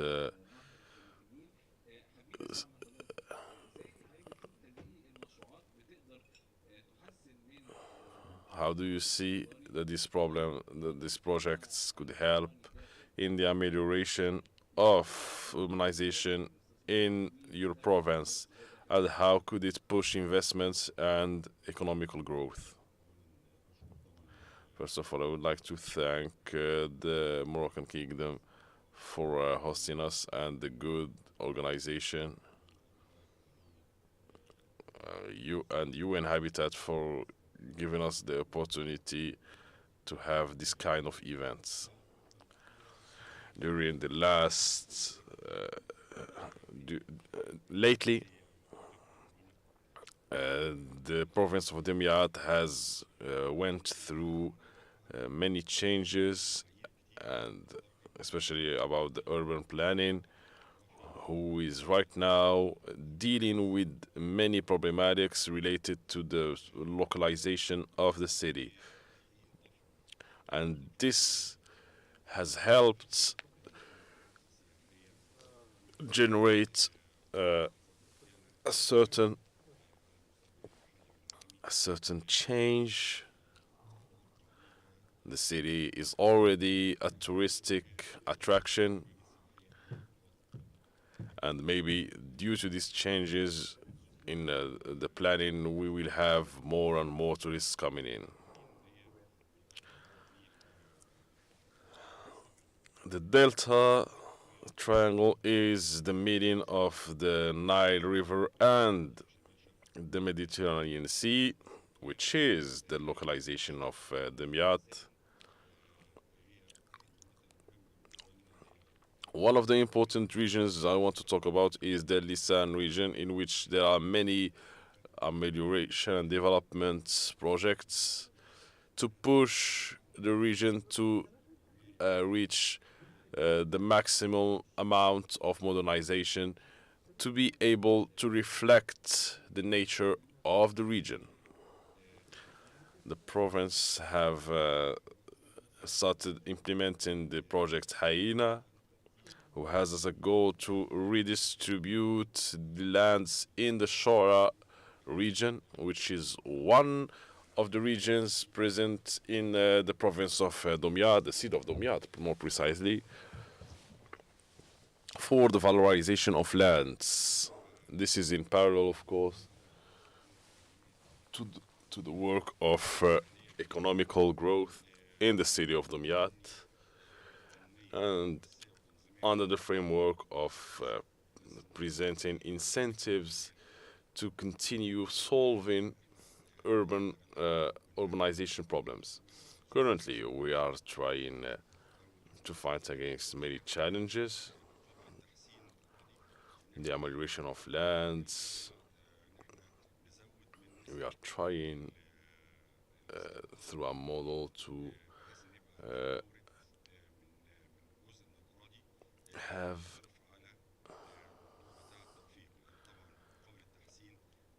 a number of lands that is providing the funding necessary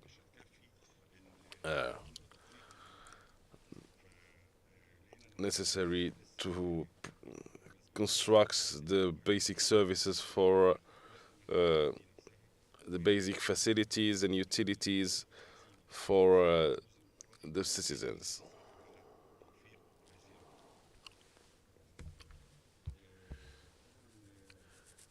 Of course, there are many projects in Demyat, from which we have the redesign of the Nile Bay, so that the bay can have good return on investment. And Dumyat is one of the provinces that is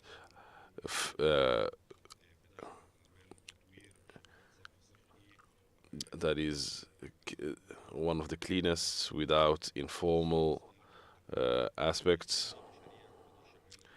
Many projects working in parallel to make the region better.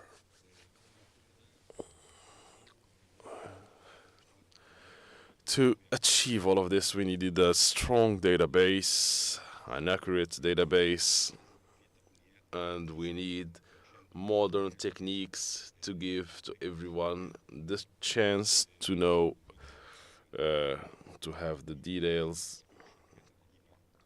about the ancient networks, underground networks. All of this is, of course, related to a very accurate database. And this is all to protect these utilities. There is also a project named Butte, a project on a superficie of 120,000 kilometers. Housing and commercial units, this project reinforces the attractiveness of the city. And we are, of course, spreading the culture of our city and we are preserving traditions, manual traditions, touristic monuments, and this will all support the local eco in the month of November, and I invite you all to assist to it. A very good festival which will have good benefits on the region. Thank you. Thank you, Doctor. Dr. Ayman, we thank you for clarifying the efforts you have been doing in the Dumyat region.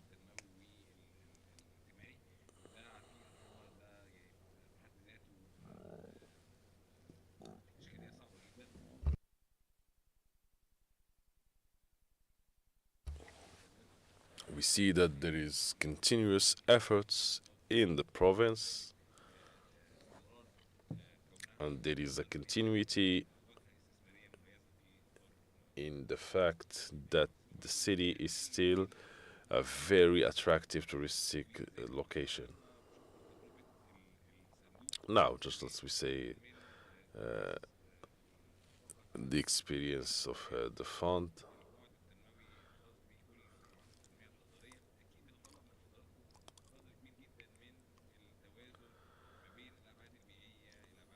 Your role demands much balance between many dimensions. We need to do efforts to attract the private sectors for investments. However, these projects do offer many good benefits.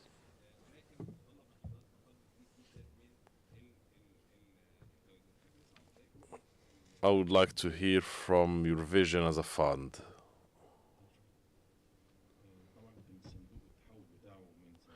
The fund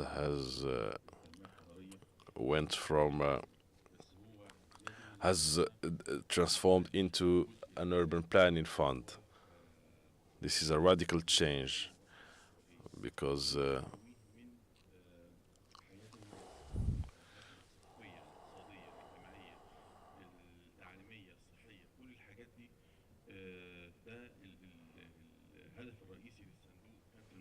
the essential goal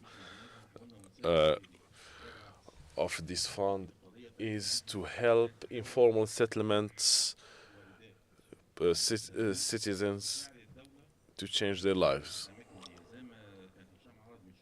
Because these slum areas, these informal settlements, do have their own tradition. The government has given us more than $8 million to crush and destroy these informal settlements.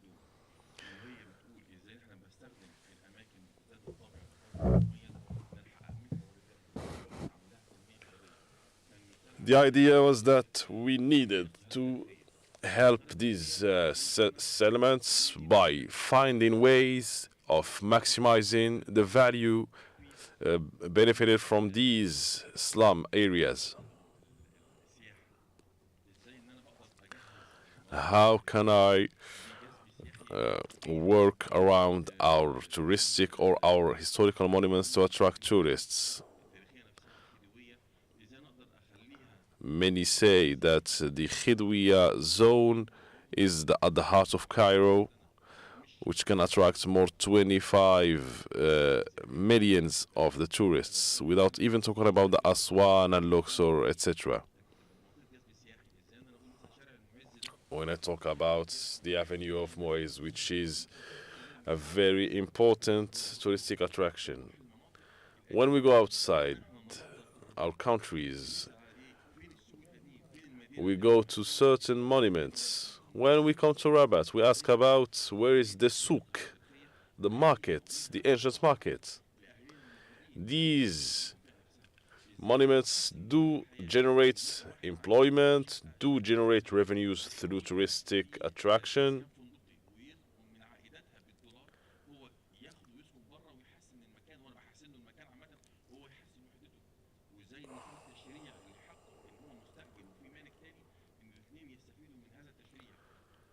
We want everyone to benefit from these legislations. It is also the development, ecological, environmental development.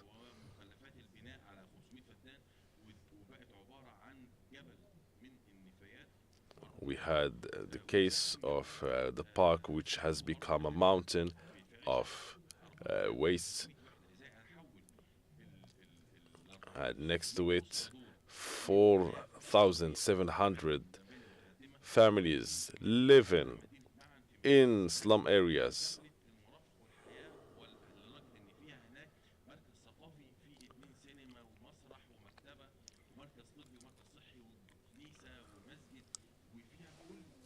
And this area has all the utilities. How did we turn from a slum area to a city that is fully equipped with all the utilities? There are many forests in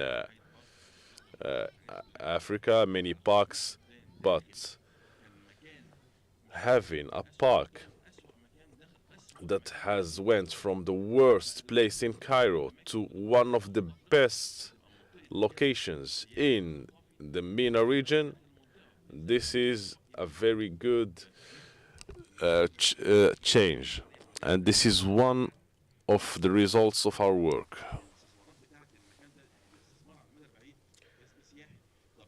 Investments are on the long term are related to the touristic attraction. On the short term, when we work about around a new project with the private sector,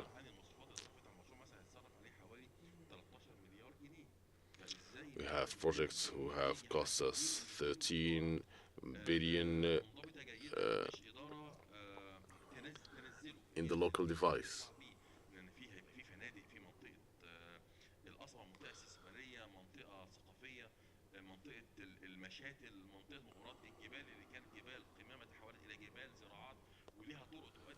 The mountains of waste has become mountains of agriculture. We had many changes. We have also the arena region. Who can hold up to 9,000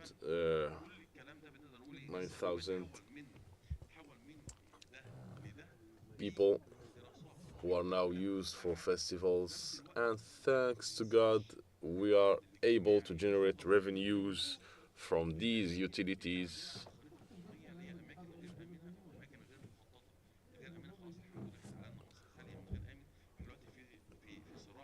We have areas who are informal and areas who are so-called non-secure. I can affirm to you today that we have worked past this non-secure. There is nothing called non-secure in Egypt today.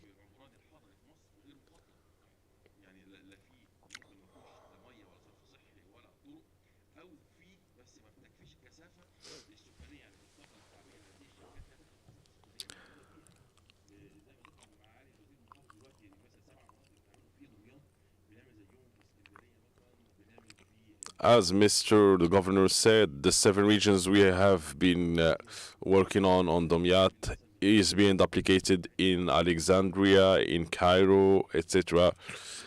In all the known big cities of Egypt.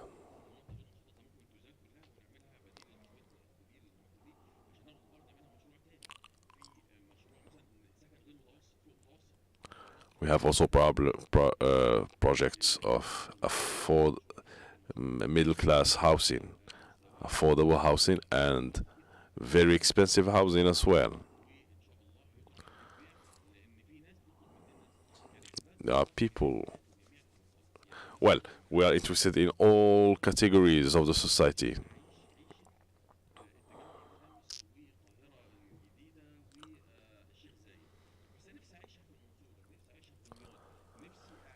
We are people with specific demands who want a certain lifestyle. For example, he wants the Sheikh Zayed lifestyle in Cairo or the Cairo lifestyle in Dumyat, and vice versa. Here we have a win-win situation. I take the price, which is a price that is lesser than real estate investment companies, and it gives me the opportunity to spend this money on other parallel projects, for example.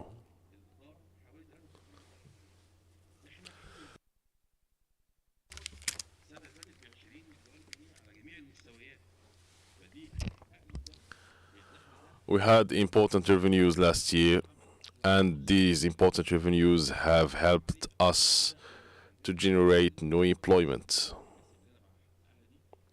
And beside the revenues, the fund, with a decision from the president, has 25% of the real estate taxation.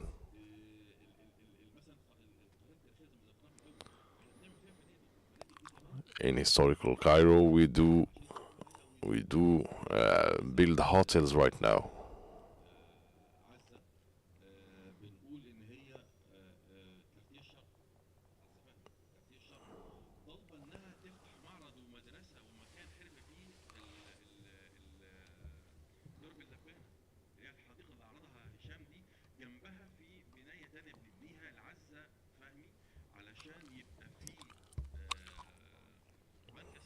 We're sorry we cannot follow up with the Egyptian dialect. However, we're trying our best. Thank you for understanding. عالمي. عزة فهمي بتفتح اماكن كتير جدا في العالم، يبقى كارتيه وجنبه عزة فهمي. تخيل عزة فهمي تفتح عندنا في مكان من اماكننا دي وتعمل مدرسه، المدرسه دي تخرج عشرات من المحترفين لصناعه الفضه. اعتقد ده مكسب كبير جدا. فهنا الصندوق تحوله مش تحول اسمي بس، لا ده تحول وخلاص تم التنفيذ عليه. يمكن اثناء ما كنا بنحول الصندوق في 2021 وتحول كل ده. We were implementing the plan of the fund, which is the plan of urban development. We were trying to revive historic Cairo, and we did not have the plan of the fund by then. We were trying to move from developing slums into developing urban areas. We were working with UN Habitat in this regard. We took the example of Dumyat. Why we choose Dumyat exactly? There are 4 cities in the governorate of Dumyat which are diverse. There is an industrial zone, rural zone, artisanal zone, and a zone of fisheries. So Dumyat is perfect for our study. We reached a level where we say that it is a success. The theoretical part is a success, and at the same time the revenues were a success as well. So now we are moving to new phases in order to upgrade our study to make it more practical and generate more revenue. Thank you. Thank you, Professor. This is an interesting project and experience, and as I said, at first it was a challenge, but now we see the fruits of the work. So now there are no more unsafe places or underdeveloped places, and now we have to expand to incorporate unplanned territories and places. Now we are going to move to Engineer Ala Abdel Fattah, the Deputy Minister of Agricultural Development. My question is, as we all know, in Egypt, in different governorates, land has become scarce to obtain. However, there is a need to those spaces due to urban expansion, services, and so on and so forth. As you see, what what are the tools of land redistribution and regeneration that would help us to get out from this situation and help urban development. Thank you, Dr. Ahmed. I am happy to be and glad to be here with you in the current session. This session and the previous one are very enriching. We are going to start first. We are going to start by planning.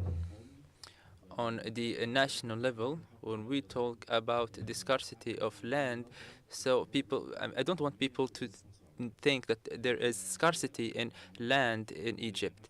We do not have this problem, but the problem is that now we only cover 40% of land. Egypt is 7 regions.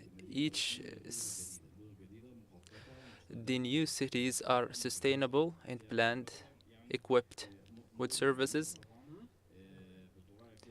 and in those cities, all the development aspects are taken into account.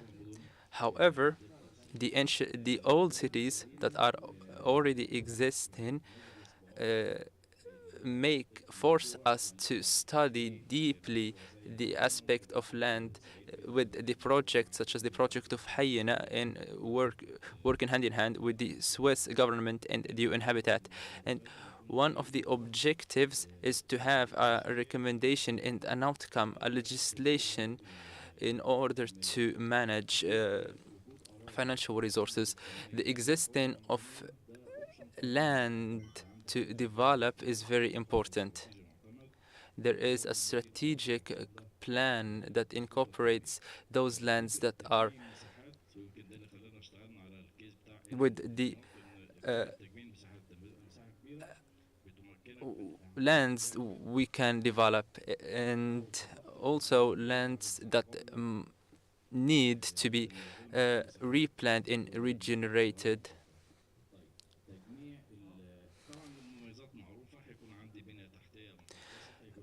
By this, we are going to have infrastructure, safety, and also planning. However, the only problem is how to implement this on the ground, and also how to finance the projects. The mechanisms in the law are the ability to develop, and the other one is the use. These two aspects are different. The first one is turning a land from an agricultural land to a land with developing feasibility. So we change the land use. It is true that the law is old and outdated, but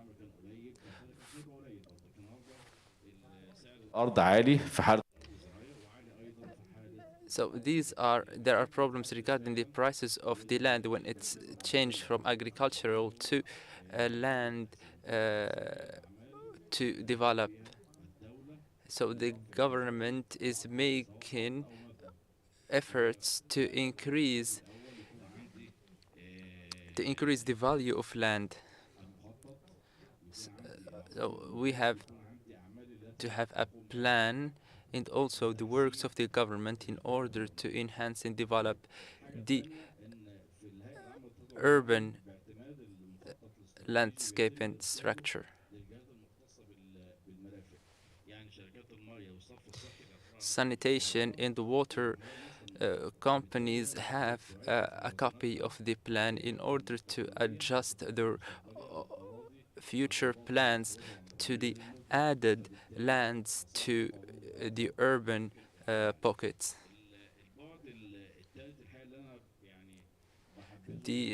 Another point is now everything is condensed.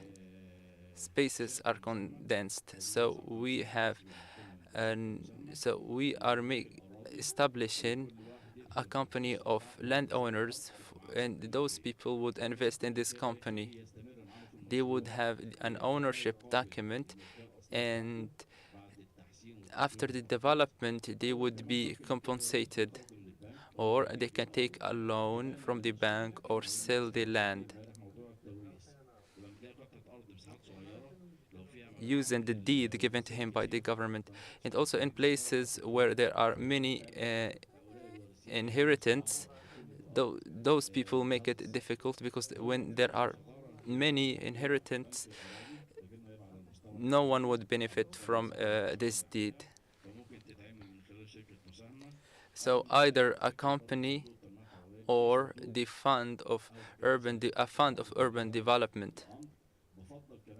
But I also prefer, I mean, if everyone comes together, this company would be owned by the people, and they would choose the administrative council to represent them. People would be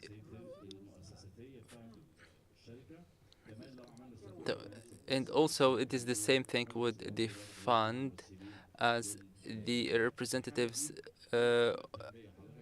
as the board is going to represent the owners of land, and people would agree to these projects, because everyone is going to be compensated financially. So the deed can also be inherited or sold. The owner would know if they are going to participate. They are going to have a direct compensation or revenue after the place or after the infrastructure is set. And also there is going to be an increase in price or added value to the land. The civil society should work with us in this regard. Another point is we work on the tool of regeneration of land or repatriation and reorganization of land. We turn the land into we do some partition of the land according to the law in order to allow places for roads and infrastructure. But also here, who is going to apply for the registration office?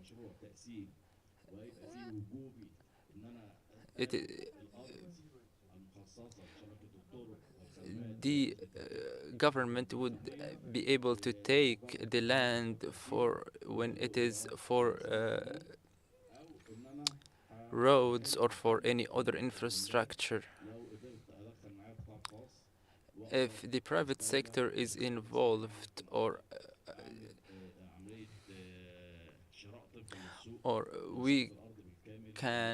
the government also can buy the land and replan it.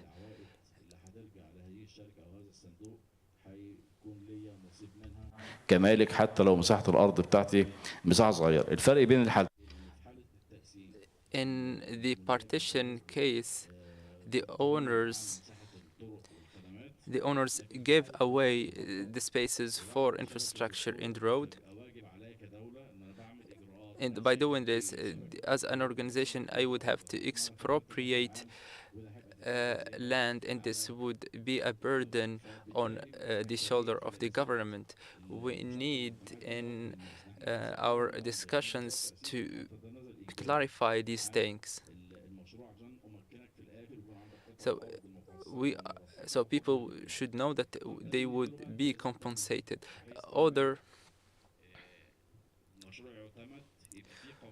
Other concessions and benefits should be given to the people in this regard to encourage them. For example, ease-ins in getting documents or land plans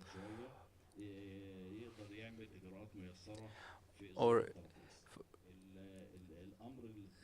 the second element is that we can encourage people to have this idea of taking part in private investment. And for example, if you have a land which is, so if you have a land and you can which can be used for a school or a hospital, and you propose it to an investor, then this land would be in the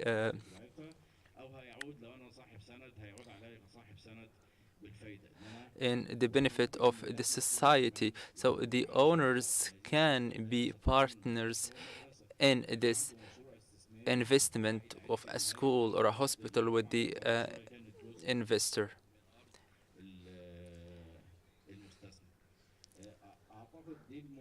I believe that these are the things that this model would allow to people.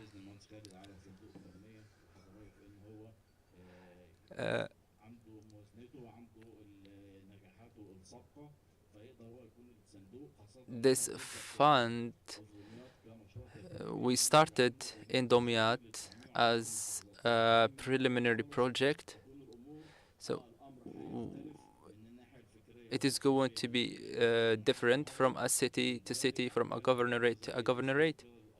But we would have a base ground upon which we can use in order to implement the same thing in other cities.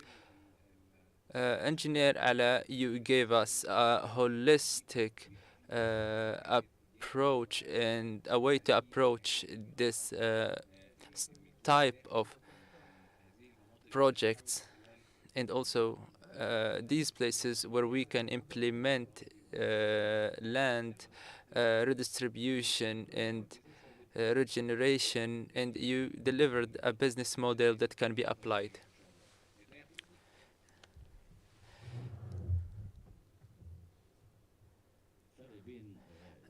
The difference between land use change, this would make a difference. This takes me to my last question to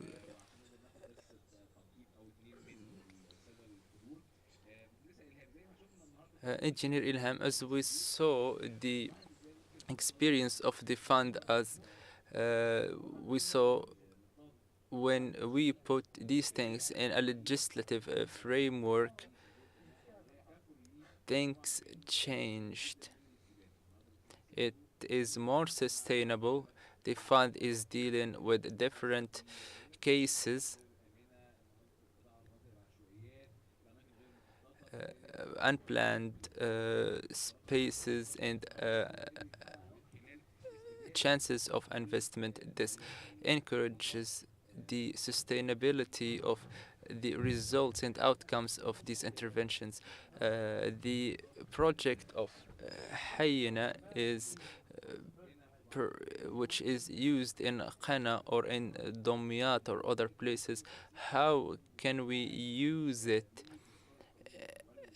to be the basis of a legal framework, and therefore we can use it in different cities nationwide? First and foremost, as I mentioned, the law of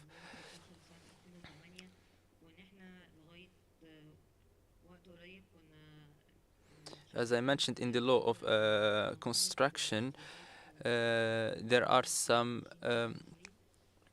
regulations that should be followed.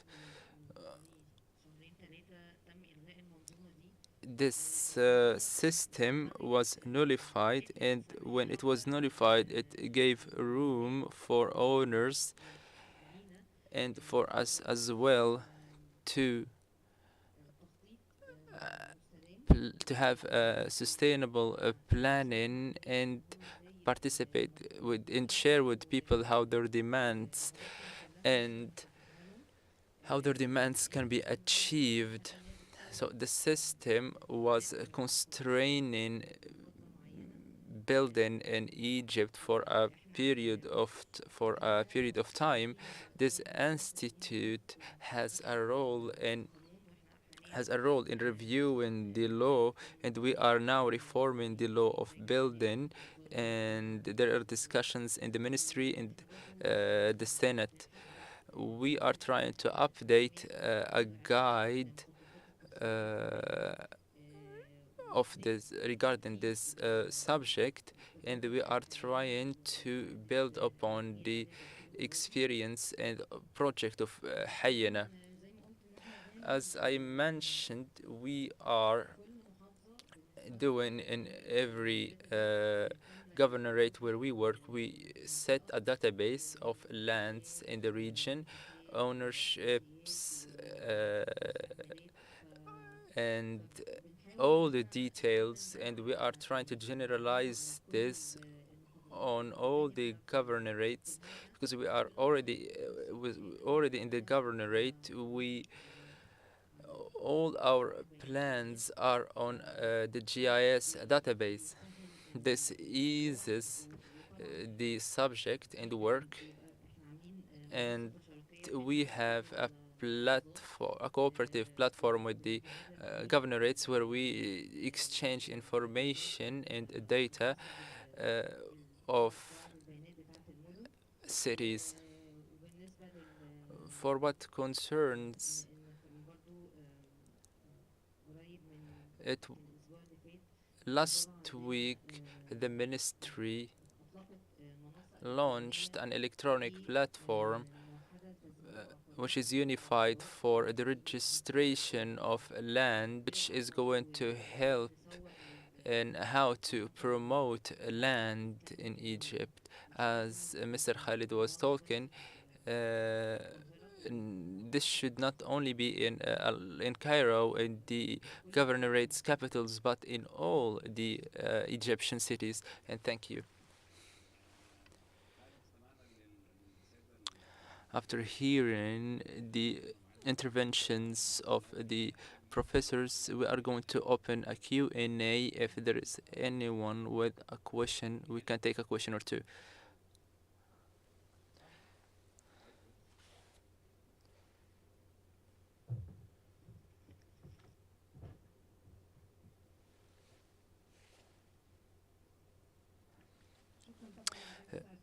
Thank you. This was very enriching, and this is an interesting project. But I have a suggestion regarding the Fund of Urban Development. In fact, the idea of bringing together economy and urban development, you talked about, Ms. Hala, about the revenues generated by the government through these projects, but there is one thing, is the effect of this on GDP and development rate, and also for the employment opportunities and development. So how can we use this in order to enhance development?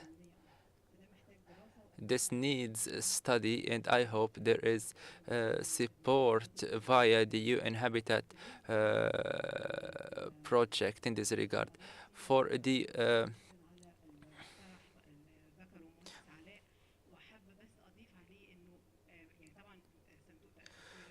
rearrangement of lands, as mentioned, there are laws that would help us in this regard, but also there is financial inclusivity or conclusivity. We have to support the private sector. The government should support the private sector and use all the chances and resources and assets in the hand of the government and use it through the private sector and private funds. We can study this further. Can we? The question is, can we apply this model on endowment properties which are not in the ownership of or tenure of anyone, and this is a question to discuss. Good day. A question for you, Engineer Anwar. Thank you for this very enriching discussion. What my question is about developing a historic Cairo. How can we guarantee the preserving historical houses? We saw the destruction of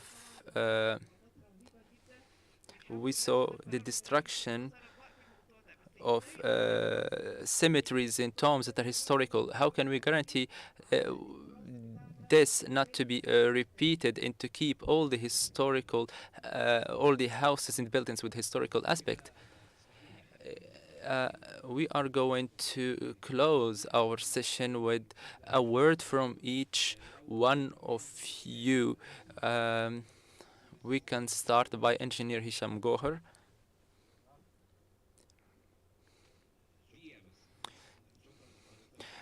Thank you.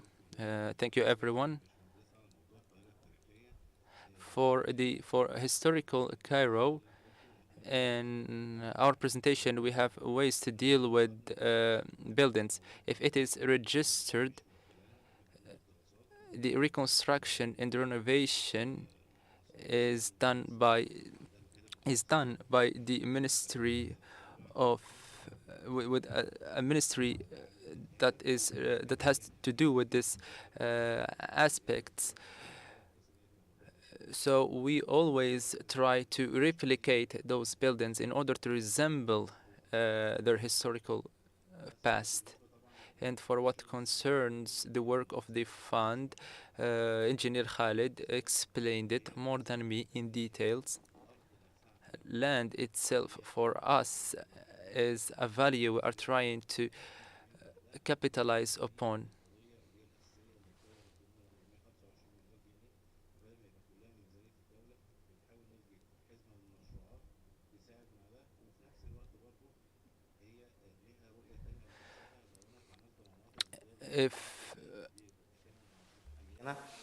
هو كان زمان حتى هيئة التخطيط العمراني عاملة مشروع تحزيم العشوائيات اللي أنا ميزته اللي أنا بمنع ظهور عشوائيات، فهي قصة التعامل مع أراضي الامتداد ده جزء من المنديل بتاع الصندوق بتاعنا، وده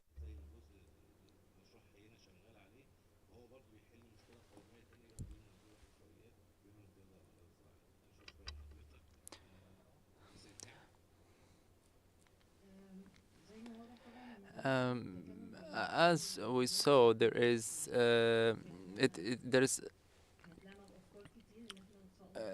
interconnectedness between all the elements mentioned. I would like to thank all the audience and thank you everyone. Thank you, Doctor, for your ideas, and you are one of the founders of this Hyena project.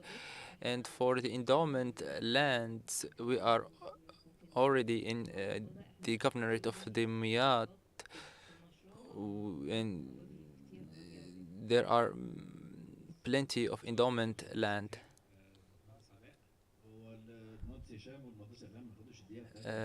They did not.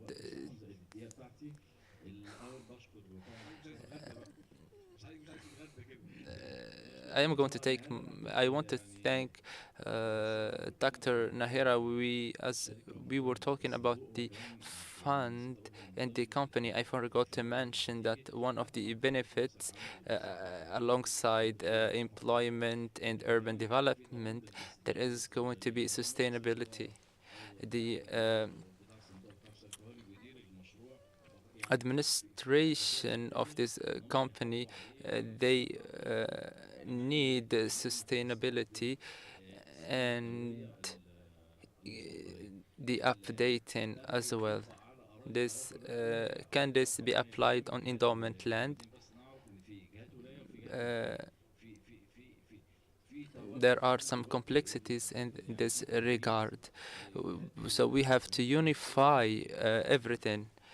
as there are two administrations. So when there is one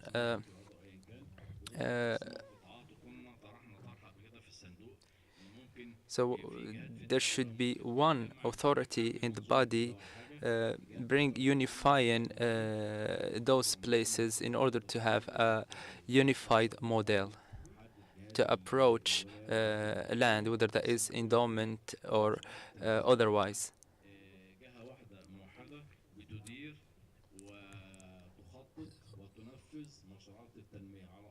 So there has to be one single authority applying all the changes, and this would help and attract investors in and also the private sector. And thank you.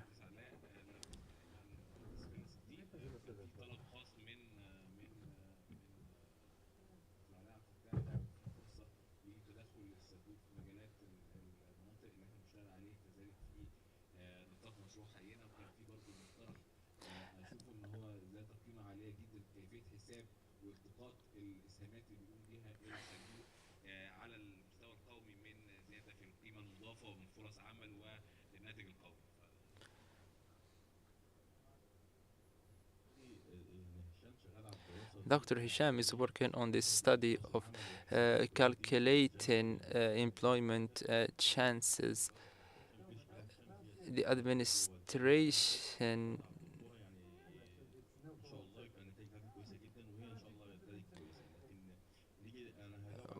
I am going to answer the question of the doctor is the sustainability of historical buildings. We are in heated debate and discussion with the Institute of the Prime Minister in order to establish an entity that would govern historic Cairo in order for it to have an authority that would govern it. So it would be similar. Historic Cairo would be the Cairo of Rome, a city within or a state within a state, and be independent and self-sufficient. Some sort of a confederation that have it with autonomy, and it would be and under the auspices of the Prime Minister office directly. I believe that in the benefit of historic Cairo, it should follow the Council of Ministers or the Ministry in order to manage historic Cairo in a more sufficient way. It should be initially under the auspices of the fund and then moved to be under the control of the ministry. So as a fund, we can do some concessions and concede our part of historic Cairo and deliver it to the ministry in order not to lose the work done.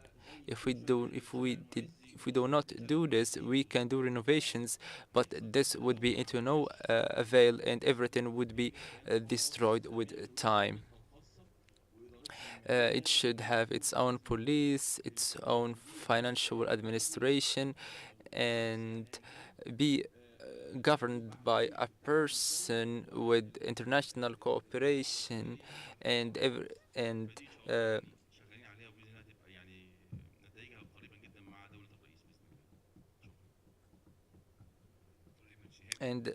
heritage maintenance.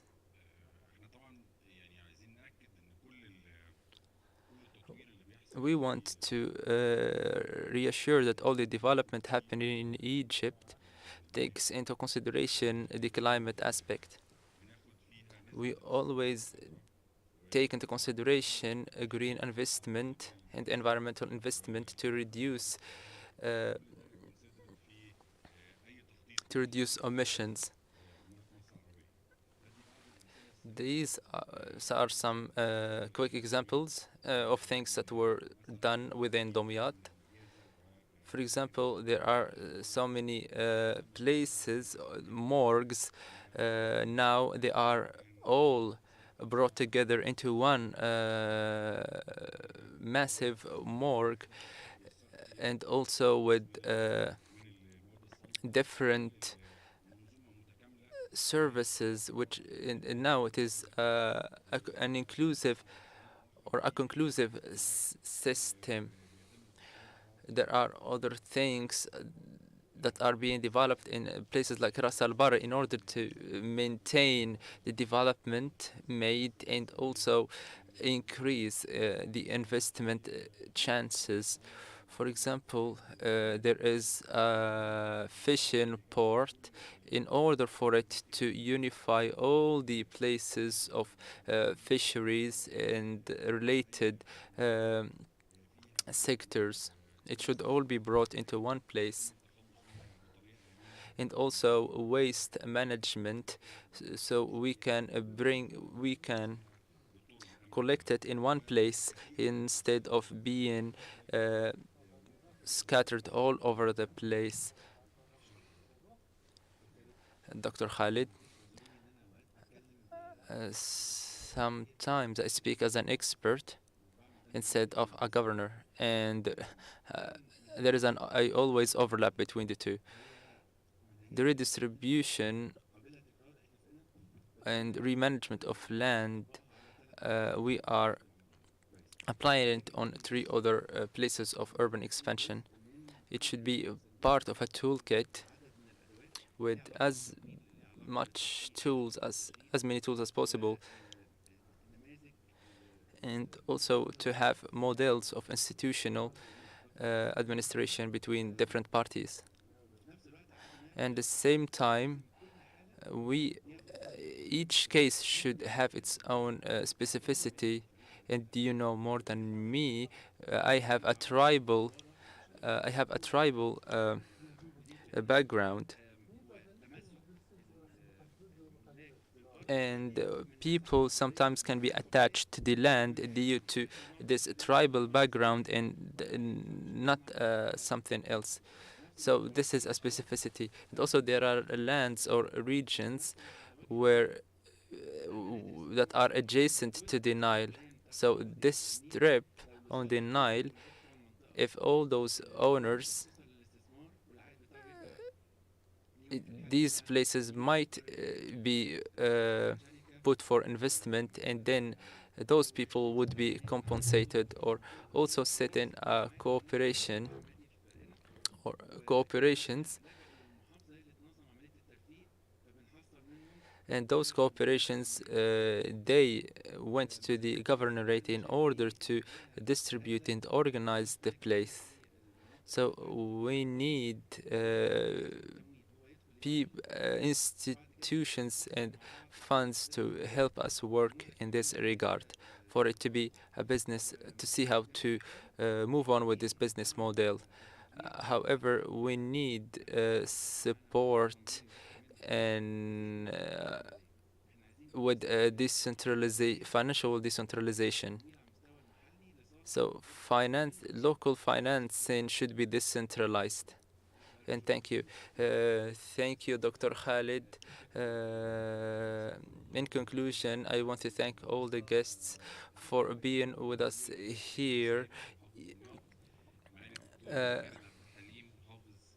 Khalid Abdel Halim, the governor of Qina. Khalid Sadiq, the chairman of the UDF. Ala Abdel Fattah, the assistant minister of local development. And Ilham Qasim, and engineer, and all the guests with us. And sorry for taking so long, and thank you.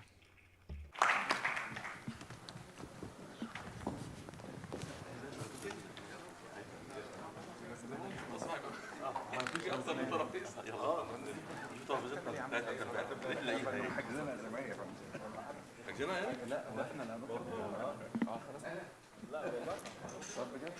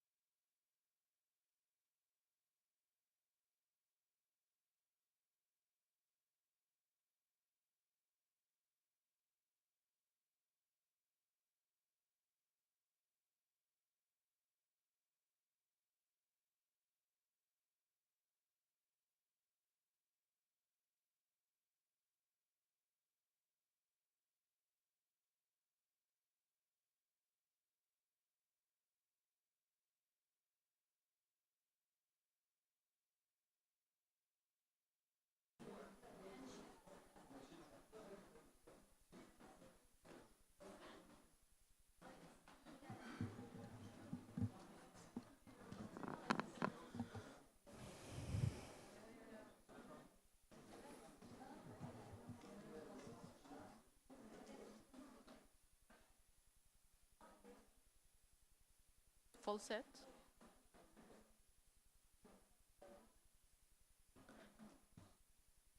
Hi. Are we set to start at the back? Do we have the translators? Okay.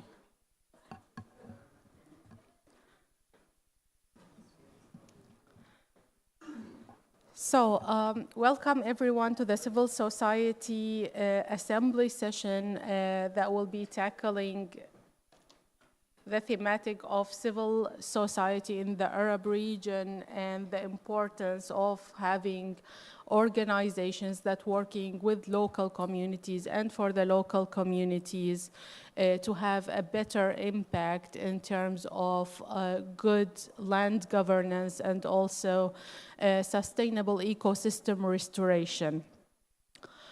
If we can start with the presentation, please. So, to understand why land and civil society are very interconnected, we need to dive a little bit into the context, because usually we are talking about local communities that are living for the land and from the land. So we need to understand what at scale. I'm sorry, I'm not able to. Probably better to sit down.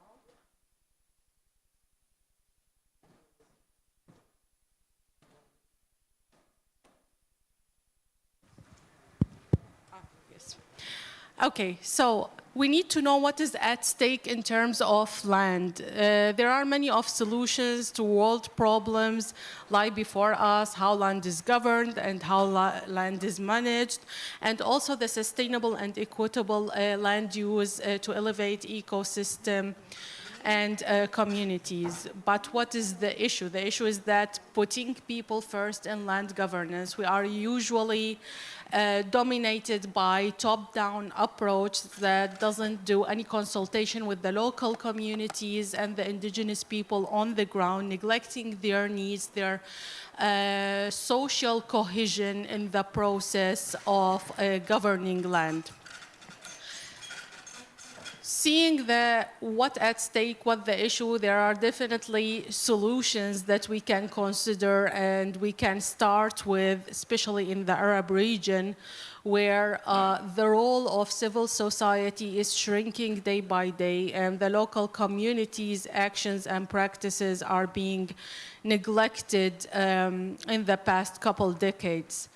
So the solutions would be to find, and this is one of the ways, lasting solutions that we can't, because we cannot work in isolation. We see that working in silos resulting in another added layer of work that comes later in terms of interactivity between what was done in different areas. So learning from practices and coming out from this isolation of local communities and civil societies is important. Another solution is that when we come to the complexity of the land governance in itself, and the system we seek to change is deeply rooted in unequal power relations that we see dominated in this region. Also bringing together diverse groups to work for those historically excluded from the decision making, and we are talking about a long list of marginalized people. It's not a small community, it's people that are working in far areas, people who are being marginalized due to ethnicity or due to belonging to a certain group of people, or those who haven't generate a lot of income that is meaningful are being neglected from the whole process of decision making and land governance. And this brings us to the idea why ILC, the International Land Coalition, is built. So the International Land Coalition is an independent global alliance of people's organizations, civil society organizations, intergovernmental, indigenous people organizations that are working together, hand in hand, to put people at the center of land governance with, of course, one shared goal of over, now we have 350 members, which is to realize land governance for and with people at a country level, and responding to the needs and protecting the rights of women, men, youth, and communities who live and live on and from the land. So what ILC has done since its beginning at 1995 is to list the commitments based on the member needs, based on the local community's needs, and it's working according to these 10 commitments up till this day, and will continue working on it, which is securing tenure rights, strong small-scale farmer system, diverse tenure systems to be recognized, equal land rights for women, secure territorial rights for indigenous people, locally managed ecosystems, which is a thematic that's been talked a lot about yesterday and today, inclusive decision-making, which is a component that's been missing in the region in the past decades, transparent and accountable information, and we had also today a session about the gap in data and the openness of data that are accessible to people to realize what they have, what is at stake, how they can be engaged in the decision-making process.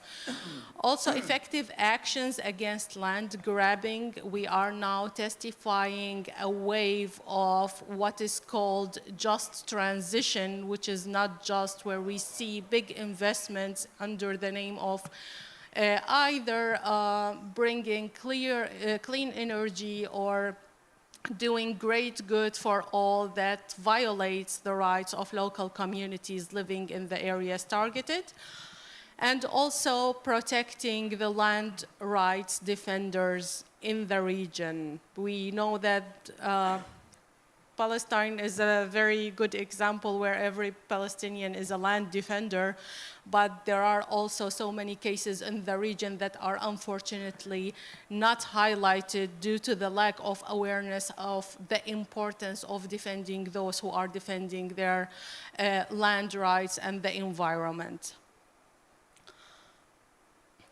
So how we do that at ILC and how it was being done with our members, and how we promoted that in our daily work, also in our interaction with our partners. So we defined a strategy that was developed by the members themselves and for people-centered land governance. The strategy is something that we update every couple years to identify what are the emerging needs, what are the focal points, which points are being addressed, and which points are still to be addressed. Also through pledges to ensure gender justice and to ensure defending land defenders, and of course open data.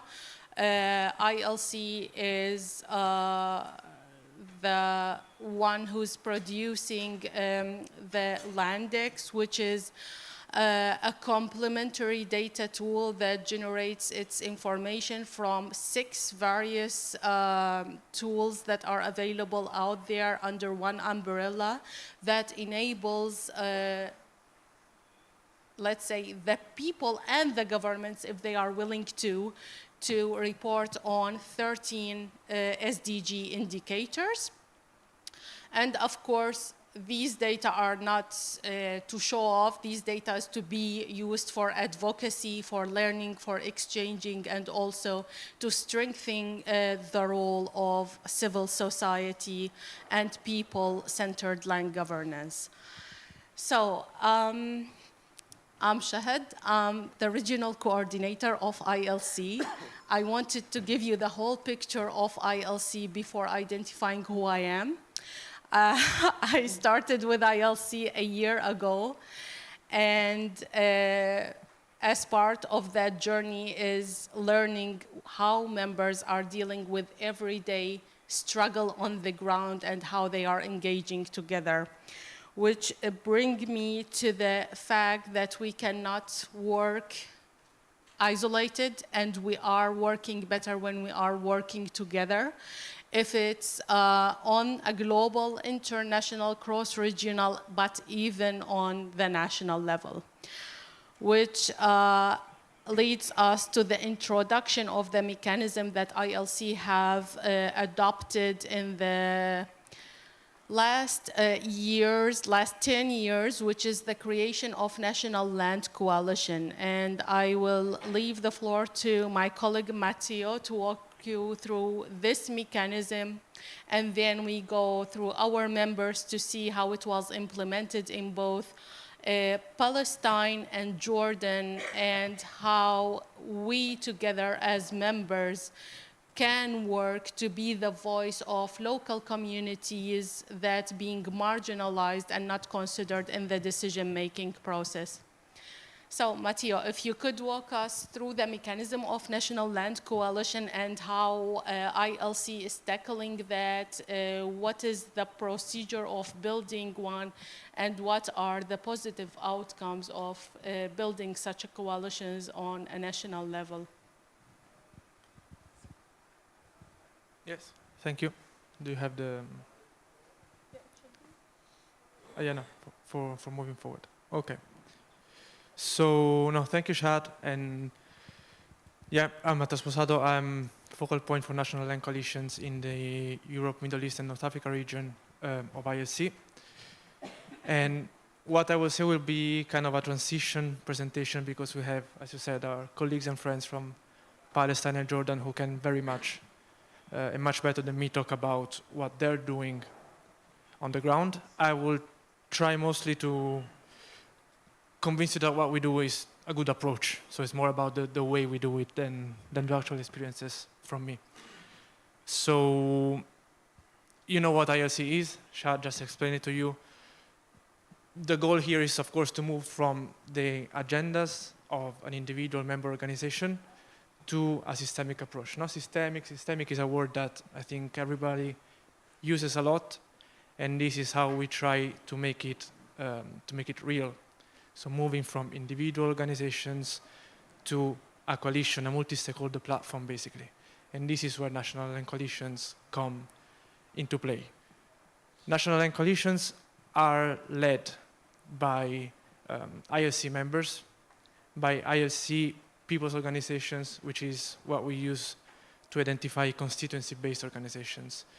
But they can be open to really any kind of other organization. They can be a coalition of civil society only. They can collaborate with local governments, with central governments, ministries. They can collaborate with multilateral partners. So it's really a hybrid way to identify these multi-stakeholder platforms. This is very quickly to give an understanding of where these coalitions are in the world. I think we have around 30 plus, maybe 32 national land coalitions globally.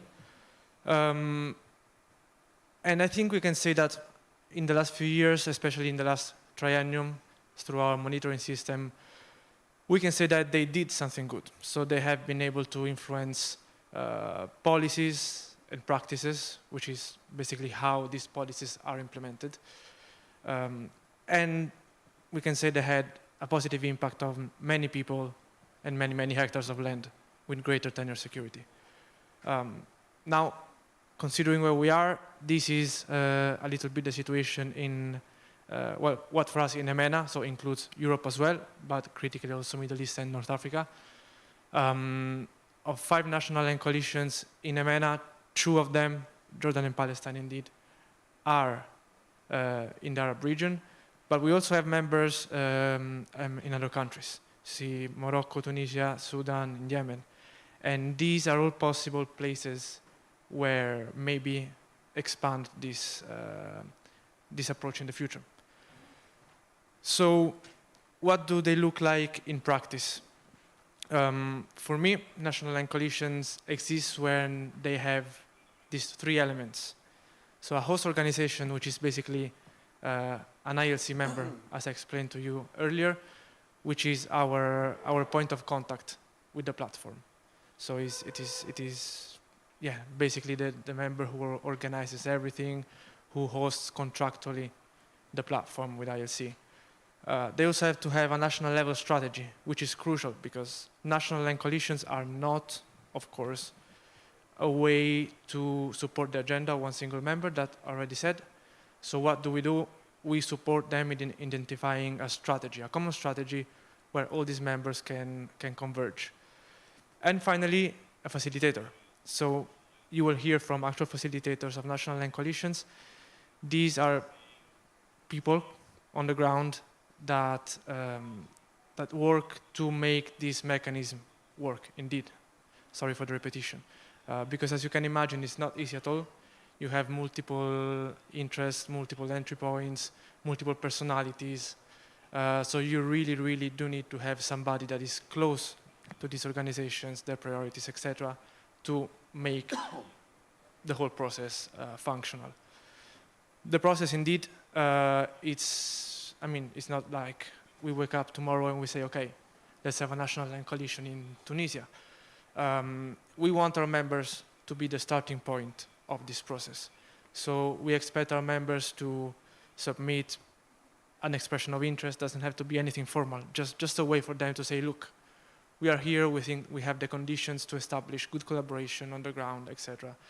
And in that case, if we, the ILC team, we see that we have the means and conditions to support them in the process, then they enter a period that we call formulation period. So basically, they have multi-stakeholder consultations where they try to engage as many stakeholders as possible to see if that interest is actually concrete, not just by the proposing member, but also by potential partners. Try to draft a strategy, try to map a little bit what are the priorities, the fundraising opportunities, all these kind of things. And if that ends up positively, they have kind of a final workshop where they finalize the strategy, their governance, etc. And they enter in the implementation phase, which is, well, it's the longest period because hopefully it's as long, it is as long as the coalition's life. And there, well, I cannot really tell you much about it because it really depends on what the National Land Coalition comes to be. National Land Coalitions, you saw, we have many of them. It's impossible to expect that they all look the same. They work across different geographies, different political contexts, etc. So for us, one important point is flexibility, I would say, in that. They are pretty much completely autonomous on how they organize themselves, how they work, their priorities that they give themselves, etc. So the implementation phase fully depends on that. It's something that we support them. We're not in control of that. We are just there to support them, to facilitate contacts, etc., etc. And also the monitoring and learning. So that's really pretty much a crucial phase. In fact, yes, I put it there. It's a continuous cycle. We put significant emphasis on monitoring and learning. We want them to always be able to keep track of the efforts, the results that they accomplished, and crucially how they play out against the objectives that they had. So we can continuously support them in redefining a little bit the approach if that's needed, and so on. So yeah, you can imagine. I like to believe these coalitions are a powerful instrument to empower civil society organizations, because, as I said, we like to collaborate with governments, multilateral partners, etc. But at the end, we are there, and these coalitions are there to empower civil society organizations. Here I try to lay down a little bit of 3 groups of categories of how that happens.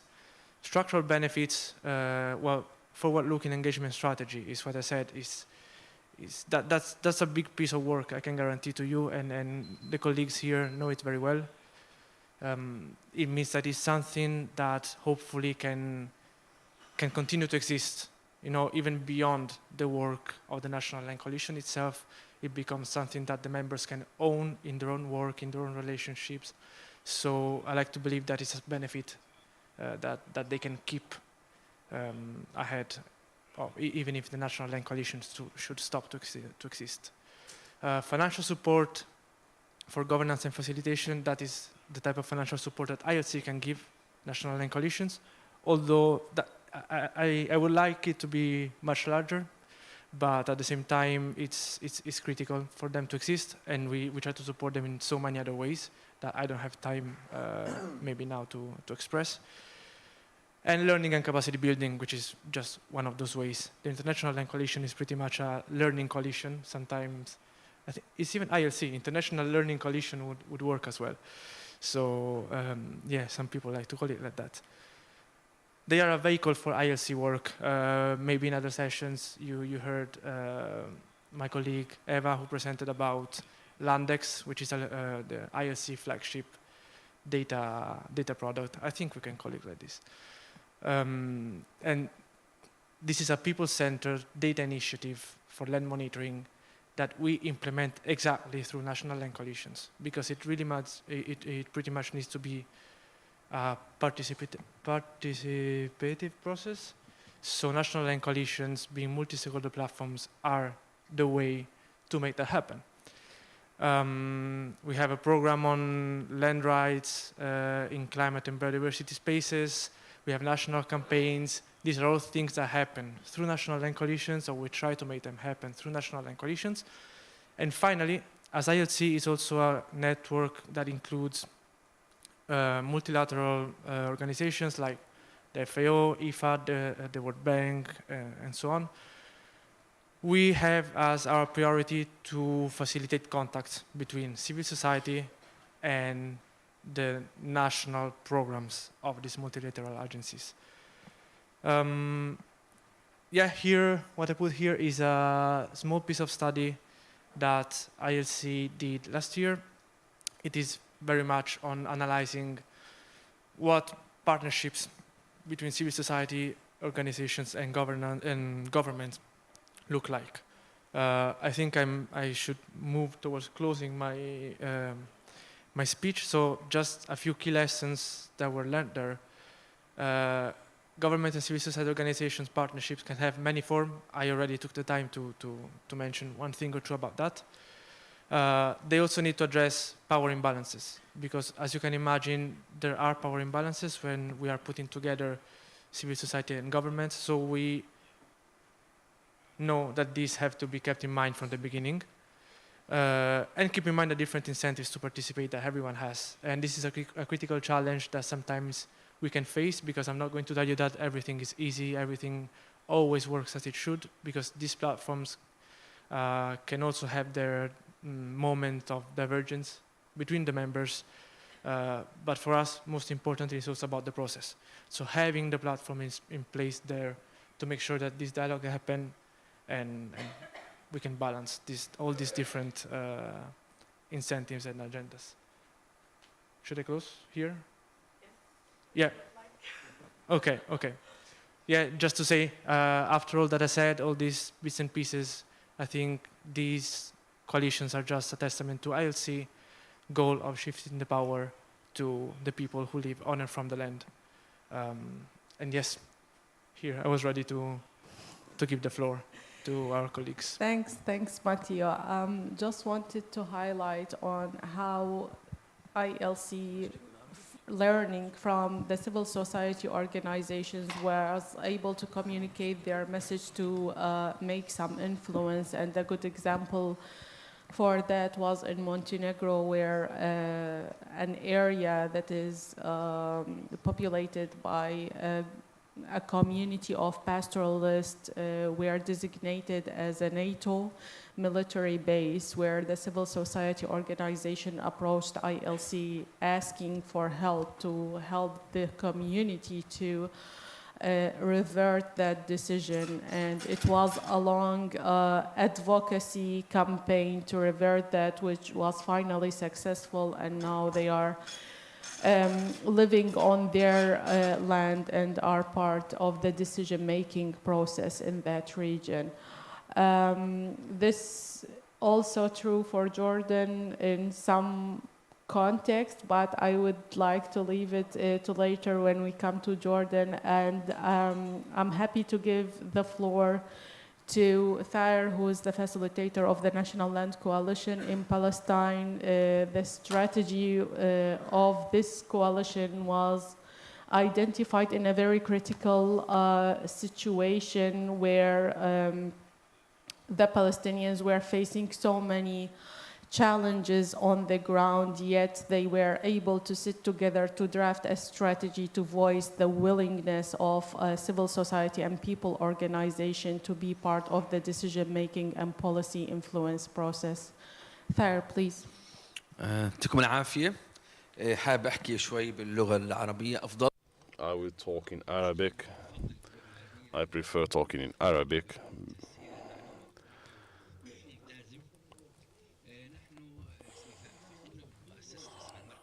My name is Thayer Fakhouri from the Arab Center for Agricultural Development. We have worked on establishing the National Palestinian Coalition in 2021, and I thank the ILC for this. The work we're doing in this coalition has had many repercussions and has been established for many reasons. And you know, the Palestinian question since 1936 and even before. I refuse the word conflict because the conflict is between brothers and neighbors. What is happening now is an occupation.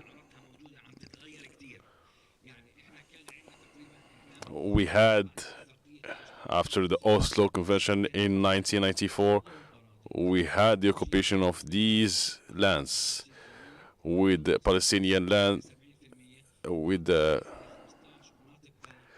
some areas going from 50% to 70%, and others who are shrinking. Our goal is more and more access for women and children. The children, we had many challenges, from which the climate change challenges and the challenges related to dividing the lands. Right now, the biggest challenge is the occupation of the lands. Many Palestinians have many problems reaching their lands or claiming their lands.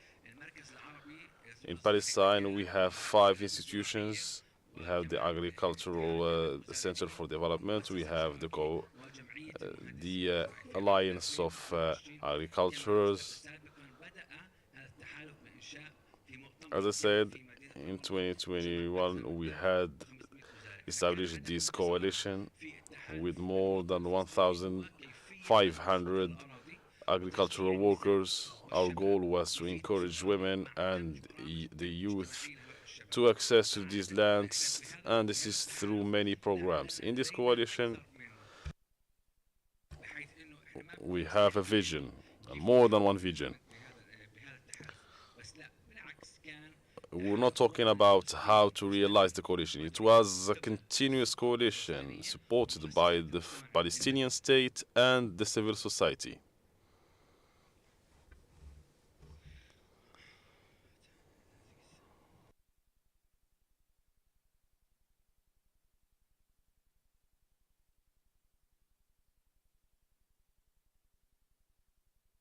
If you see the map, this is how the division has started. It started in the green areas in which Palestine was dominating. And you can see the result here in 2020. This was the biggest challenge in terms of the Israelis claiming the Palestinian lands. And now there is no access to these lands. And the coalition came as an idea, as a refuge for this, for the access of women and children and young people. This has influenced development greatly. And these areas are the areas of productivity and riches.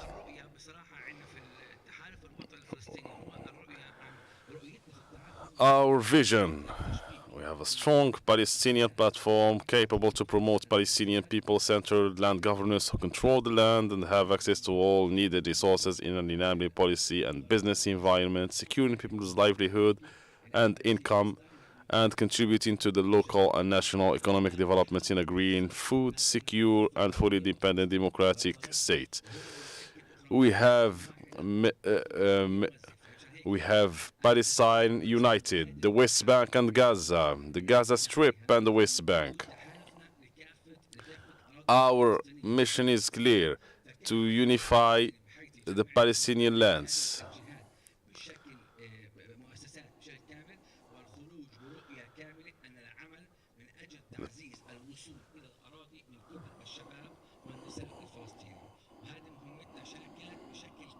Our mission was represented in the PNLC, the Palestinian National Land Coalition, especially after the conference of 2022, the day of the inauguration of the coalition. We have worked on many strategies. First of all, we were working on promoting human rights based on an approach to land governance, and ensuring access and control of land for livelihood and food security.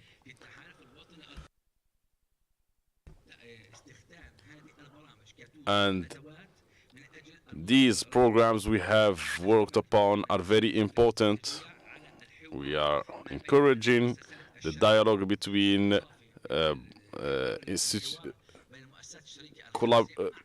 collaborating institutions with ministries as well, the Ministry of the Local Governance and other civil society organizations, and working on how to give access to women and young people.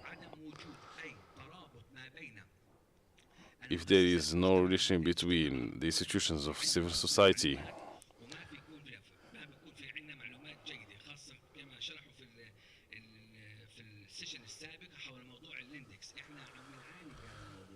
we are suffering from the subjects of the index, because every day we have data.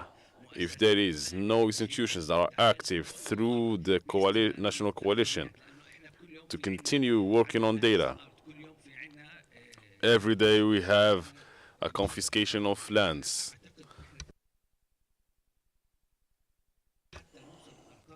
I think that we need to work continuously, and these numbers need to be updated monthly as institutions, how to find a way to have these data updated continuously, as for academics, as for decision makers to benefit from. And in this coalition, we think that one of the strategic points is that there are agriculturers who are marginalized, and the lack of a clear strategy and the lack of articles regarding how to support these marginalized agriculturers, and the absence of a platform that is present about how to manage these limited income people, these agriculturers, women as well, is related directly to the absence of a strategy that is clear and realistic about how people can reclaim their lands. In 2023 and 2024, we have been able to put in place some tools, some measures for women to access, and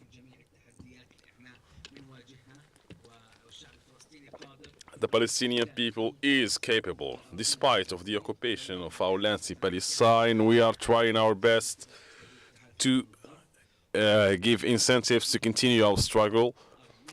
In our coalition, we are working on the continuous documentation and finding a strategy to how to access these lands. We're also working around how to push these elements as pressure documents for the Palestinian cause. This is the National Coalition, as you can see in this picture. This is the first conference that has been conducted in 2020. We have here civil society organizations with a collaboration with other institutions, with the invitation of 1,000 agricultural males and females. We have helped women realize how they can better access their lands. We have also talked about how they can reinforce their own position.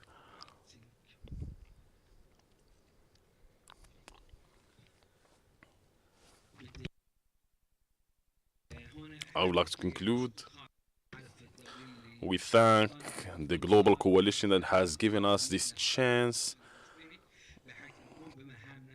We are doing our missions in reinforcing the dialogue between institutions, and the result is that we have more access of Palestinian women to many lands. 60 to 70% of Palestine is occupied currently by Israel. In addition to this, we have another challenge, which is the climate change. Thank you very much.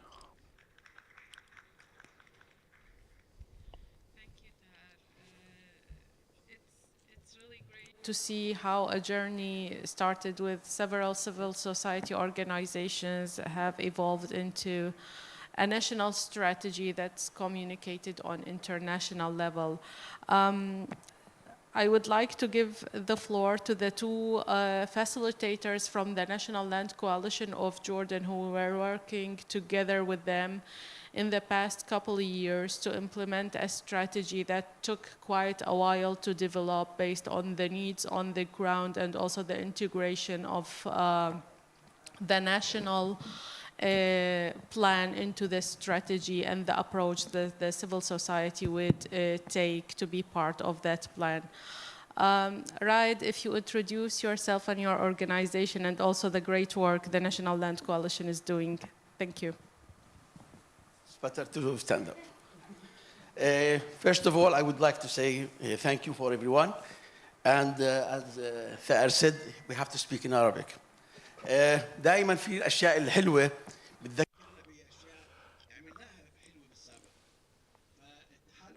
Good things do remind us of good things we have done in the past. Reminds me of 2018 when we hosted the Global Forum of Earth, and we met 27 regions that are interested in this subject, from civil society organizations, governmental organizations, etc. We sat together and we have discovered something very dangerous, that we are all interested in the same subject. We are all fearful about this subject. However, we have never talked to each other. When we sat around the table, we discovered that we need to work together. We had the honor to hold the Global Forum of Land after many sittings, and you know, the coronavirus crisis. We were meeting by Zoom, and then we found that we need to change the work plan or the action plan. We need an action plan for the forum and after the forum, beyond it. What shall we do beyond the forum?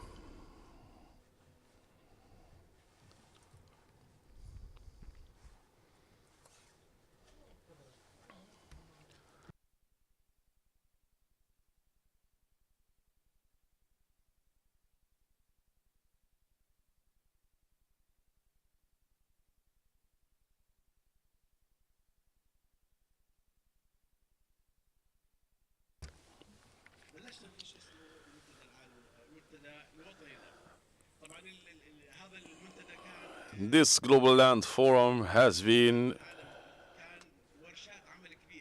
about many workshops with many outcomes, from which the national strategy in the governance of land. And we have had a strategy as a result from 2022 to 2030, and one of the goals is to create a global coalition. We were lucky that the first coalition interested in land problems has been there. We had many civil society institutions, governmental institutions, in addition to UN Habitat, who we had the honor to host them there. We sat together and we put on a system to rule us. We had many sittings. We were in disagreement. However, at the end, we have concluded by having a constitution. This Global Land Forum in Jordan has the goal of being a positive pressure power.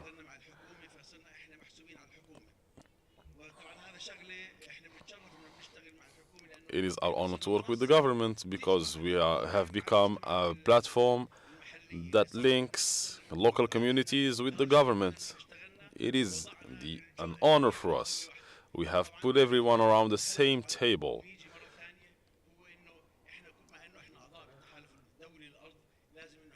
Since we are members of the global coalition, we need to have its values reflected in our activities. Also, we were happy that we had experimented people and many experiences. We had many community committees, the Committee of Women, the Committee of Development, Committee of Youth, etc. And we reached the conclusion about the objectives.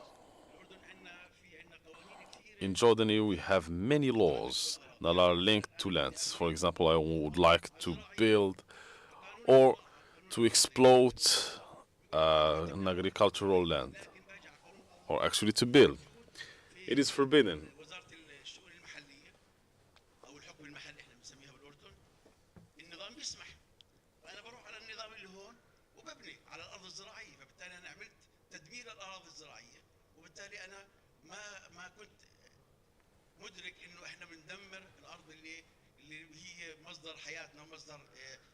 When I build on an agricultural land, I destroy this land because of my lack of awareness about the fact that I'm destroying life. I'm destroying a fruitful and resourceful land. This is the importance of raising awareness about the laws linked to lands.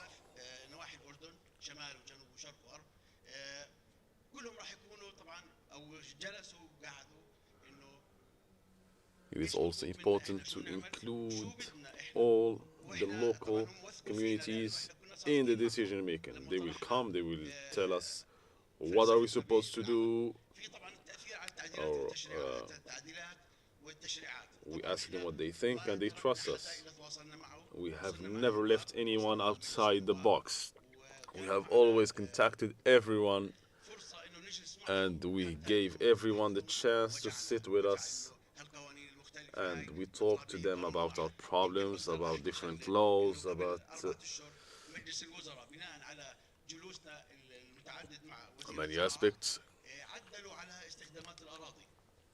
For example, after sitting with the Minister of Agriculture for 4 months, we had as a result the reform of many laws regarding agriculture.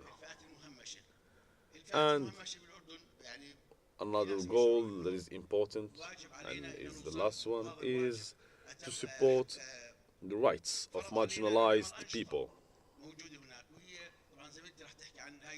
My colleague will talk about the activities we have used to encourage these marginalized communities.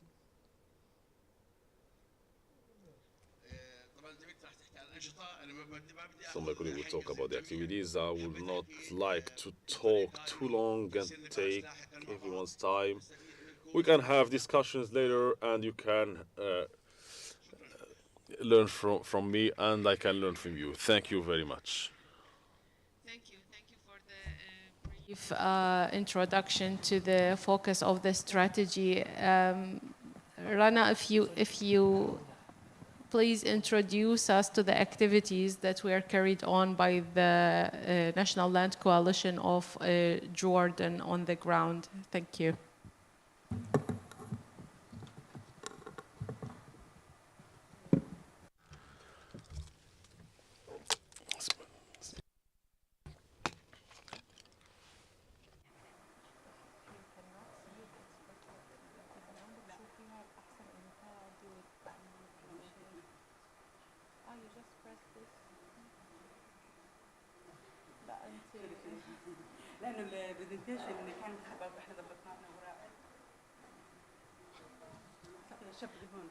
Can you please play the second presentation, please?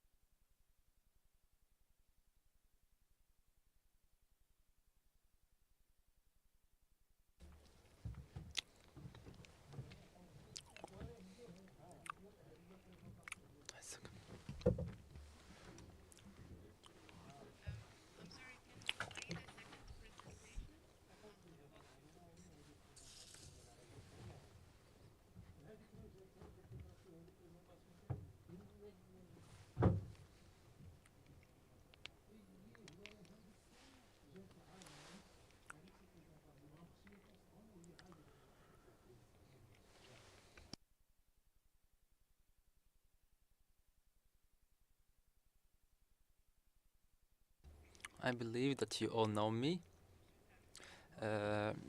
First of all, good afternoon.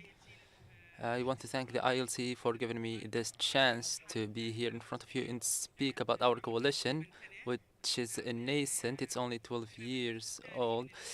So now we started to work since 2024 with this ILC. I want to talk about the role of this coalition. It works in environmental matters.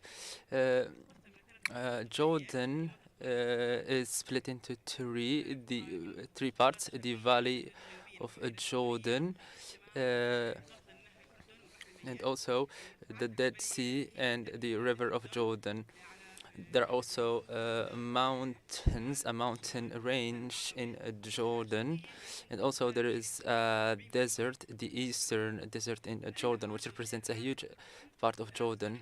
In Jordan, 4% of lands are agricultural, 1% are consistent crops, while 90% are permanent pastures. 1% is forests, while 4% is other landscapes. In 2023, the Ministry of Agriculture and the Ministry of Land Management in Jordan did a study Now I'm going to speak about the reality of pastures in Jordan because this is our work subject in the coalition. Pastures represent 90% of Jordan. These landscape and pastures, there is a private sector, but in the previous years there was scarcity in rain. All these things affect pastures and the deterioration of lands, and eventually it affects animals and life in general. And now we have a lack of interest in pastures and in livestock farming. Therefore, the ministry, those people changed their course and went into other professions. Pastures are not. Pastures are destroyed not only due to natural elements but also human-caused elements, such as overgrazing, among other things. These things are obvious in front of us, and they affect pastures. And also investments. Some investments affect pastures. Pastures is a bank of seeds in land. This is it. And when rain comes, all these lands revive, and people, as well as livestock, benefit from it. The deterioration of land is, as we said, 81% of lands in Jordan are deteriorating. These are the environmental challenges that Jordan face. There are five. The first one is the scarcity of water. Jordan has very sharp scarcity of water. It is one of the poorest countries in the world when it comes to water resources. There is also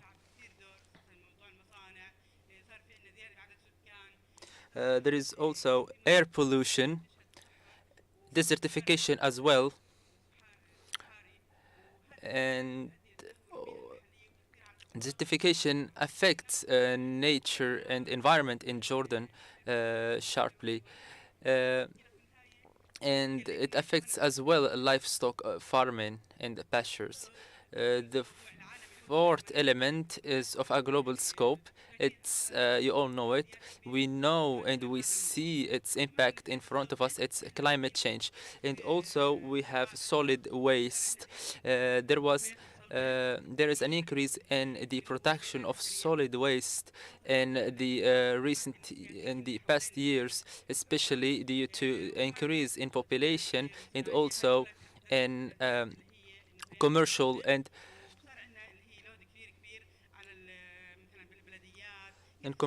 industrial activities. Now we are going to talk about the role of the ILC in facing those environmental challenges. The first one is the protection of animal diversity.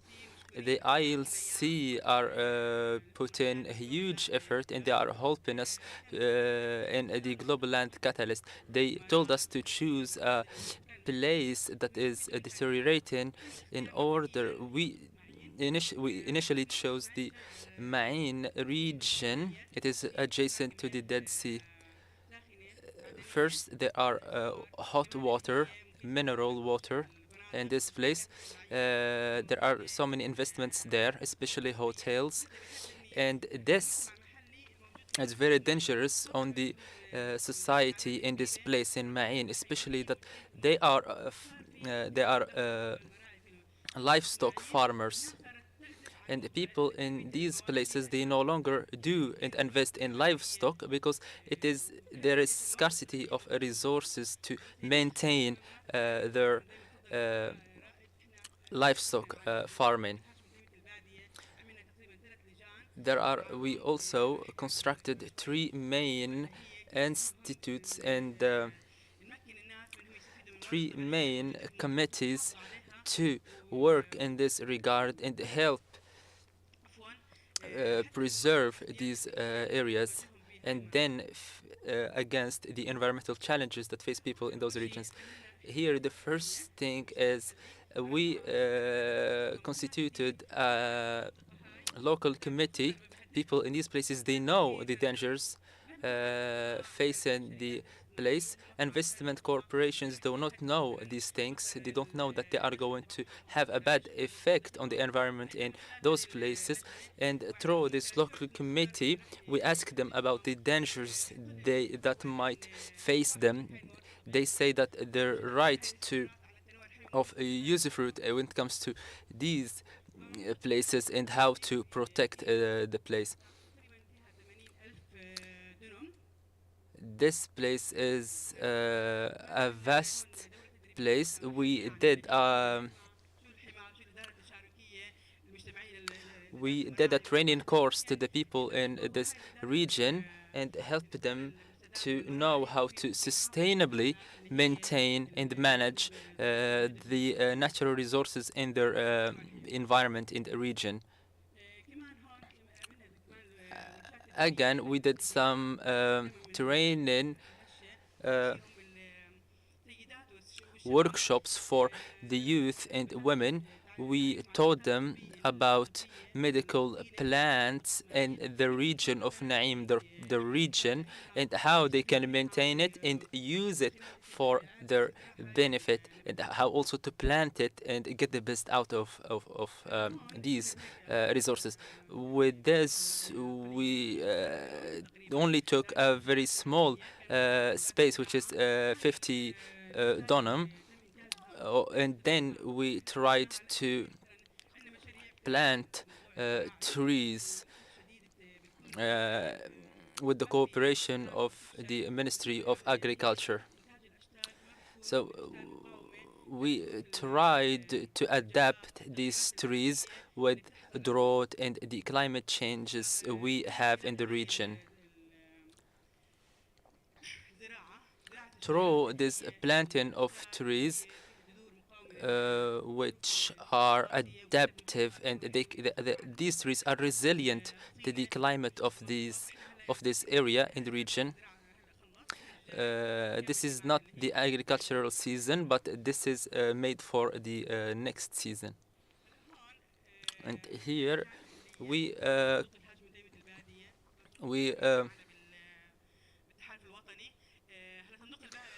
established committees that work in the matters of rural areas, whether that is eastern, western, or middle, in order to incorporate the civil society in the communities and this work. Some places, some vegetation is in danger, and we might lose these resources. So how can we work with these due to human or natural reasons? So we are trying to do training courses to those people, so to raise awareness, and also promote the role of those rural communities in land management and its preservation.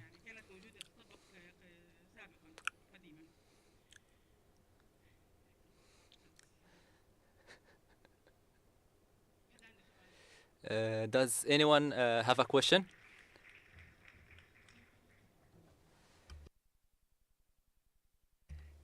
Anna, thank you.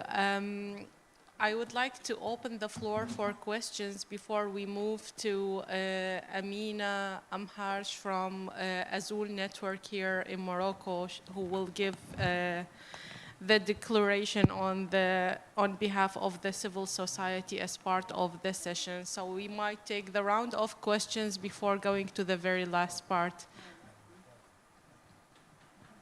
So I don't know if we have another mic here or you can just use it.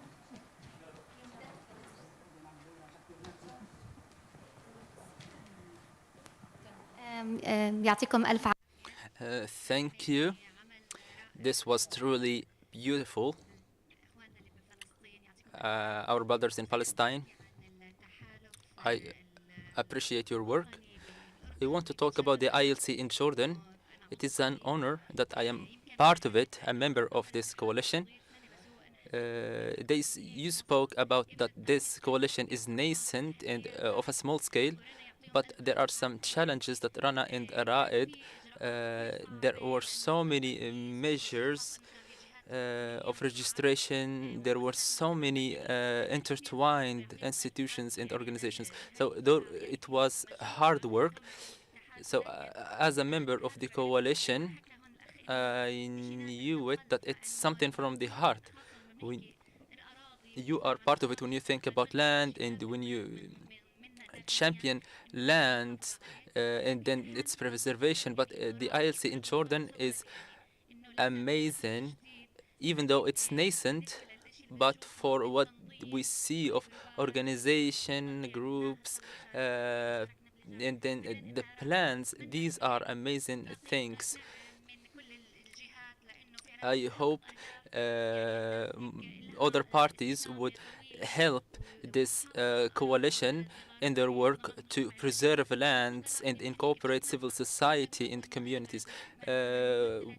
When we first came, we were working separately in silo, but then we came together.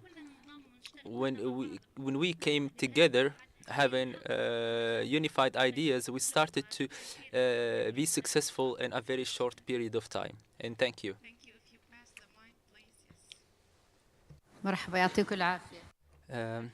Thank you. We are really happy of the ILC for giving us room to have a coalition. I want through this coalition to work on lands in the south.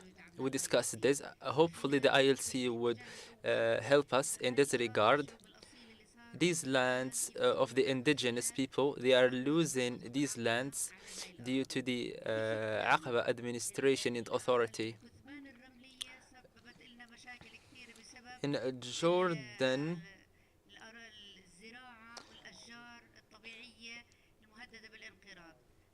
Jordan, we have a problem of the sand dunes, which is putting trees and vegetation in danger. I want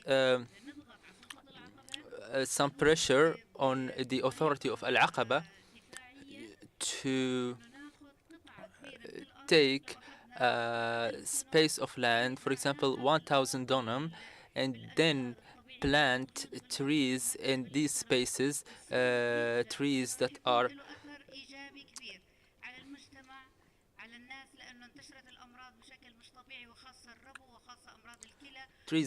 threatened,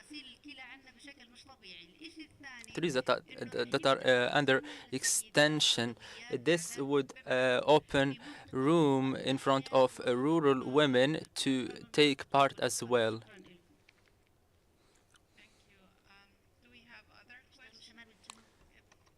Can you please give it to the gentleman there?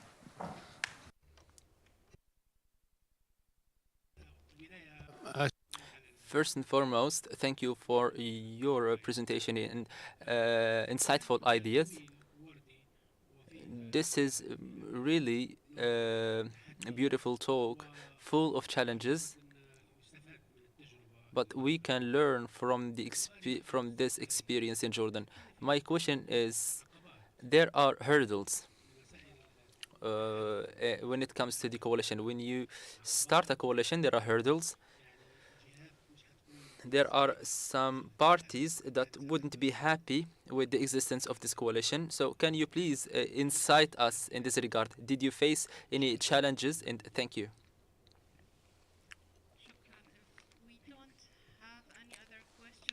Khalid, please.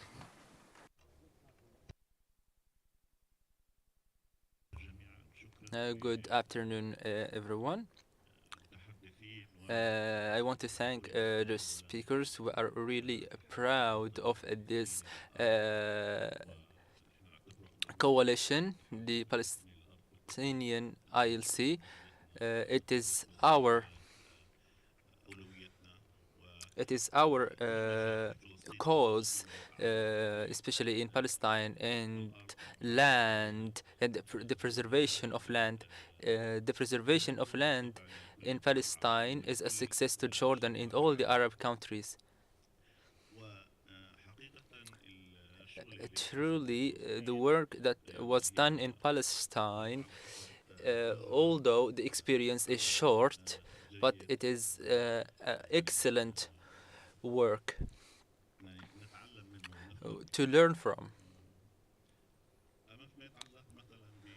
For what concerns Jordan and the ILC,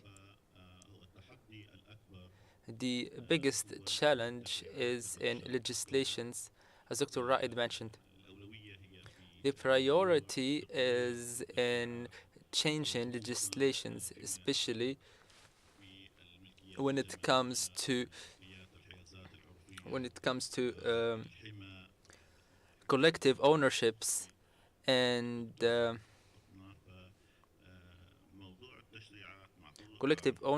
customary ownerships.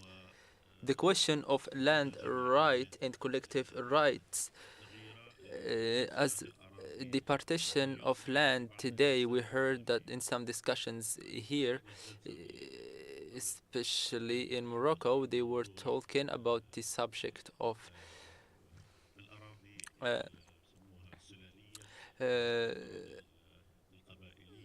tribal land, or what we call, this is the same thing in Jordan, tribal lands.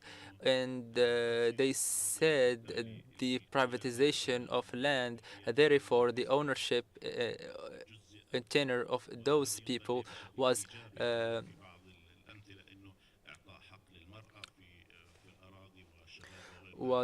fragmented. So we have to pay attention to this partition of land question. It is a huge challenge. And in Jordan as well, the coalition is meant to put some effort in this regard. The principle is environmental problems, but also the legislation has to have importance as well. To Jordan. So I'm giving the floor to Raed to answer them before. The first question regarding Palestine, it is always a priority. In Jordan and Palestine, there is a known word. Jordan and Palestine are one people. In Jordan, we help the ILC in Palestine in different aspects. Matteo and Shahid know that we are cooperative in this regard. This is the first point. The second point is the matter of legislations. There is talk about land partition. Mr. Khalid said that we have to put some pressure on the government to not allow the partition of land from 4 dunums to 2.5 dunums. So we should not allow this partition and fragmentation of land. This is something dangerous, and we are working on this. We are trying to talk to some people in charge, and when we go back to Amman, we are going to do some more meetings. The legislations as well, we are trying to do business meeting with the Agricultural Committee in the Senate. We are going to meet with them, and in the upcoming days we are going to meet with them and discuss the legislations we can reform. But before having a discussion with them, we have to talk we have to hold a discussion within our ranks to see how to approach these challenges. The challenges we face as a coalition is when we first worked at the very beginning. Our work was with governmental and civil society institutions. The governmental institutions do not want to work with civil society. They do not feel at ease. They don't want to be unequal to civil society institutions. Therefore, we move to a plan B, which is the coalition is excluded from the governmental institutions, and then we did some bilateral agreements with the Ministry of Environment, with the Ministry of Agriculture, and with other ministries. They work with us, but they are not part of the coalition. So now we are trying to spread and try to be to connect ourselves with different parties in the institutions, although there are differences and disputes. But our objective is one eventually. Floor to Amina just to put the statement on in the name of civil society organizations in the region.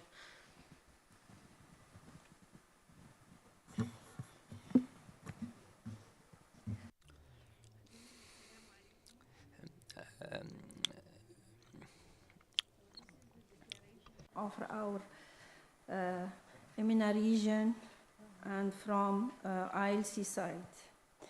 So Morocco Declaration, 20 February 2025, Rabat, Morocco.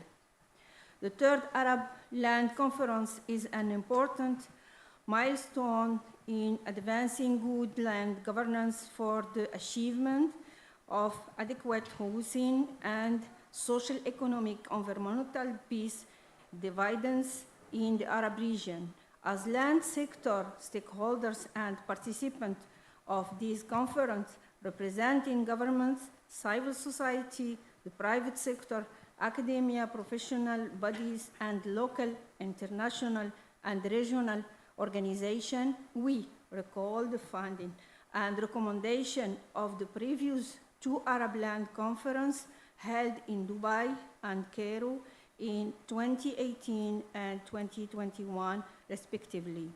Recognize increasing challenges faced by people of the Arab region from climate change, land degradation, water scarcity, unsustainable agri-food system, unplanned urban sprawl, conflict, and geopolitical instability and increasing inequalities which threaten access to land and adequate housing for all and hinder sustainable socio-economic development, peace, and stability, but also recognize the many positive developments, including in the advancement of property registration and innovative land management tools, and the use of new technology for better monitoring and decision-making. Acknowledge the global and regional framework governing land and housing, in particular the new urban agenda, the UN Habitat and the League of Arab States Arab Strategy for Housing and Sustainable Urban Development, the Sustainable Development Goals. What? This is the... Just 1 second. Is there anything other? Yes, I think we have... You give me other... No. I'm sorry, I think we have a small problem here. So give me another text. If you might excuse us, we'll be sharing the final civil society declaration or the statement on behalf of the civil society as part of this session. And yeah, our apologies here. There is some confusion in this text. Okay. Thank you everyone for attending this session, and also thanks for the colleagues from... Yes. Sorry? Yes, it will be sent to all members to comment on it before we put it on the website of ILC as an outcome of the Civil Society Assembly session. Thank you, everyone, and thank you for the panelists for the presentation. And again, my sincere apologies for this, again, technical issue at our end. Thanks a lot, and have a nice evening.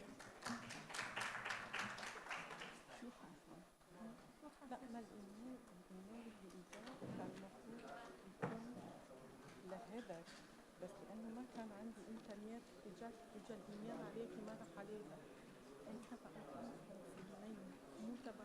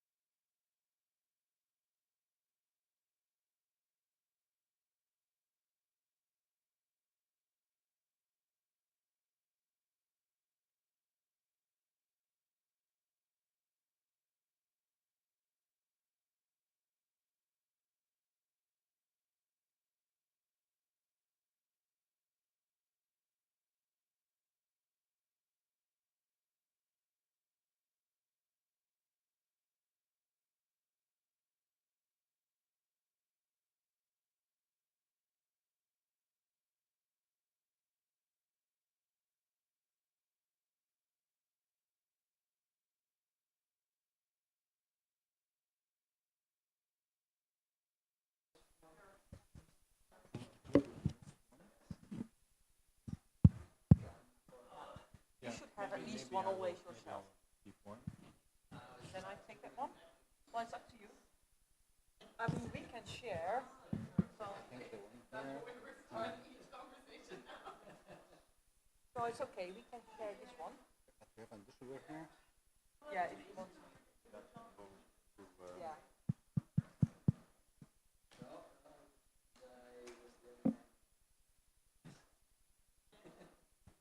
What is breaking now? Yeah.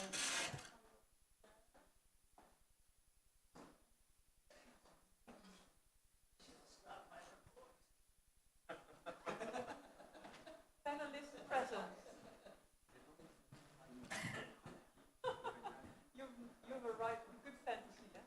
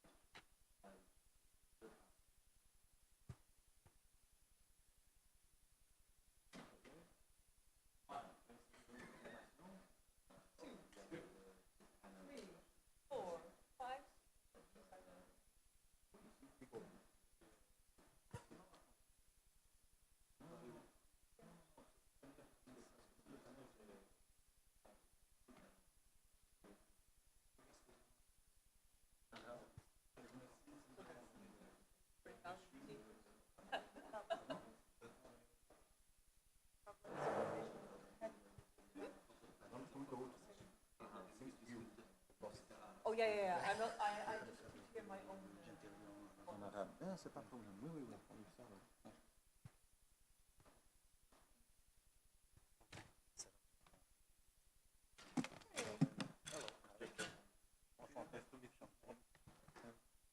Enchanté. You come from Arvia. That's payback. Enchanté.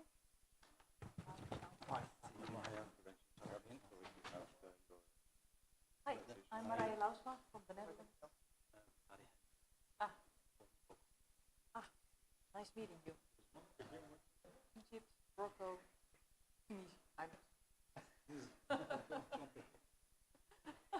I've only been there for 2 days. Yeah, it's unfortunate that wasn't able to join. Yeah, especially because they pushed quite hard to have a time slot for presentation. Yeah. Yeah, that's unfortunate the way things go. I know, there's a lot of to find out more about. Marco has not been given any clarity.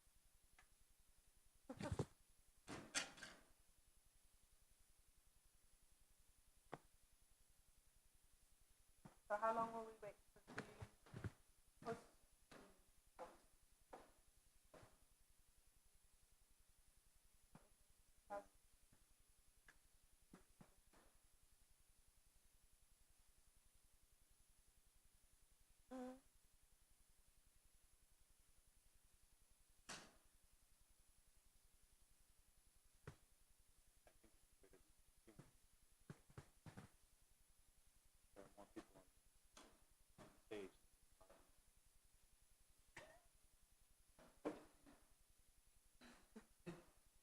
Don't put that in the report.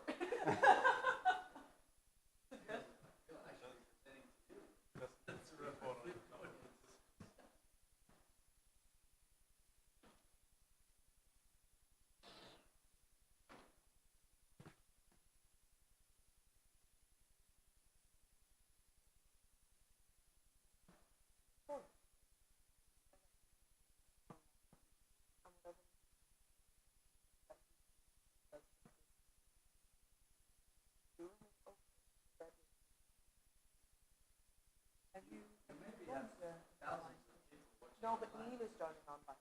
So Neil picks the sessions that he's interested in and he logs in. Yeah. So I heard from Neil, he said, look, the red is not good at all. The red room. So the red room, you get very bad sound. So the blue is okay and this is good. Yeah. So he says when it comes to the quality of the video and the sound, it's the best. Yeah. So we're lucky. Because you don't want to be red, frankly, and for online.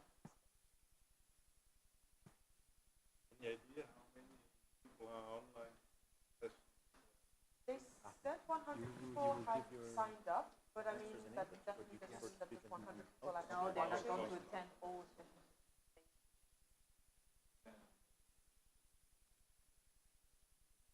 I can ask Neil actually, because Neil has been logging in. It's kind of really. It up.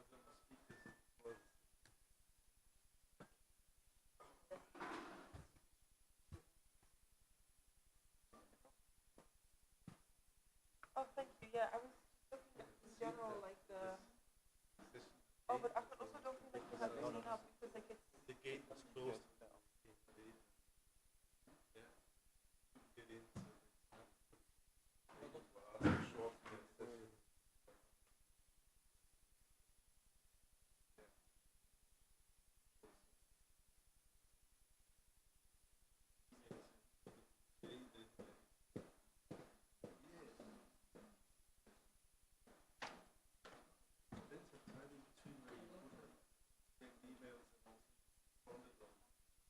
Simple things, but yeah, then you come back, you also have something to eat, and then it's after 9 or something.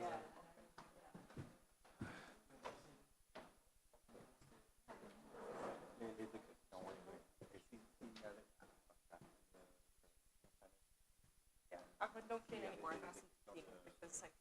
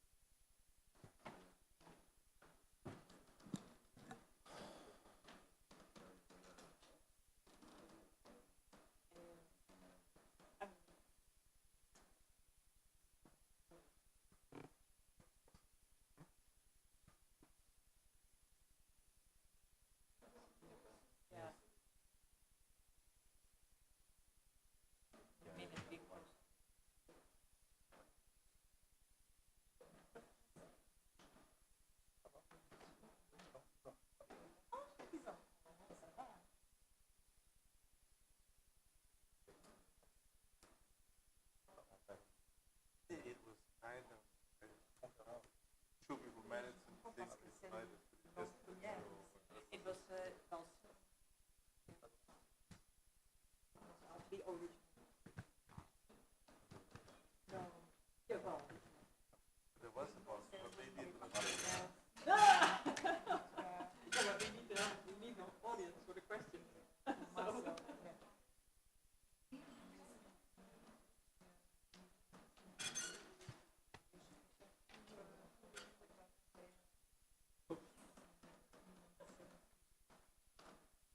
I don't think they start. No, I haven't seen it booked at all. So. There was one outside that answered that question.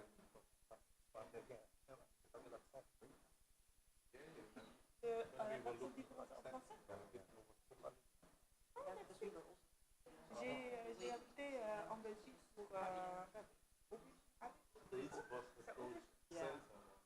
Two. There's two. One is going to Achtal, the other one is going to the right Medina. And it's after and decisions.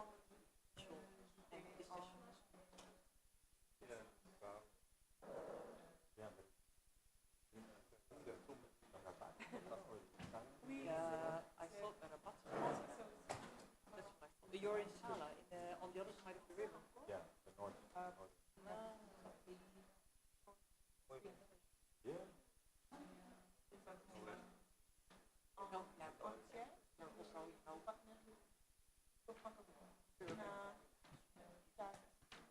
also, so it's vegetarian, you have a hard life. No. Oh, well, you do have like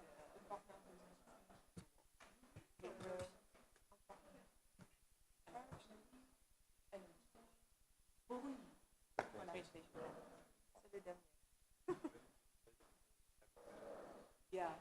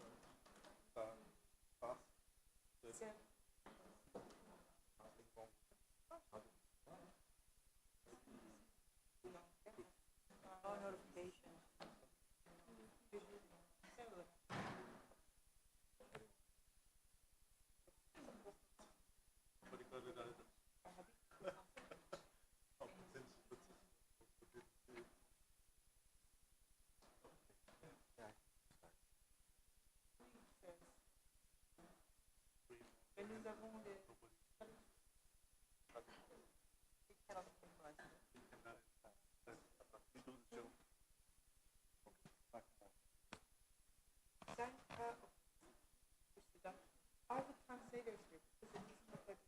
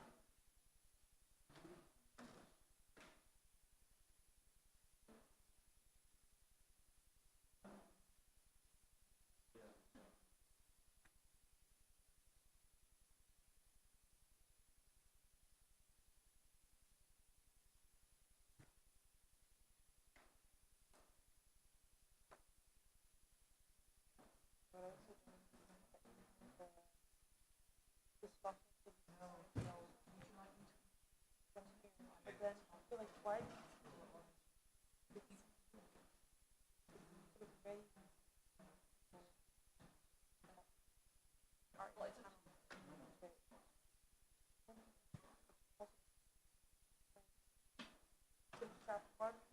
one time put it next to at 5.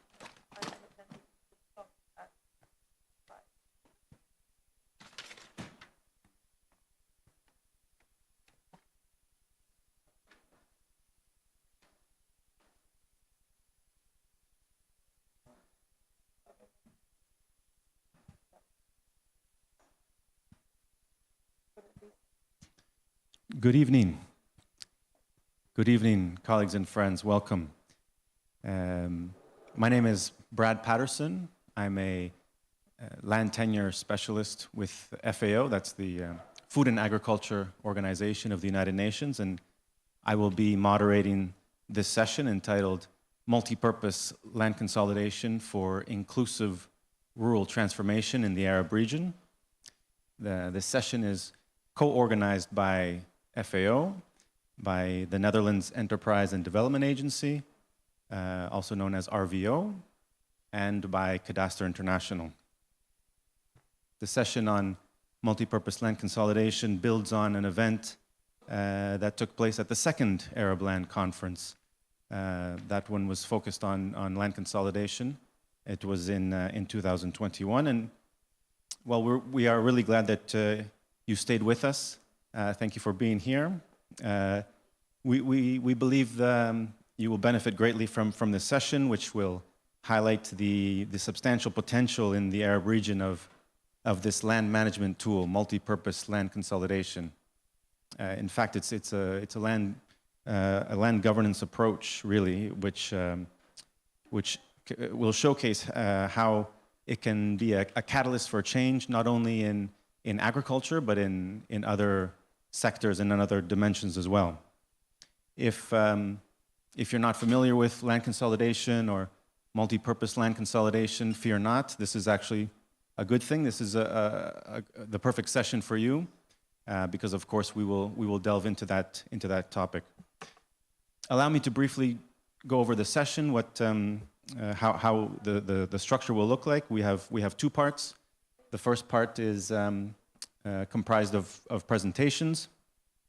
They will set the scene and also go more in detail in land consolidation and multi-purpose land consolidation. The second part will be a panel discussion, which will showcase ongoing and planned work in the region. I take the opportunity to announce that there is a slight change in the agenda. Our colleague from IDLO, the International Development Law Organization, unfortunately not able to attend, so there will be 2 presentations instead of 3. And then after the panel discussion, we will have a time for questions and answers. I think that's enough of the housekeeping. Let us move into the first part of the session. I have the honor to introduce Ms. Aoife Ossendorp. She is the program advisor for the Land and Scale program of the Netherlands Enterprise and Development Agency. She's involved in land at scale in a number of countries, including Egypt and Somalia. Aoife, the floor is yours. As you like. Then, is it working? Okay, there we go. All right, thank you. Thank you, Brad. So maybe, where did the slide go? Because maybe that would be great. Thank you. If you could just click through once, that would be great. One more. Yes, thank you, perfect. All right, so as Bradley shared, I'm from the Netherlands Enterprise Agency, so working for the Dutch government. What I would like to share with you today is just a really brief setting of the scene. So I think the rest of the conference has definitely done this already. So I just want to give a really short insight, especially from the perspective that we've heard from the different embassies of the Netherlands across the Arab region. So their personal reflections actually of what they've observed in the Arab region as one of the key things that they run into also in their broader programming.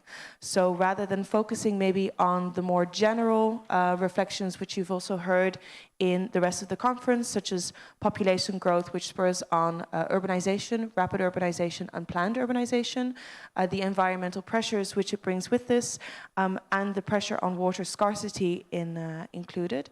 And one thing maybe interesting to state is the inheritance of land and the fragmentation which that actually spurs on in itself. This is also, of course, linked to the ability for women to access the rights to land. But this also brings in a bit of complexity there. The element of also having the broader family participate in the inheritance of land also means that this fragmentation is only spurred on even faster. So maybe reflecting on what we've heard back from our embassies across the world is firstly that land fragmentation is something that they're really running into, or they're seeing that governments are running into in the area of food security. So in other words, if you really want to work on increasing your productivity in a sustainable way and enabling livelihoods developments for people, these small-scale farmers, you're making it increasingly difficult if you're working on less than a hectare of land per person. How are you expected to then not only provide for your own family, but then also develop a market chain, so to actually also be able to sell something and therefore also secure income in that way. So in some countries which we've seen this or we've heard this back from is, for example, Tunisia, Egypt, and a couple more. So this also then impacts the ability to then work on sustainable land use and actually the use of water resources. So where we see that the pressure on land is high, this pushes for more desertification, but it also pushes people to move into areas which are not maybe naturally used for agricultural production. So this also means that you're making use of land which was not originally a logical choice for that, so to speak, and then also using groundwater resources to do so. In some cases, you can see this is a logical step. In other cases, this is spurred on for high pressures, which might not lead to the best choices on the long term. So also making these sustainable choices throughout. And finally, there's also a link here to land use planning for climate adaptive measures. So when we're talking about climate smart agriculture and doing interventions that have to do with, for example, smart irrigation use, or when it comes to being able to sell or buy seeds for more people in one go, for more, well, let's say lower input, higher output, then it's also very difficult if you're not working on a piece of land which suffices in order to facilitate that kind of input from the start. And maybe a bit more a step away, but also when it relates to the nexus with energy. Land fragmentation also inhibits the ability to work on more energy efficient use. So if you're working, for example, on waste management, or if you're working on solar panels, for example, then also this element of land fragmentation can actually be an inhibition. So in other words, one of the observations, which is a personal observation, in the opening panels, we were discussing a lot about digitalization, about land registration, but one thing that I didn't really hear coming back from, aside from land degradation, water scarcity, is actually the term fragmentation. So I hope from this session that we hear a bit more about this, and then how land consolidation and land use consolidation can be a step towards addressing also this issue, which we see in multiple countries. Thank you. I think that's my side. Thanks very much, Aoife. No, for setting the scene in that way, and I'm certain that fragmentation, we will be discussing land fragmentation, but also for framing a little bit the discussion and in the pressures that are on land in this region. Thank you very much. I'd like to introduce our next presenter. That is Mr. Morten Hagvidsen. He's a land tenure officer with FAO. He has more than 3 decades of experience in land consolidation, and he is here to provide the keynote presentation for the session. Morten, thanks. You have the floor.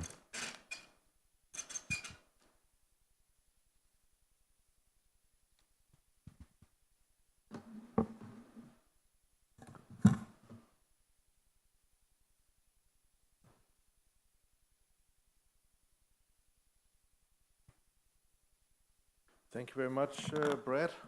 And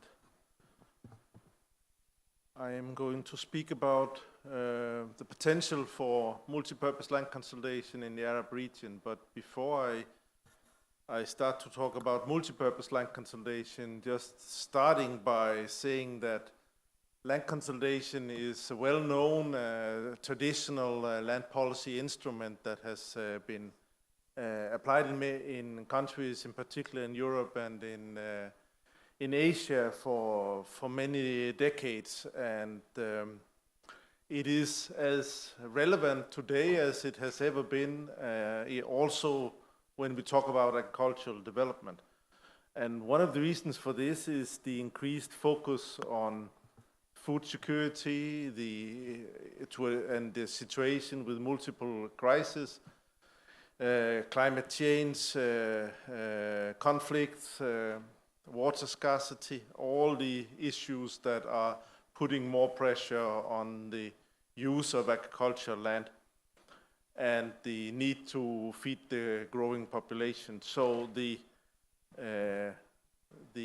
potential to make agriculture more productive and more competitive is the traditional objective of land consolidation, which is as important as it has ever been. And then if we, in addition to that, look into to additional objectives, non-agricultural objectives, then, and I will present some of these related to nature, environment, climate change, then it becomes even more relevant, in particular since we can address some of these development issues at the same time in the same projects. That is the multi-purpose part of it.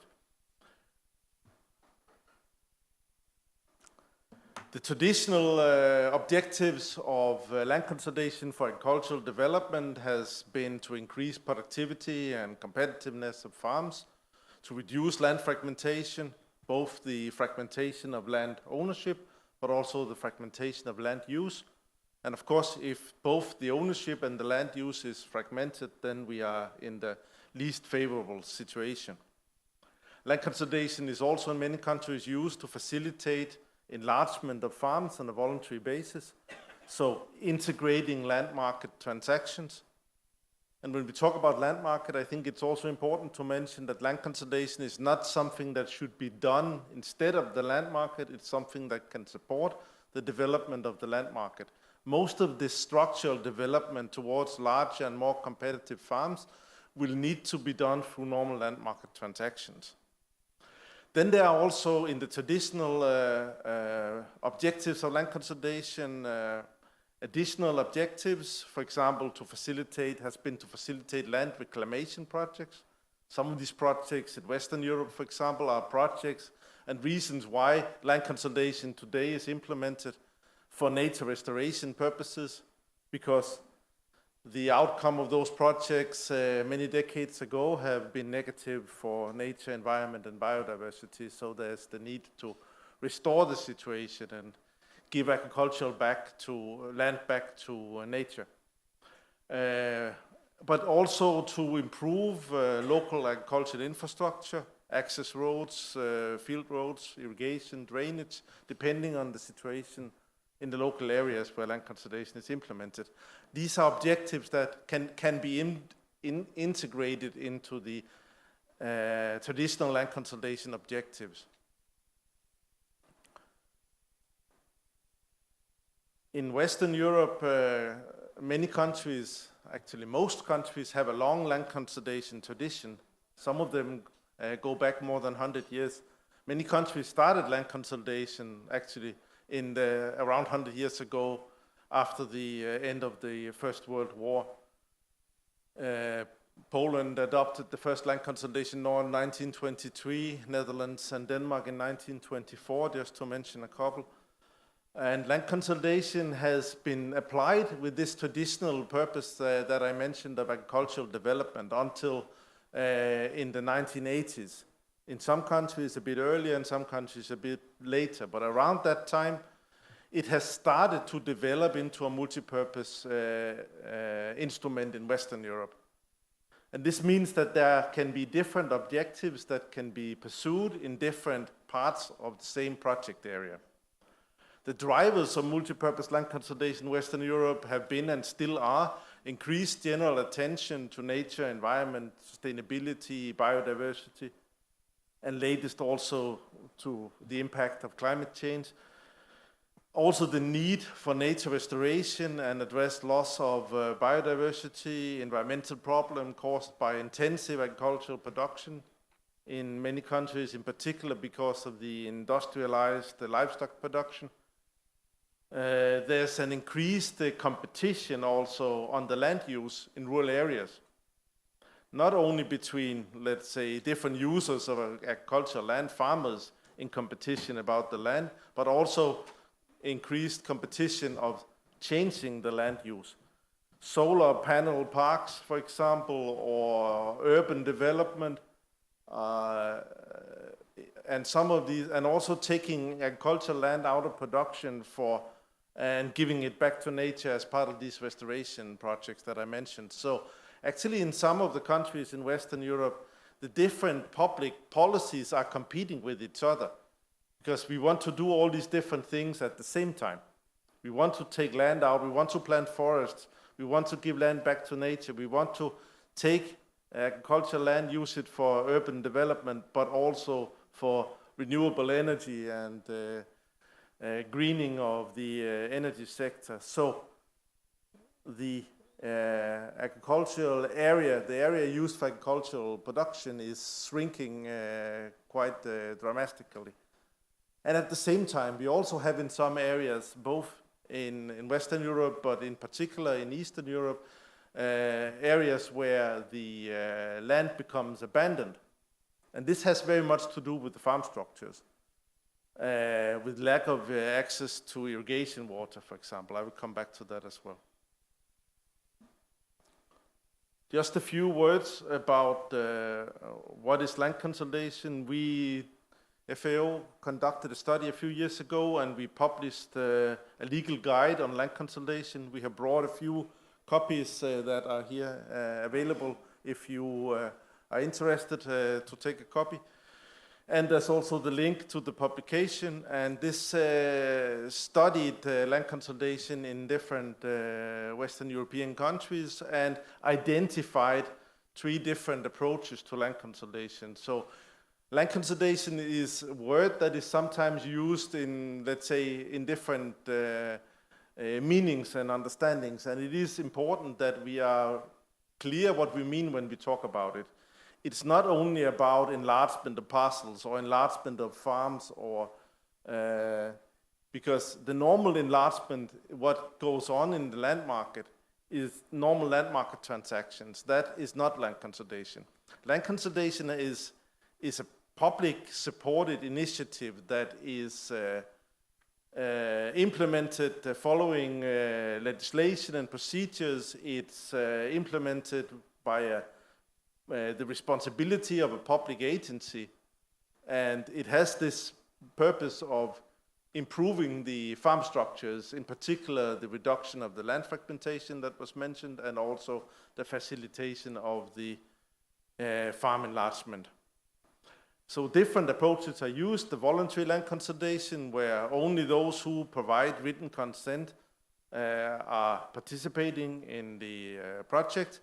Then there's a majority-based process that is practiced in several countries as well, where the qualified majority of the landowners in the project area where the land consolidation plan is being prepared is voting about the plan. So if a qualified majority, usually 70%, 75% of the landowners, if they are for the plan, then the plan is adopted and implemented and registered in the cadastre and land register, and fully implemented in the field. And the third model, which we do not recommend, at least not in the initial stages, is the mandatory, where the project is approved by administratively by the government, of course after consultation with the landowners and the participants. But it is important that land consolidation is driven by the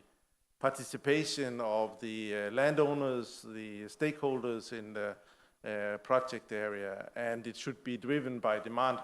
So there's no purpose of trying to do land consolidation in areas where those who use the land and are interested in use the land, where they are not interested in the consolidation, then it will not lead to anything. But again, please take copies of the publication. So I will mention now a few things about the farm structures in Eastern Europe, where we are supporting the introduction of land consolidation instruments. And the reason why I will mention some of these experiences and the farm structures in these countries is because we believe that they are relatively similar to the situation in many of the countries in the Arab region. And in Eastern Europe, many countries, or most countries, have farm structures dominated by smallholders and family farms, and land fragmentation is excessive. We have average farm sizes between 1 and 3 hectares, parcel sizes of a quarter of a hectare, and some countries have dualistic farm structures where there are very many small farms and few large farms at the same time. And the reason why these countries in Eastern Europe have the farm structures that they have today is very much because that is the outcome of the land reforms that were implemented after the collapse of the Soviet Union and the political changes around 1990, where then land rights were either restituted to the former owners who lost their land rights during the collectivization process, or land was distributed widely and in an equal way to the rural population. And we have also, as I mentioned, land abandonment present in many of the countries. And what does it then mean in practice? Here's an orthophoto with an overlay of a cadastre map from a village in Albania where we had a pilot project a few years ago. So you can see the small parcels on the cadastral map, around 0.2 hectares, 2,000 square meters for this purpose. So maybe from time to time rethink the processes, and the best way to rethink the processes to go back to some of those projects that are actually implemented. We have FAO supported in Turkey some years ago the pilot evaluation of one of the land consolidation projects, and Turkey is one of the countries that I know of at least that has the largest land consolidation program in the world, I think. Maybe China has a larger program, but other than that, I think Turkey is probably at least among the 3 countries. Turkey has the aim to consolidate 1 million hectares per year in these years, and they actually also do it. So this means that the program is huge, and they have never really systematically evaluated what was the outcome. So we did a pilot evaluation, and we showed what they were not surprised, of course, the land consolidation authorities in the Ministry of Agriculture.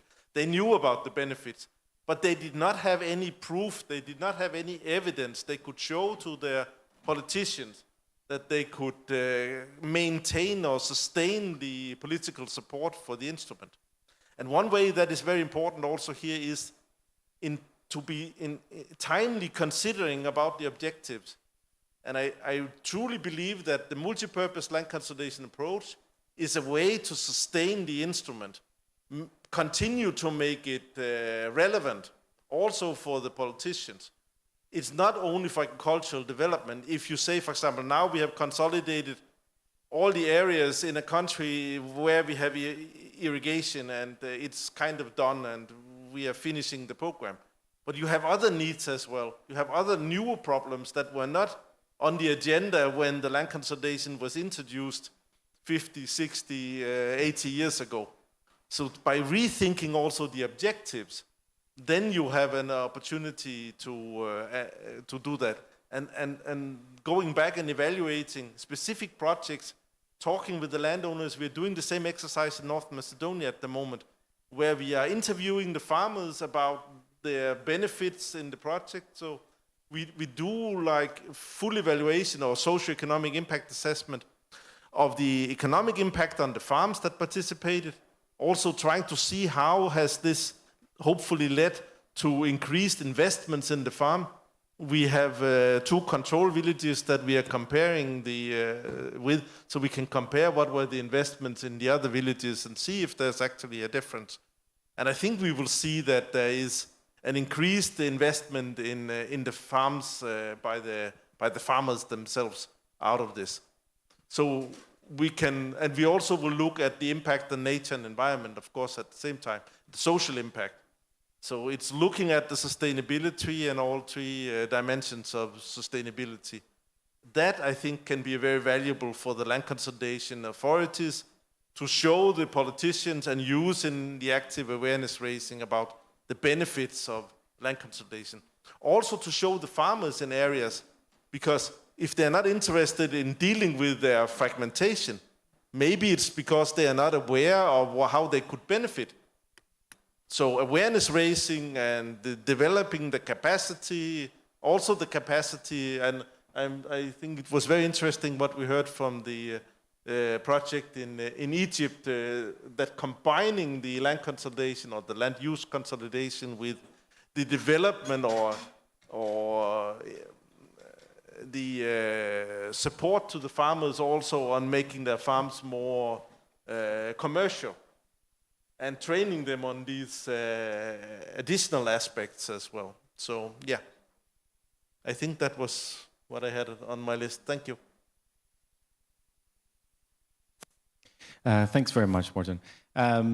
Colleagues, thanks very much for being with us. I think it was very much worthwhile, and I will forego a summary of the session, but just to say that I hope you have a renewed interest and perhaps more information about land consolidation, multi-purpose land consolidation, and how it can be applicable in this region.